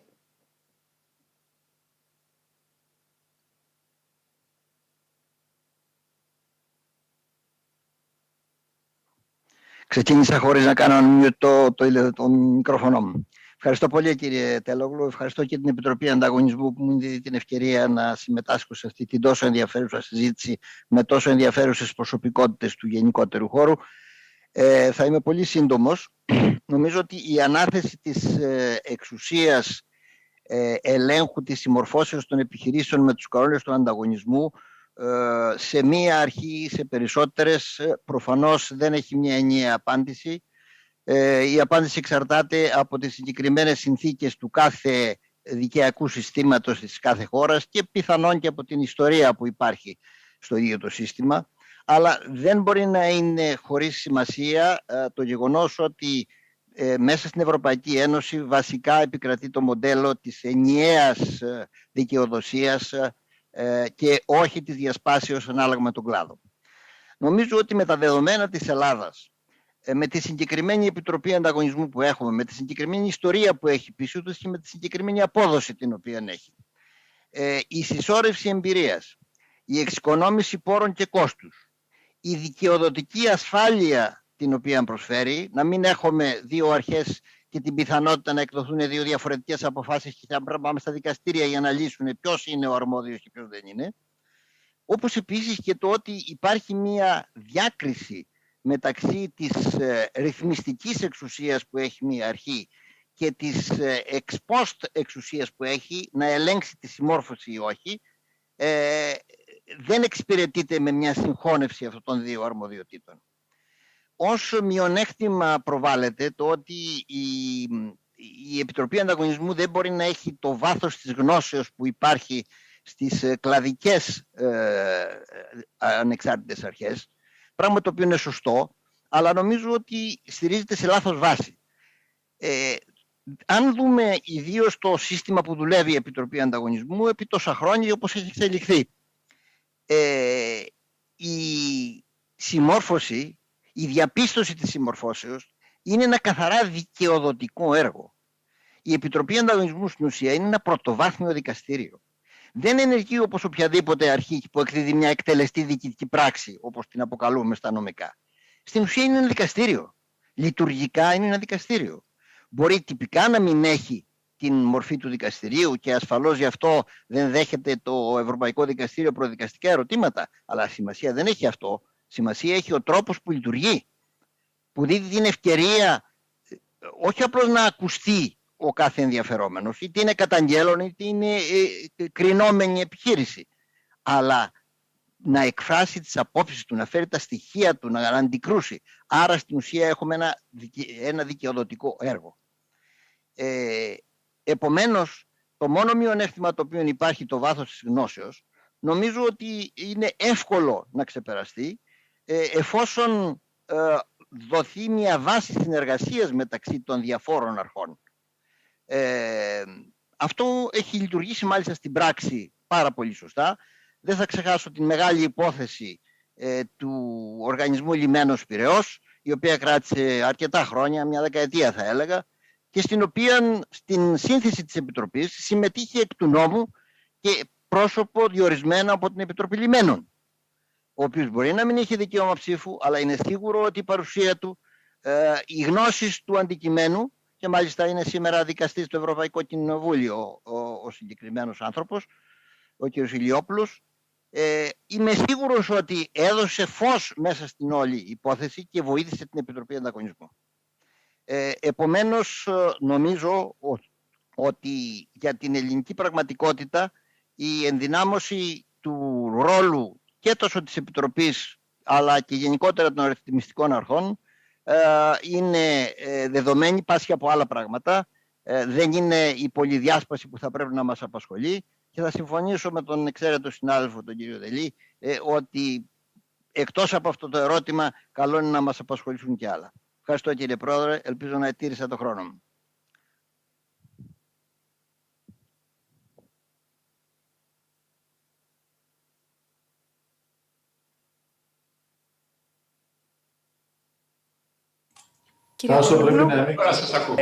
Το λόγο έχει τώρα ο κύριος, ευχαριστώ πολύ τον κύριο Γιάννη Τριλεράκη, ήταν άψογος με τον χρόνο του. Το λόγο έχει ο κύριος Μιχάλης Μαρίνος, τον οποίον δεν βλέπω όμως, δεν ξέρω αν μας βλέπει και μας ακούει. Δεν με βλέπει κανένας? Τώρα σας βλέπουμε. Εγώ τον έβλεπα από την αρχή. Νόμιζα κι εγώ. Θα ήθελα να πω μερικά πράγματα εν μέρει θεωρητικά και εν μέρει από την πρακτική μου ενασχόληση με περισσότερες κλαδικές αρχές που ασχολούνται με κλαδικό δίκαιο ανταγωνισμού, θα το πω έτσι, και με γενικό δίκαιο ανταγωνισμού. Η μέχρι τώρα εμπειρία μου ήταν αφενός ότι δεν γνωρίζουν δίκαιο ανταγωνισμού και μερικές φορές δεν θέλουν καθόλου να ακούν επιχειρήματα ανταγωνισμού. Ότι αυτό αντιβαίνει σε ολόκληρο το πλαίσιο, το νομικό πλαίσιο της λειτουργίας τους, που είναι οδηγίες κοινοτικές, οι οποίες φυσικά δεν υπερισχύουν του πρωτογενούς δικαίου του ανταγωνισμού, είναι κάτι το οποίο δεν λαμβάνουν υπόψη. Από τη μεριά των καταγγελόντων, ποικίλη στάση τους. Κάθε καταγγέλλον όμως αντιμετωπίζει, νομίζω, ένα βασικό δίλημμα. Η Επιτροπή Ανταγωνισμού έχει ex post αποστολή, επιβολή. Επεμβαίνει όμως στιγμιαία. Αντίθετα, η ρυθμιστική αρχή που ασκεί εξάντε εξουσίες και αρμοδιότητα την έχει ο καταγγέλλον συνέχεια μπροστά του. Και επειδή ο διάβολος κρύβεται στη λεπτομέρεια και δει την τεχνική λεπτομέρεια και το δίκαιο των τηλεπικοινωνιών, το δίκαιο των σιδηροδρόμων, το δίκαιο της ενέργειας, έχει πολλές τεχνικές ρυθμίσεις, αποφεύγει, ακόμα και αν το ζήτημα μπορεί να πάει στην Επιτροπή Ανταγωνισμού, να μένει στην κλαδική αρχή και είναι έτσι όλοι ευχαριστημένοι. Από πρακτική άποψη επίσης δυσκολεύει, γιατί πολλές φορές οι αρμοδιότητες είναι θολές, με συνέπεια ως νομικός της πράξης να μην ξέρει κανείς που θα πάει. Πιστεύω ότι η δουλειά μιας κλαδικής αρχής χωρίς τη Γενική Αρχή Ανταγωνισμού είναι και ελλειπτική και ατελής. Γιατί βλέπει κανείς τα δέντρα της κλαδικής ρύθμισης, αλλά όχι το δάσος. Γιατί τα κείμενα που ρυθμίζουν πολλές φορές τη συμπεριφορά των εποπτευόμενων επιχειρήσεων μια κλαδική επιτροπή γράφονται από μηχανικούς και όχι από νομικούς. Γι' αυτό πιστεύω ότι η κλαδική εποπτεία είναι αναγκαία, αλλά όχι επαρκής. Ένα-δυο ζητήματα, ίσως θεωρητικά, αλλά μεγάλη πρακτική σημασία. Είναι γνωστή η διάκριση ότι η Επιτροπή Ανταγωνισμού εφαρμόζει διατάξεις στο δίκαιο του ανταγωνισμού ex post, ενώ οι κλαδικές αρχές ex ante. Το δίκαιο του ανταγωνισμού είναι μονοστοχικό. Οι κλαδικές αρχές έχουν πολλούς στόχους. Αρκεί να σκεφτεί, φερειπίν, τη ρυθμιστική αρχή ενέργειας, η οποία έχει ως ισότιμο στόχο την εξασφάλιση του ενεργειακού εφοδιασμού. Και όταν μια αρχή εφαρμόζει το πολυστοχικό δίκαιο, το δίκαιο του ανταγωνισμού χάνεται. Και όταν χάνεται το δίκαιο του ανταγωνισμού, που είναι η συνδετική κόλλα με τη διαγώνια εφαρμογή του σε όλους τους κλάδους, μπορεί να οδηγηθούμε σε στεγανά και στην απροθυμία και αδυναμία των κλαδικών αρχών να εφαρμόσουν το δίκαιο ανταγωνισμού. Συμπερασματικά, γιατί δεν θέλω και εγώ να περάσω το χρόνο. Νομίζω ότι η αρμοδιότητα της Επιτροπής Ανταγωνισμού θα πρέπει να είναι αποκλειστική σε ζητήματα ανταγωνισμού ή, όπως λένε οι δικηγόροι, άλλως και επικουρικά θα πρέπει σε κάθε περίπτωση να είναι συντρέχουσα. Και θα πρέπει, επομένως, το δεύτερο αυτό επικουρικό κατά εμένα μοντέλο, πρέπει να υπάρχει μια πολύ στενή επαφή, ανταλλαγή πληροφοριών και συμμετοχή στις διαδικασίες εκάστης κλαδικής αρχής από μέλη της Επιτροπής Ανταγωνισμού. Ο Σάκης έχει τέτοια, και αυτός είναι ο κανόνας, ότι έχει τέτοια γενική διάταξη, γιατί όλες οι κλαδικές οδηγίες στο δίκαιο των τηλεπικοινωνιών, το δίκαιο της ενέργειας, στο δίκαιο στους λιμένες κλπ. Δεν είναι τίποτα άλλο δίκαιο ανταγωνισμού πακεταρισμένο σε οδηγίες της Ευρωπαϊκής Ένωσης. Ευχαριστώ. Δεν ελπίζω να μην καταχράστηκα τον χρόνο. Ευχαριστούμε πάρα πολύ, κύριε Μαρίνο. Το λόγο έχει ο κύριος Σπύρος Βλαχόπουλος. Ευχαριστώ πολύ, κύριε Τέλογλου, και θέλω να ευχαριστήσω και την Επιτροπή Ανταγωνισμού για την πρόσκληση τη σημερινή. Και πάνω απ' όλα, αυτό το οποίο με χαροποιεί είναι ότι, παρότι καθηγητής πανεπιστημίου, θα μιλήσω ως άνθρωπος της πράξης. Και νομίζω ότι είναι πολύ σημαντικό το να βλέπουμε όχι μόνο τη θεωρητική πλευρά, αλλά να βλέπουμε και την πλευρά της πράξης.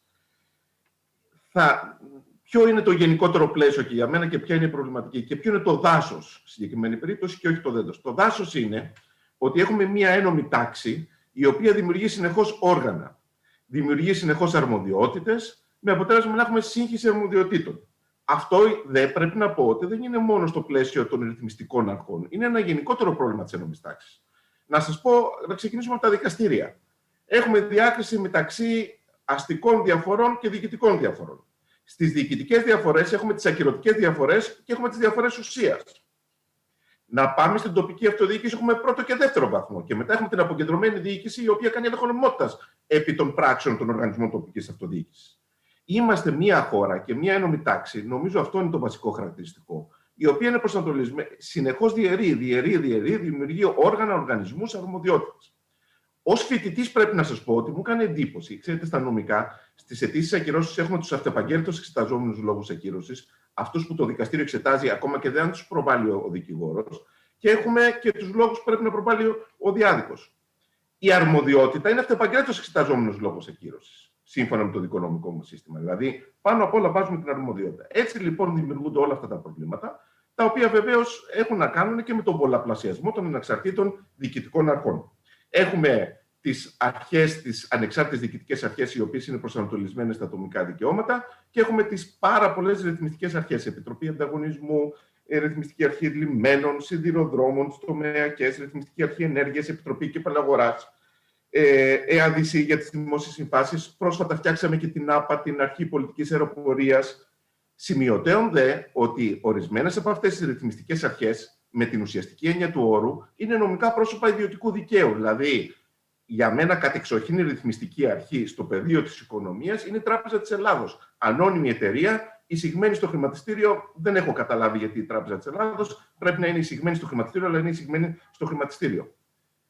Αυτό διφυές πρόσωπο. Είναι διφυές νομικό πρόσωπο. Ανώνυμη εταιρεία. Ναι.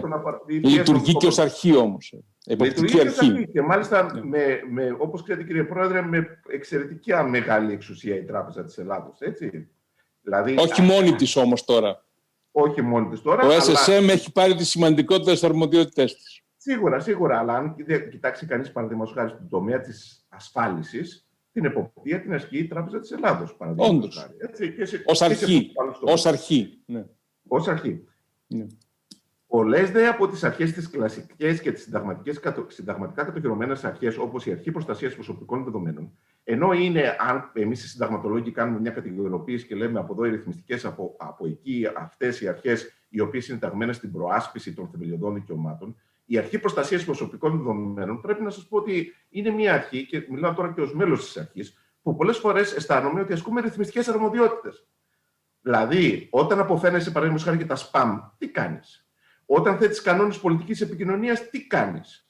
Όταν μιλάς για την αζήτητη επικοινωνία και βάζεις κανόνες ή στις επιχειρήσεις ενημέρωσης οφειλετών, τι κάνεις? Ρύθμιση της αγοράς κάνεις. Και μάλιστα μια αγοράς η οποία καλώς ή κακώς έχει μεγάλο οικονομικό αντικείμενο. Προφανώς οι ανεξάρτητες αρχές είναι κάτι πολύ σημαντικό και για τους λόγους τους οποίους ανέφερε πριν ο κ. Μάνος, διασφαλίζουν τη συνέχεια του κράτους σε μια πολιτική τάξη που δυστυχώς δεν έχει ηθιστεί στην αρχή της συνέχειας του κράτους, και επίσης γιατί εξασφαλίζει την ανεξαρτησία. Δηλαδή, δεν νομίζω ότι θα ήταν πολλές κλασικές διοικητικές αρχές οι οποίες θα επέβαλαν πρόστιμα στη δημόσια διοίκηση, αλλά εδώ το κάνουν και σε πάρα πολλές περιπτώσεις οι ανεξάρτητες διοικητικές αρχές. Για να ολοκληρώνω κι εγώ σιγά-σιγά και να μην καταχραστώ τον χρόνο, θέλω να πω ότι λύσεις υπάρχουν. Ήδη σήμερα, και αυτό είναι πολύ σημαντικό, και επιτρέψτε μου έτσι και να απευθυνθώ προς την Επιτροπή Ανταγωνισμού, νομίζω ότι έκανε μία αρχή στη γενικότερη συζήτηση. Ακούστηκαν πολύ ενδιαφέρουσες προτάσεις. Ακούστηκε, παραδείγματος χάρη, η πρόταση του Γιώργου Τουδελή για εμπλουτισμό. Εκεί πέρα που έχουμε μία σύγχυση αρμοδιοτήτων, μπορεί να γίνει εμπλουτισμός και με μέλη άλλων ανεξαρτήτων αρχών. Κύριε Πρόεδρε, είπατε για την Αρχή Προστασίας Προσωπικών Δεδομένων ότι έχει οριζόντια αρμοδιότητα, και έτσι είναι. Ξέρετε όμως σε πόσες περιπτώσεις προβληματιζόμαστε στην Αρχή Προστασίας Προσωπικών Δεδομένων, γιατί ναι, έχουμε οριζόντια αρμοδιότητα στα προσωπικά δεδομένα. Αλλά όταν σου έχει επιβάλει ένα πρόστιμο η Αρχή Διασφάλισης Απορρίτων Επικοινωνιών ή έχει επιβάλει ένα πρόστιμο το Εθνικό Συμβούλιο της Ραδιοτηλεόρασης, μήπως έχει θέμα non bis in idem, δηλαδή απαγόρευση επιβολής διπλής ποινής? Τα προβλήματα της σύγχυσης αρμοδιοτήτων δεν σταματάνε να υπάρχουν. Επίσης, θα μπορούσε μια άλλη πρόταση να είναι να υπάρχει μια κεντρική ρυθμιστική αρχή που μέσα να έχει διάφορα τμήματα, έτσι ώστε ο πολίτης να ξέρει που πηγαίνει σε μία αρχή και από εκεί πέρα να υπάρχουν υποδιορέσεις μέσα στην κεντρική ρυθμιστική αρχή. Και επίσης, κάτι το οποίο αναφερθήκατε κι εσείς, είναι εμείς στη θεωρία του συνταγματικού δικαίου, όταν έχουμε συρροή συνταγματικών δικαιωμάτων, χρησιμοποιούμε τη θεωρία της εγκύτητας. Δηλαδή, βλέπουμε από την άποψη της ουσίας ποια αρχή είναι αυτή που είναι πιο κοντά στο ρυθμιστικό αντικείμενο. Τελειώνω λέγοντας ότι πριν από 2-3 χρόνια, ίσως ήταν λίγο περισσότερο, η κατόπιν απέτησης, από ό,τι ακούστηκε, των θεσμών, συγκροτήθηκε μια νομοπαρασκευαστική επιτροπή για την ενοποίηση, αναφέρθηκε ο Γιώργος Οδελής στο μεγάλο θέμα, του ρυθμιστικού πλαισίου των ανεξαρτήτων διοικητικών αρχών. Ήταν 2 φάσεις της επιτροπής αυτής, ήμουνα μέλος της νομοπαρασκευαστικής επιτροπής στην πρώτη φάση. νομίζω ότι δεν κατέληξε σε κάποιο αντικείμενο τελικά, σε κάποιο αποτέλεσμα η νομοπαρασκευαστική αυτή επιτροπή, αλλά είναι απίστευτη η ποικιλία των διατάξεων που αφορούν τις ανεξάρτητες διοικητικές αρχές. Αφήστε δε που σε πολλές περιπτώσεις υπήρχε ακόμα και διαφωνία για το αν μία αρχή είναι ανεξάρτητη διοικητική αρχή. Αυτά τα θέματα κάποια στιγμή θα πρέπει να τα δούμε. Και η τελευταία μου κουβέντα, είναι πολύ σημαντικό πρόβλημα η σύγχυση αρμοδιοτήτων, αλλά επίσης ακόμα σημαντικότερο πρόβλημα είναι η ελλειπής στελέχωση των ανεξαρτήτων διοικητικών αρχών. Και στο ζήτημα αυτό αναφέρθηκε ο Γιώργος Θοδελής. Εμείς, για να πάρουμε νέους ελεγκτές στην Αρχή Προστασίας Προσωπικών Δεδομένων, έπρεπε να περιμένουμε χρόνια για να περάσει μία διαδικασία μέσω του ΑΣΕΧ. Δεν μπορεί να λειτουργήσει έτσι σε μία αγορά, σε μία οικονομία που κινείται με απίστευτες ταχύτητες. Αν θέλουμε να διασφαλίσουμε πραγματικά ρυθμιστικό κράτος, πάνω απ' όλα και πριν απ' όλα, θα πρέπει να δούμε πραγματικά το ζήτημα της στελέχωσης και αριθμητικά και ποιοτικά από την άποψη των κινήτρων των ανεξαρτήτων διοικητικών αρχών. Αυτά ήθελα να πω και σας ευχαριστώ πολύ. Ευχαριστούμε πολύ, κύριε Βλαχόπουλε. Νομίζω ότι ακούστηκαν πολύ ενδιαφέροντα πράγματα και αν καταλαβαίνω τις τοποθετήσεις σωστά, δεν απέχουν τόσο πολύ οι πανελίστες αλλά και οι εισηγητές ο ένας από τον άλλον. Ακούστηκαν πολλά πράγματα με ένα παρεμφερή τρόπο και ήθελα να ανοίξουμε ένα δεύτερο γύρο, έστω σύντομο, για να γίνουν κάποια σχόλια σε αυτά που ακούστηκαν, αν και ο κύριος Βλαχόπουλος ήδη προεξόφλησε κάποια από αυτά. Κύριε Βενιζέλο, θέλετε να κάνετε κάποιες παρατηρήσεις για αυτά που ακούστηκαν? Ευχαρίστως, πολύ σύντομα. Έχω κι εγώ πολυετή εμπειρία, πολλά βιώματα. Ήμουνα μέλος της Επιτροπής Τοπικής Ραδιοφωνίας το 1987. Η Επιτροπή Τοπικής Ραδιοφωνίας ήταν πενταμελής. Εκ του νόμου μετήχε ο πρόεδρος του Συμβουλίου Επικρατείας, ο πρόεδρος του Αριού Πάγου και ο πρόεδρος της ΕΣΥΕ. Αυτοί μόνοι τους εξέλεγαν δύο καθηγητές. Έναν νομικό και έναν τηλεπικοινωνιακό. Είχαν εκλέξει τον κύριο Πρωτονοτάριο και εμένα. Ήταν μια πανίσχυρη αρχή. Απολύτως ανεξάρτητη. Με έντονη συμμετοχή δικαστών, των δύο προέδρων. Στη συνέχεια είχα την ευκαιρία να απελευθερώσω την αγορά ενέργειας, να συστήσω τη ΡΑΕ. Έδωσα και την τρίτη άδεια κινητής τηλεφωνίας στον ΟΤΕ το 1995 για να προκαλέσω λίγο τον αγαπημένο μου φίλο τον Στέφανο Μάνο. Και βέβαια μετά εισηγήθηκα την αρμοδιότητα του ελεκτικού συνεδρίου να ασκεί τον προσυμβατικό έλεγχο των δημοσίων συμβάσεων. Το κατοχυρώσαμε συνταγματικά, όπως κατοχυρώσαμε συνταγματικά τις ανεξάρτητες αρχές. Έχω λοιπόν μακρά επαφή με το αντικείμενο. Πάρτε ένα παράδειγμα. Μια εταιρεία τηλεπικοινωνιών. Η εταιρεία τηλεπικοινωνιών πουλάει πακέτα υπηρεσιών σταθερής κινητής τηλεφωνίας, τηλεοπτικών προγραμμάτων, μπορεί να μπει στα παίγνια σε λίγο. Η εταιρεία αυτή υπάγεται στην αρμοδιότητα της Αρχής Προστασίας Δεδομένων Προσωπικού Χαρακτήρα εάν τα παραβιάζει. Υπάγεται στην αρμοδιότητα της Αρχής Διασφάλισης του Απορρίτου των Επικοινωνιών λόγω του αντικειμένου της. Και είχαμε κραυγαλαίες παραβιάσεις στο παρελθόν. Υπάγεται ως πάροχος τηλεοπτικών υπηρεσιών στην αρμοδιότητα του Εθνικού Συμβουλίου Ραδιοτηλεόρασης. Όλα αυτά δεν απαιτούν μια κατανομή αρμοδιότητας με την Επιτροπή Τηλεπικοινωνιών και Ταχυδρομείων. Η Επιτροπή Τηλεπικοινωνιών και Ταχυδρομείων εφαρμόζει την τηλεπικοινωνιακή νομοθεσία, δεν μπορεί να επισέλθει στις αρμοδιότητες του Εθνικού Συμβουλίου Ραδιοτηλεόρασης, της Αρχής Δεδομένων Προσωπικού Χαρακτήρα και της ΑΔΑΕ. Η Επιτροπή Ανταγωνισμού θα είχε το κομμάτι της νομοθεσίας του ανταγωνισμού. Αυτό πράγματι εδώ και χρόνια έχει πάει στην ΕΕΤ, αλλά αυτό επιβεβαιώθηκε τώρα μετά τη συζήτηση με τον τελευταίο νόμο που ανέφερα, ερμηνεύοντας μία οδηγία που το επιτρέπει. Άρα έχουμε πρόβλημα ευρωπαϊκού ενωσιακού δικαίου, παραγωγού δικαίου.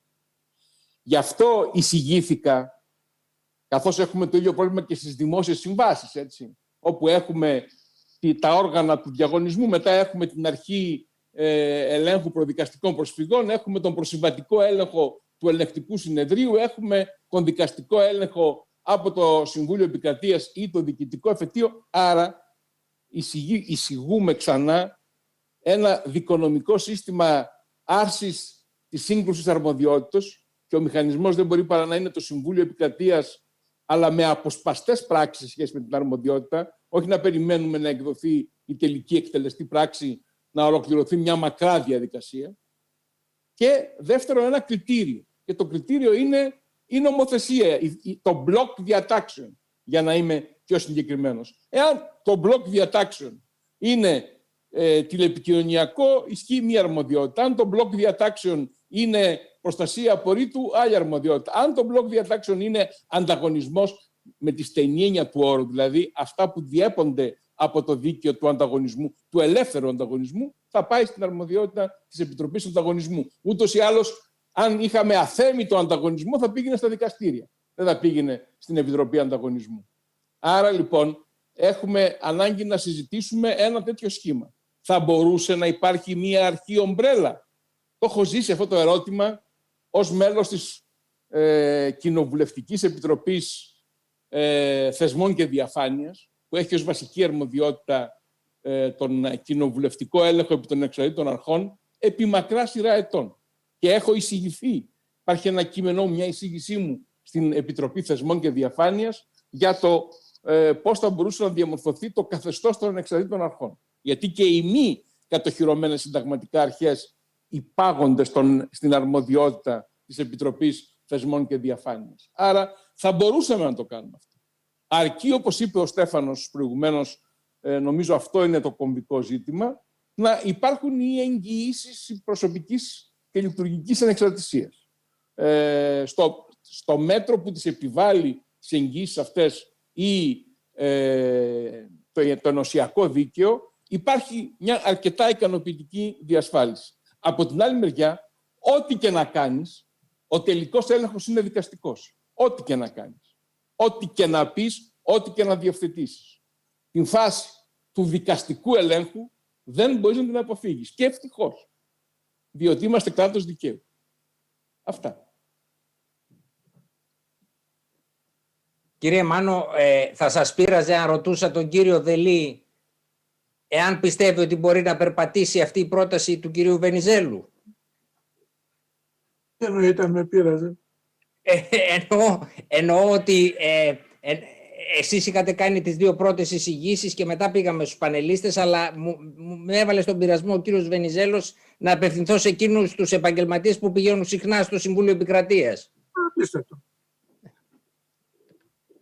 Θα σας πω. Αλλά όταν τελειώσετε, να γυρίσετε σε μένα. Ναι, θα γυρίσω. Μην χαθείτε με τους νομικούς. Έχετε δίκιο, κύριε Μάνο. Η νομική είναι για να χανόμαστε συχνά. Αλλά αυτό που προτείνει ο κύριος Βενιζέλος είναι πολύ θετικό από δύο σκοπιές. Θέλει να λύσει ένα ζήτημα, αν θέλετε, συγκρουόμενων αρμοδιοτήτων και κυρίως θέλει να το λύσει γρήγορα. Και το πρόβλημά μας στην Ελλάδα, να το λέμε, είναι, λυπάμαι που το λέω, το Συμβούλιο της Επικρατείας ή τα διοικητικά δικαστήρια και η καθυστέρηση να απονείμουν δικαιοσύνη. Αν αυτού του είδους οι κόντρες αρμοδιότητας είχαν επιληθεί ή μπορούσαν να επιληθούν σε ένα εύλογο χρόνο, πολλά από αυτά που συζητάμε σήμερα δεν θα χρειάζονταν. Η σκέψη του κ. Βενιζέλου είναι πρωτότυπη. Δεν ξέρω πώς θα την αντιμετώπισε το Συμβούλιο Επικρατείας, βέβαια, αγαπητέ Ευαγγέλη. Κυρίως και αυτό, διότι θα μας έλυνε το θέμα εν τη γενέση του. Αν μου δώσετε, εγώ σταματώ εδώ για τα απαντάω στην ερώτηση. Κάποια στιγμή θα γυρίσω να σας πω και μια γενικότερη σκέψη, αντίδραση, αλλά να δώσω το λόγο στον κύριο Μάνο. Κύριε Μάνο, παρακαλώ. Δεν το να ολοκληρώσει. Να πει και τη δεύτερη σκέψη, να μην με κρατά σε αγωνία. Ωραία. Εγώ θα έλεγα κάτι σαν αντίδραση σε αυτά που άκουσα σήμερα. Ας δοκιμάζαμε το εξής πείραμα. Ας μην αλλάζαμε καμία αρμοδιότητα. Ίσως να πρόβλεπα τα μεικτά πάνελ όταν έχω θέμα ενέργειας να εμπλουτίζεται η Επιτροπή Ανταγωνισμού σήμερα, αποφασίζει για αυτά. Όταν έχω θέματα ηλεκτρονικών επικοινωνιών, να έφευγαν ένας-δύο από την Επιτροπή Ανταγωνισμού να πάνε να συμπληρώσουν το, αν θέλετε, το πάνελ της ΕΕΤ ως λύση στην κορυφή του παγόβουνου. Και αυτό που πραγματικά θα περίμενα είναι να κάτσουμε όλοι μαζί να φτιάξουμε ένα νέο ενιαίο πλαίσιο για όλες τις ρυθμιστικές αρχές με έμφαση στην κινητικότητα των στελεχών. Όχι μόνο τα κεφάλια, αυτοί δηλαδή οι οποίοι ασκούν τη διοίκηση, η καρδιά των ρυθμιστικών αρχών είναι τα στελέχη τους. Και αυτή τη στιγμή, τα τελευταία 10 χρόνια, αποδυναμώνονται οι ρυθμιστικές αρχές και νομίζω ότι δεν έχουμε, θα μιλάμε για ένα αδιανό πουκάμισο σε λίγο αυτή τη στιγμή. Για αρμοδιότητες που όμως δεν έχει καμία από τις αρχές αυτές σήμερα το προσωπικό με τα κατάλληλα κίνητρα για να τις ασκήσει σωστά. Ευχαριστώ. Κύριε Μάνο. Ωραία, τώρα θα μιλήσω για να μην ξεχάσω και αυτά που είπε ο κ. Δελής. Λοιπόν, νομίζω ότι δεν δώσατε αρκετή σημασία όλοι πριν ίσως του κ. Δελή, σε αυτό που σας ζήτησα, αυτό που είπατε, εξέφρασα τη σκέψη μου. Εγώ δεν πιστεύω ότι οι ανεξάρτητες αρχές είναι ανεξάρτητες. Παρισταίνουν τις ανεξάρτητες, ονομάζονται ανεξάρτητες. Αλλά στην πραγματικότητα είναι ελεγχόμενες, έστω από μακριά, από την εκάστοτε κυβέρνηση. Αυτό λοιπόν δεν είναι ανεξάρτητες αρχές. Και εγώ θα ήθελα να εξασφαλίσω ότι είναι ανεξάρτητες οι αρχές, όχι μόνο τώρα αυτή τη στιγμή, αλλά ότι θα παραμείνουν ανεξάρτητες. Αυτό το σκοπό είχε η διαρρύθμιση που είχε φτιαχτεί τα δύο νομοσχέδια τα οποία σας ανέφερα πριν, στο 2075 και στο 2160 για τα παίγνια. Και αυτό που πρότεινε, και αυτό μοιάζει νομίζω με αυτό που είπε ο κύριος Δελής, θα ήθελα την ίδια ρύθμιση για όλες τις ρυθμιστικές αρχές. Όλες οι ρυθμιστικές αρχές να έχουν ένα διοικητικό συμβούλιο από 5 άτομα. Δεν βλέπω κανένα λόγο γιατί μια ρυθμιστική αρχή να έχει 7, η άλλη 8, η άλλη 9, η μία 11, η άλλη 3, η 5. Όλες από 5. Και κάθε χρόνο το 1/5 να αλλάζει. Έτσι ώστε να υπάρχει συνέχεια στα συμβούλια αυτά. Να μην αλλάζει. Αυτό είναι το πρώτο πράγμα, το οποίο μου εξασφαλίζει τη συνέχεια. Το οποίο θεωρώ ότι είναι απολύτως σημαντικό στην Ελλάδα. Έχει απόλυτα δίκιο ο κύριος Δελής και δεν ξέρω πώς να το τονίσω σε αυτό που είπε για την κινητικότητα των στελεχών. Να μπορούν τα στελέχη να κινούνται με απόλυτη άνεση από τη μία επιτροπή στην άλλη. Και αυτό είναι και τελείως αναγκαίο να γίνεται. Διότι ένα στέλεχος φερειπίν στην Επιτροπή Ανταγωνισμού που θα εγκατασταθεί εκεί μετά από 5-6 χρόνια θα παραγίνει γνωστό με αυτούς που ελέγχει. Δεν πρέπει αυτό να συμβεί. Πρέπει να φύγει, να μετακινηθεί, να πάει κάπου αλλού. Αυτό είναι αναγκαίο. Και είναι επίσης αναγκαίο να αποφασίσουμε ότι τα σωστά στελέχη πρέπει να αμείβονται σωστά. Κάτι το οποίο στην Ελλάδα είναι αδιανόητο. Δηλαδή προσπαθούμε να προσλάβουμε ανθρώπους να κάνουν σοβαρή δουλειά και τους πληρώνουμε με αστεία ποσά. Οπότε είτε τους κάνουμε απατεώνες, είτε κλέφτες, είτε τους οδηγούμε να λαδώνονται. Ήδη αυτό κατοχυρώνουμε την έλλειψη ανεξαρτησίας. Διότι έτσι δημιουργούνται οι άνθρωποι που είναι εξαγοράσιμοι. Διότι σε τέτοια πόστα είναι εύκολο να γίνουν εξαγοράσιμοι όταν κακοπληρώνονται. Δεν είναι όλοι πλούσιοι, ούτε είναι όλοι ικανοί να αντισταθούν σε τέτοιου είδους πειρασμούς. Έχει λοιπόν απόλυτα δίκιο ο κύριος Δελής ότι πρέπει να μπορούμε να μετακινούνται και πρέπει επιπλέον αυτοί που μετακινούνται να μπορούν να αμείβονται σωστά. Αυτό λοιπόν είναι απόλυτη ανάγκη να συμβεί και δεν είναι μόνο στις ανεξάρτητες αρχές. Λοιπόν, εγώ θα ήθελα πρώτα να κατοχυρώσουμε την ανεξαρτησία, πράγματι ανεξαρτησία, να είμαστε σίγουροι. Διότι σας το επαναλαμβάνω, δεν είναι ανεξάρτητες οι αρχές.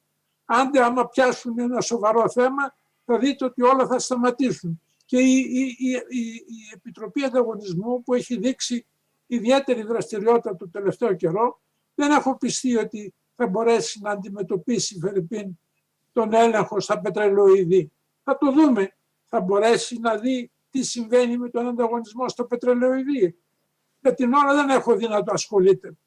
Και παραδόξως, διότι είναι προφανές ότι πρέπει να ασχοληθεί. Πώς βγαίνουν τα λεφτά στα πετρελαιοειδή, βρέξει χιονίσει. Δεν πρέπει να το ελέγξει αυτό. Υπάρχουν και πολλοί άλλοι τομείς και στην ενέργεια θα έπρεπε να υπάρξει ένας έλεγχος με όλους τους παρόχους της ηλεκτρικής ενέργειας. Πώς εξηγείται ότι έχουμε το ακριβότερο ηλεκτρικό ρεύμα Τι δουλειά κάνει η Επιτροπή Ανταγωνισμού εκεί, τι κάνει και η ΡΑΕ, δεν ξέρω πώς μπλέκει το ένα με το άλλο, δεν τα ξέρω αυτά. Αλλά αυτό που λέω είναι στην πραγματικότητα, μου επιτρέπετε να εκφράσω την άποψη, σε αντίθεση με τον Βαγγέλη, εγώ δεν πρόκειται να ξαναπολιτευτώ. Βαγγέλη, εσύ τι θα κάνεις? Είμαστε στη μεταπολιτική τώρα, είπαμε. Σε άλλη σφαίρα. Ανακοινώσω ότι θα είμαι υποψήφιος στην Αλφα Αθήνας. Εσύ τι θα κάνεις? Εγώ είμαι στη σφαίρα της μεταπολιτικής, λέω. Είναι όπως η κυβερνοσφαίρα αυτό. Είναι άλλο πράγμα. Εντάξει. Είναι πιτσιρικάς της πολιτικής. Εντάξει, σας είπα τη γνώμη. Δεν θέλω να έχουμε τους ίδιους κανόνες για όλες τις ρυθμιστικές αρχές σε ό,τι αφορά τη διαμόρφωση του Συμβουλίου, την εναλλαγή που είπαμε, και να δούμε και αυτό που είπε ο κ. Δελής. Συμφωνώ με αυτό. Αυτά. Ωραία. Τελόγλου, μπορώ να παρατηρήσω κάτι? Βεβαίως. Απλά θέλω να σας παρακαλέσω στις 7:30 να το λήξουμε. Παρακαλώ, κύριε Τριλεράκη. Εγώ θα ήθελα, επειδή έχουμε επεκταθεί πάρα πολύ στο γενικότερο πρόβλημα των αρχών, να επιμείνω λίγο σε αυτό το οποίο είπε ο αγαπητός μου φίλος ο κύριος Μαρίνος, που με συνδέουν παλιές γνωριμίες, ότι δεν βλέπουμε πολύ ανταγωνισμό, ας πούμε, στην Επιτροπή Τηλεπικοινωνιών. Και νομίζω ότι και κάθε άλλη αρχή που θα ασχοληθεί με τον ανταγωνισμό αποκλείεται να έχει σαν βασικό κριτήριο το θέμα του ανταγωνισμού, που είναι ένα πάρα πολύ σύνθετο θέμα και χρειάζεται μια αντιμετώπιση με επαρκείς γνώσεις και επαρκές προσωπικό, πείρα και παρελθόν. Ευχαριστώ. Ευχαριστώ πολύ, κύριε Τριλεράκη. Υπάρχει κάποιος ακόμα από το πάνελ που θέλει να προσθέσει κάτι? Ναι. Εάν δεν υπάρχει... Ναι, κύριε Βλαχόπουλε. Ναι. Και μετά και ο κύριος Μαρίνος θέλει κάτι. Απλώς πολύ σύντομα να πω ότι μπορεί κανείς να πει πολλά για τις ανεξάρτητες διοικητικές αρχές και να έχει όποια άποψη θέλει. Γενικώς πάντως για έλλειψη ανεξαρτησίας δεν νομίζω ότι μπορεί να τις κατηγορήσει τις ανεξάρτητες διοικητικές αρχές. Σε διάφορες αφορμές έχουν δείξει και την ανεξαρτησία τους απέναντι στην πολιτική εξουσία. Να πω ένα παράδειγμα. Αρχή προστασίας προσωπικών δεδομένων, 150.000 πρόστιμο το μεγαλύτερο μπορούσε να βάλει τότε στη Γενική Γραμματεία Πληροφοριακών Συστημάτων. Κανένας υπουργός οικονομικών δεν έβαλε ποτέ πρόστιμο στη Γενική Γραμματεία Πληροφοριακών Συστημάτων. Ένα. Δεύτερον, πρέπει να πω ότι βρίσκω εξαιρετικά ενδιαφέρουσα και νομίζω θα πρέπει να τη συζητήσουμε την πρόταση του κ. Βενιζέλου για την σύσταση μιας επιτροπής στο Συμβούλιο Επικρατείας, η οποία θα έρει αυτό που λέμε εμείς οι νομικοί, την αποφατική και καταφατική σύγκρουση αρμοδιοτήτων. Αυτό, κατά την άποψή μου, δεν έχει προβλήματα συνταγματικότητας. Μπορεί να γίνει, γιατί ύστερα από την αναθεώρηση του 2001 προβλέφθηκε ότι στο άρθρο 94 παράγραφος 4 του Συντάγματος ότι μπορεί να ανατίθεται και διοικητικής φύσεως αρμοδιότητες στα διοικητικά ή πολιτικά δικαστήρια. Άρα λοιπόν μπορεί να γίνει. Και να πω και κάτι τελευταίο. Επειδή αναφέρθηκε ο Γιώργος Οδελής στο θέμα της καθυστέρησης της απονομής δικαιοσύνης, είναι ένα θέμα όντως. Απλά να πω ότι έχω την εντύπωση ότι το Συμβούλιο της Επικρατείας ίσως θα πάει πολύ καλύτερα στην άσκηση της διοικητικής αρμοδιότητας το τελευταίο τουλάχιστον χρονικό διάστημα της επεξεργασίας των προεδρικών διαταγμάτων, αρμοδιότητα η οποία βρίσκεται στο Σύνταγμα, σε σχέση με την έκδοση αποφάσεων. Οι ρυθμοί το τελευταίο χρονικό διάστημα, τα τελευταία έτη στο Συμβούλιο Επικρατείας όσον αφορά την επεξεργασία των προεδρικών διαταγμάτων είναι πραγματικά πάρα πολύ καλή. Άρα λοιπόν, ναι, νομίζω και από πρακτική άποψη είναι κάτι το οποίο θα πρέπει τουλάχιστον να συζητήσουμε. Ευχαριστώ πολύ, κύριε Βλαχόπουλε. Κύριε Μαρίνο, έχετε το λόγο.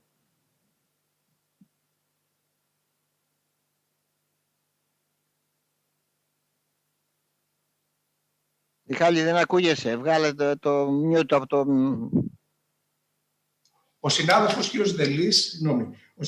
Δελής, μίλησε για την κόντα αρμοδιοτήτων. Είναι μια πολύ ωραία έκφραση, η οποία όμως παραβλέπει το εξής. Αυτή η ρύθμιση της κόντας αρμοδιοτήτων μπορεί να πάρει χρόνια. Και πίσω από τις αρμοδιότητες κρύβονται επιχειρήσεις, οι οποίες ενδέχεται να φύγουν, ενδέχεται να κάνουν επενδύσεις, ενδέχεται να συνεχίσουν παράνομες πρακτικές, άρα έχει τεράστιες επιπτώσεις. Και αυτό μπορεί κανείς να το επιλύσει βάζοντας καθαρές αρμοδιότητες. Και ένα δεύτερο έθιξε ο κύριος Μάνος, πολύ σημαντικό. την λεγόμενη ρυθμιστική κατάληψη, regulatory capture. Είναι πολύ μεγάλος κίνδυνος, όσο δε λιγότεροι είναι οι εποπτευόμενοι φορείς, οι επιχειρήσεις, τόσο περισσότερο αυξάνει ο κίνδυνος αυτός. Και είναι κάτι το οποίο είναι εξίσου σημαντικό όπως η ανεξαρτησία, η πραγματική ανεξαρτησία μιας ρυθμιστικής αρχής.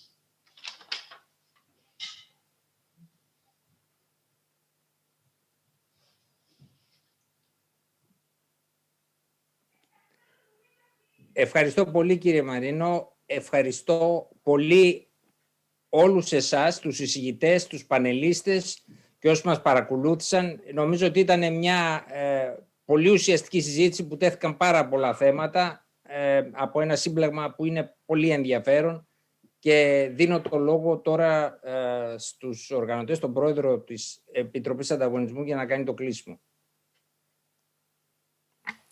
Ευχαριστούμε κύριε Τέλογλου για το συντονισμό αυτού του τόσο ενδιαφέροντος πάνελ. Ευχαριστούμε θερμότατα τους αξιότιμους ομιλητές, τον πρώην Αντιπρόεδρο της Κυβέρνησης κύριο Ευάγγελο Βενιζέλο, τον πρώην Υπουργό κύριο Στέφανο Μάνο και τους έγκριτους εκπροσώπους της επιστημονικής κοινότητας που συνεισέφεραν την εμπειρία τους και τις προτάσεις τους ως προς την εξέλιξη του ρυθμιστικού τοπίου στην Ελλάδα. In the context of a stimulating dialogue, we have listened to the thoughts and ideas of representatives of national competition authorities and academia and leading experts from the fields of law and economics, as well as their insightful suggestions regarding the most effective way to harness the ever-developing dynamics of interplay between competition and regulation in order to achieve optimal market results.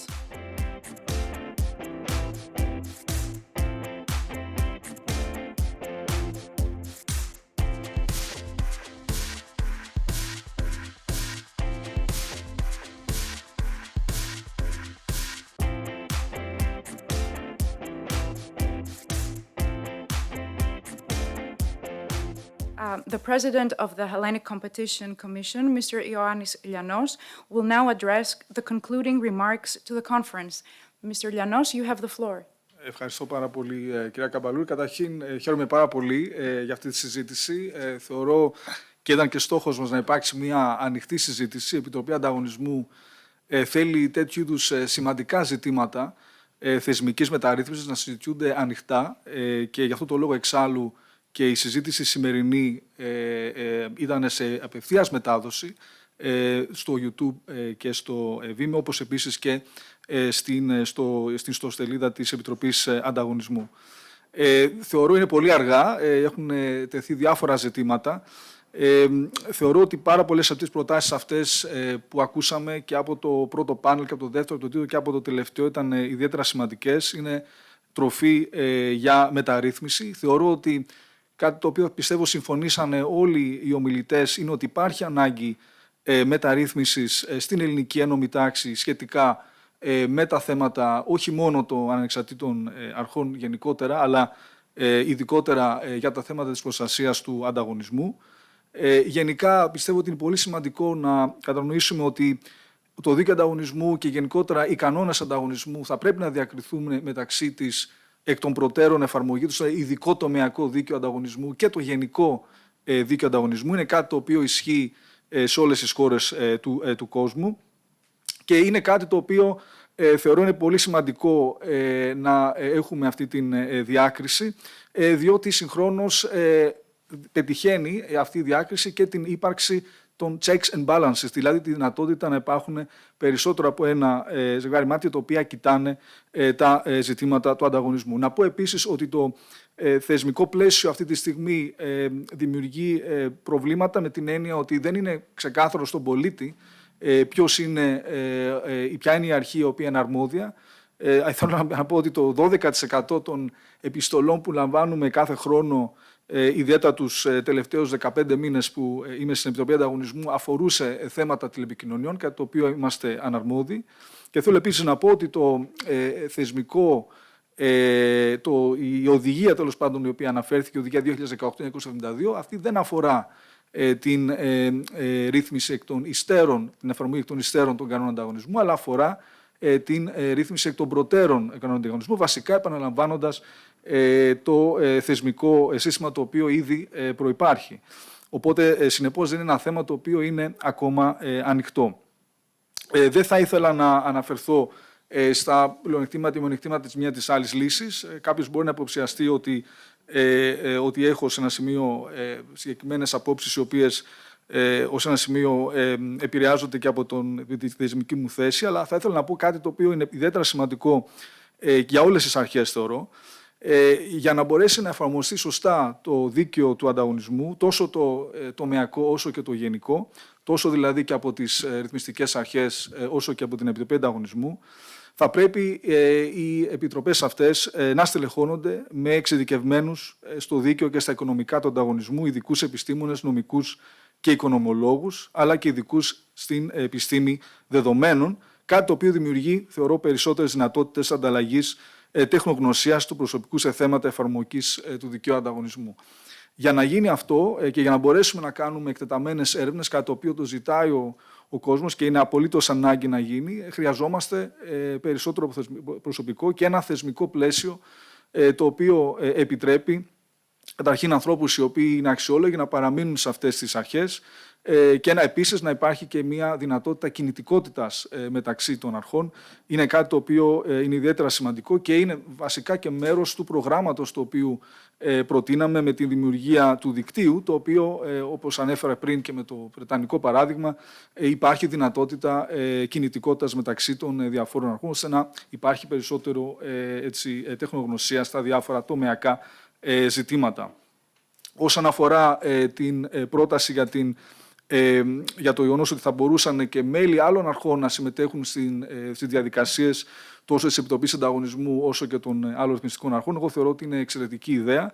Είναι κάτι το οποίο ήδη εφαρμόζει η Επιτροπή Ανταγωνισμού και μάλιστα και στην υπόθεση τη ΔΕΠΑ την οποία είχαμε βγάλει αναφερόμασταν ότι θα μπορούν να συμμετέχουν στην διαδικασία και η ΡΑΕ, τα μέλη ένας εκπρόσωπος της ΡΑΕ, χωρίς βέβαια να έχει δυνατότητα να ψηφίσει, αλλά δυνατότητα να υπάρχει τέλος πάντων κάποιος εκπρόσωπος μιας τομεακής ρυθμιστικής αρχής. Είναι κάτι το οποίο θεωρώ ότι μπορεί να γενικευτεί, όπως επίσης και δυνατότητα μελών της Επιτροπής Ανταγωνισμού να συμμετέχουν σε ολομέλειες άλλων ρυθμιστικών αρχών σε περίπτωση που συζητιούνται ζητήματα που αφορούν τον ανταγωνισμό. Θεωρώ ότι η πρόταση να δημιουργηθεί μια αρχή η οποία ως ένα σημείο θα είναι σαν το tribunal de conflit, θα το έλεγα στα γαλλικά, σε περίπτωση που υπάρχουν συγκρούσεις μεταξύ αρχών, είναι μια ενδιαφέρουσα πρόταση. Θεωρώ όμως ότι πριν πάμε σε τέτοιου είδους προτάσεις και δημιουργούμε καινούριες αρχές, καλό θα είναι να λύνουμε τα προβλήματα εκ των προτέρων, δηλαδή να είμαστε πολύ πιο ξεκάθαροι στην νομοθεσία όσον αφορά τις διάφορες αρμοδιότητες, ώστε να αποφεύγονται τέτοιου είδους προβλήματα και συνεπώς να μην χρειάζεται να δημιουργήσουμε νέες αρχές, μια και όπως ανέφερε και ο Γιώργος Οδελής, όπως επίσης και άλλοι συνάδελφοι, έχουν πολλαπλασιαστεί τα τελευταία χρόνια. Επίσης πρέπει να έχουμε υπόψη μας ότι είμαστε μια μικρή χώρα, έχουμε ένα μικρό πουλ ανθρώπων οι οποίοι είναι ειδικοί σε διάφορα ζητήματα. Δεν έχουμε τη δυνατότητα να πολλαπλασιάζουμε τις αρχές. Θεωρώ είναι πάρα πολύ σημαντικό να έχουμε και για λόγους οικονομίας, θεωρώ, και επίσης καλύτερης και αποτελεσματικότερης διοίκησης, ορισμένες αρχές εξειδικευμένες και τα άτομα τα οποία θα μπορούν να συμμετέχουν σε αυτές τις αρχές να έχουν καλές οικονομικές απολαβές για να μπορούν να παραμείνουν σε αυτές τις αρχές. Θα ήθελα να ευχαριστήσω όλους τους ομιλητές για τις πολύ ενδιαφέρουσες τοποθετήσεις τους και θεωρώ ότι η συζήτηση σήμερα είναι μία αρχή για μια γενικότερη θεώρηση του ζητήματος της μεταρρύθμισης του ρυθμιστικού πεδίου στην Ελλάδα για τα θέματα ανταγωνισμού, αλλά και γενικότερα, από ό,τι κατάλαβα, για την θέση των ανεξάρτητων ρυθμιστικών αρχών, αλλά και γενικότερα των ανεξαρτήτων αρχών στην ελληνική ένωμη τάξη. Καλό σας βράδυ.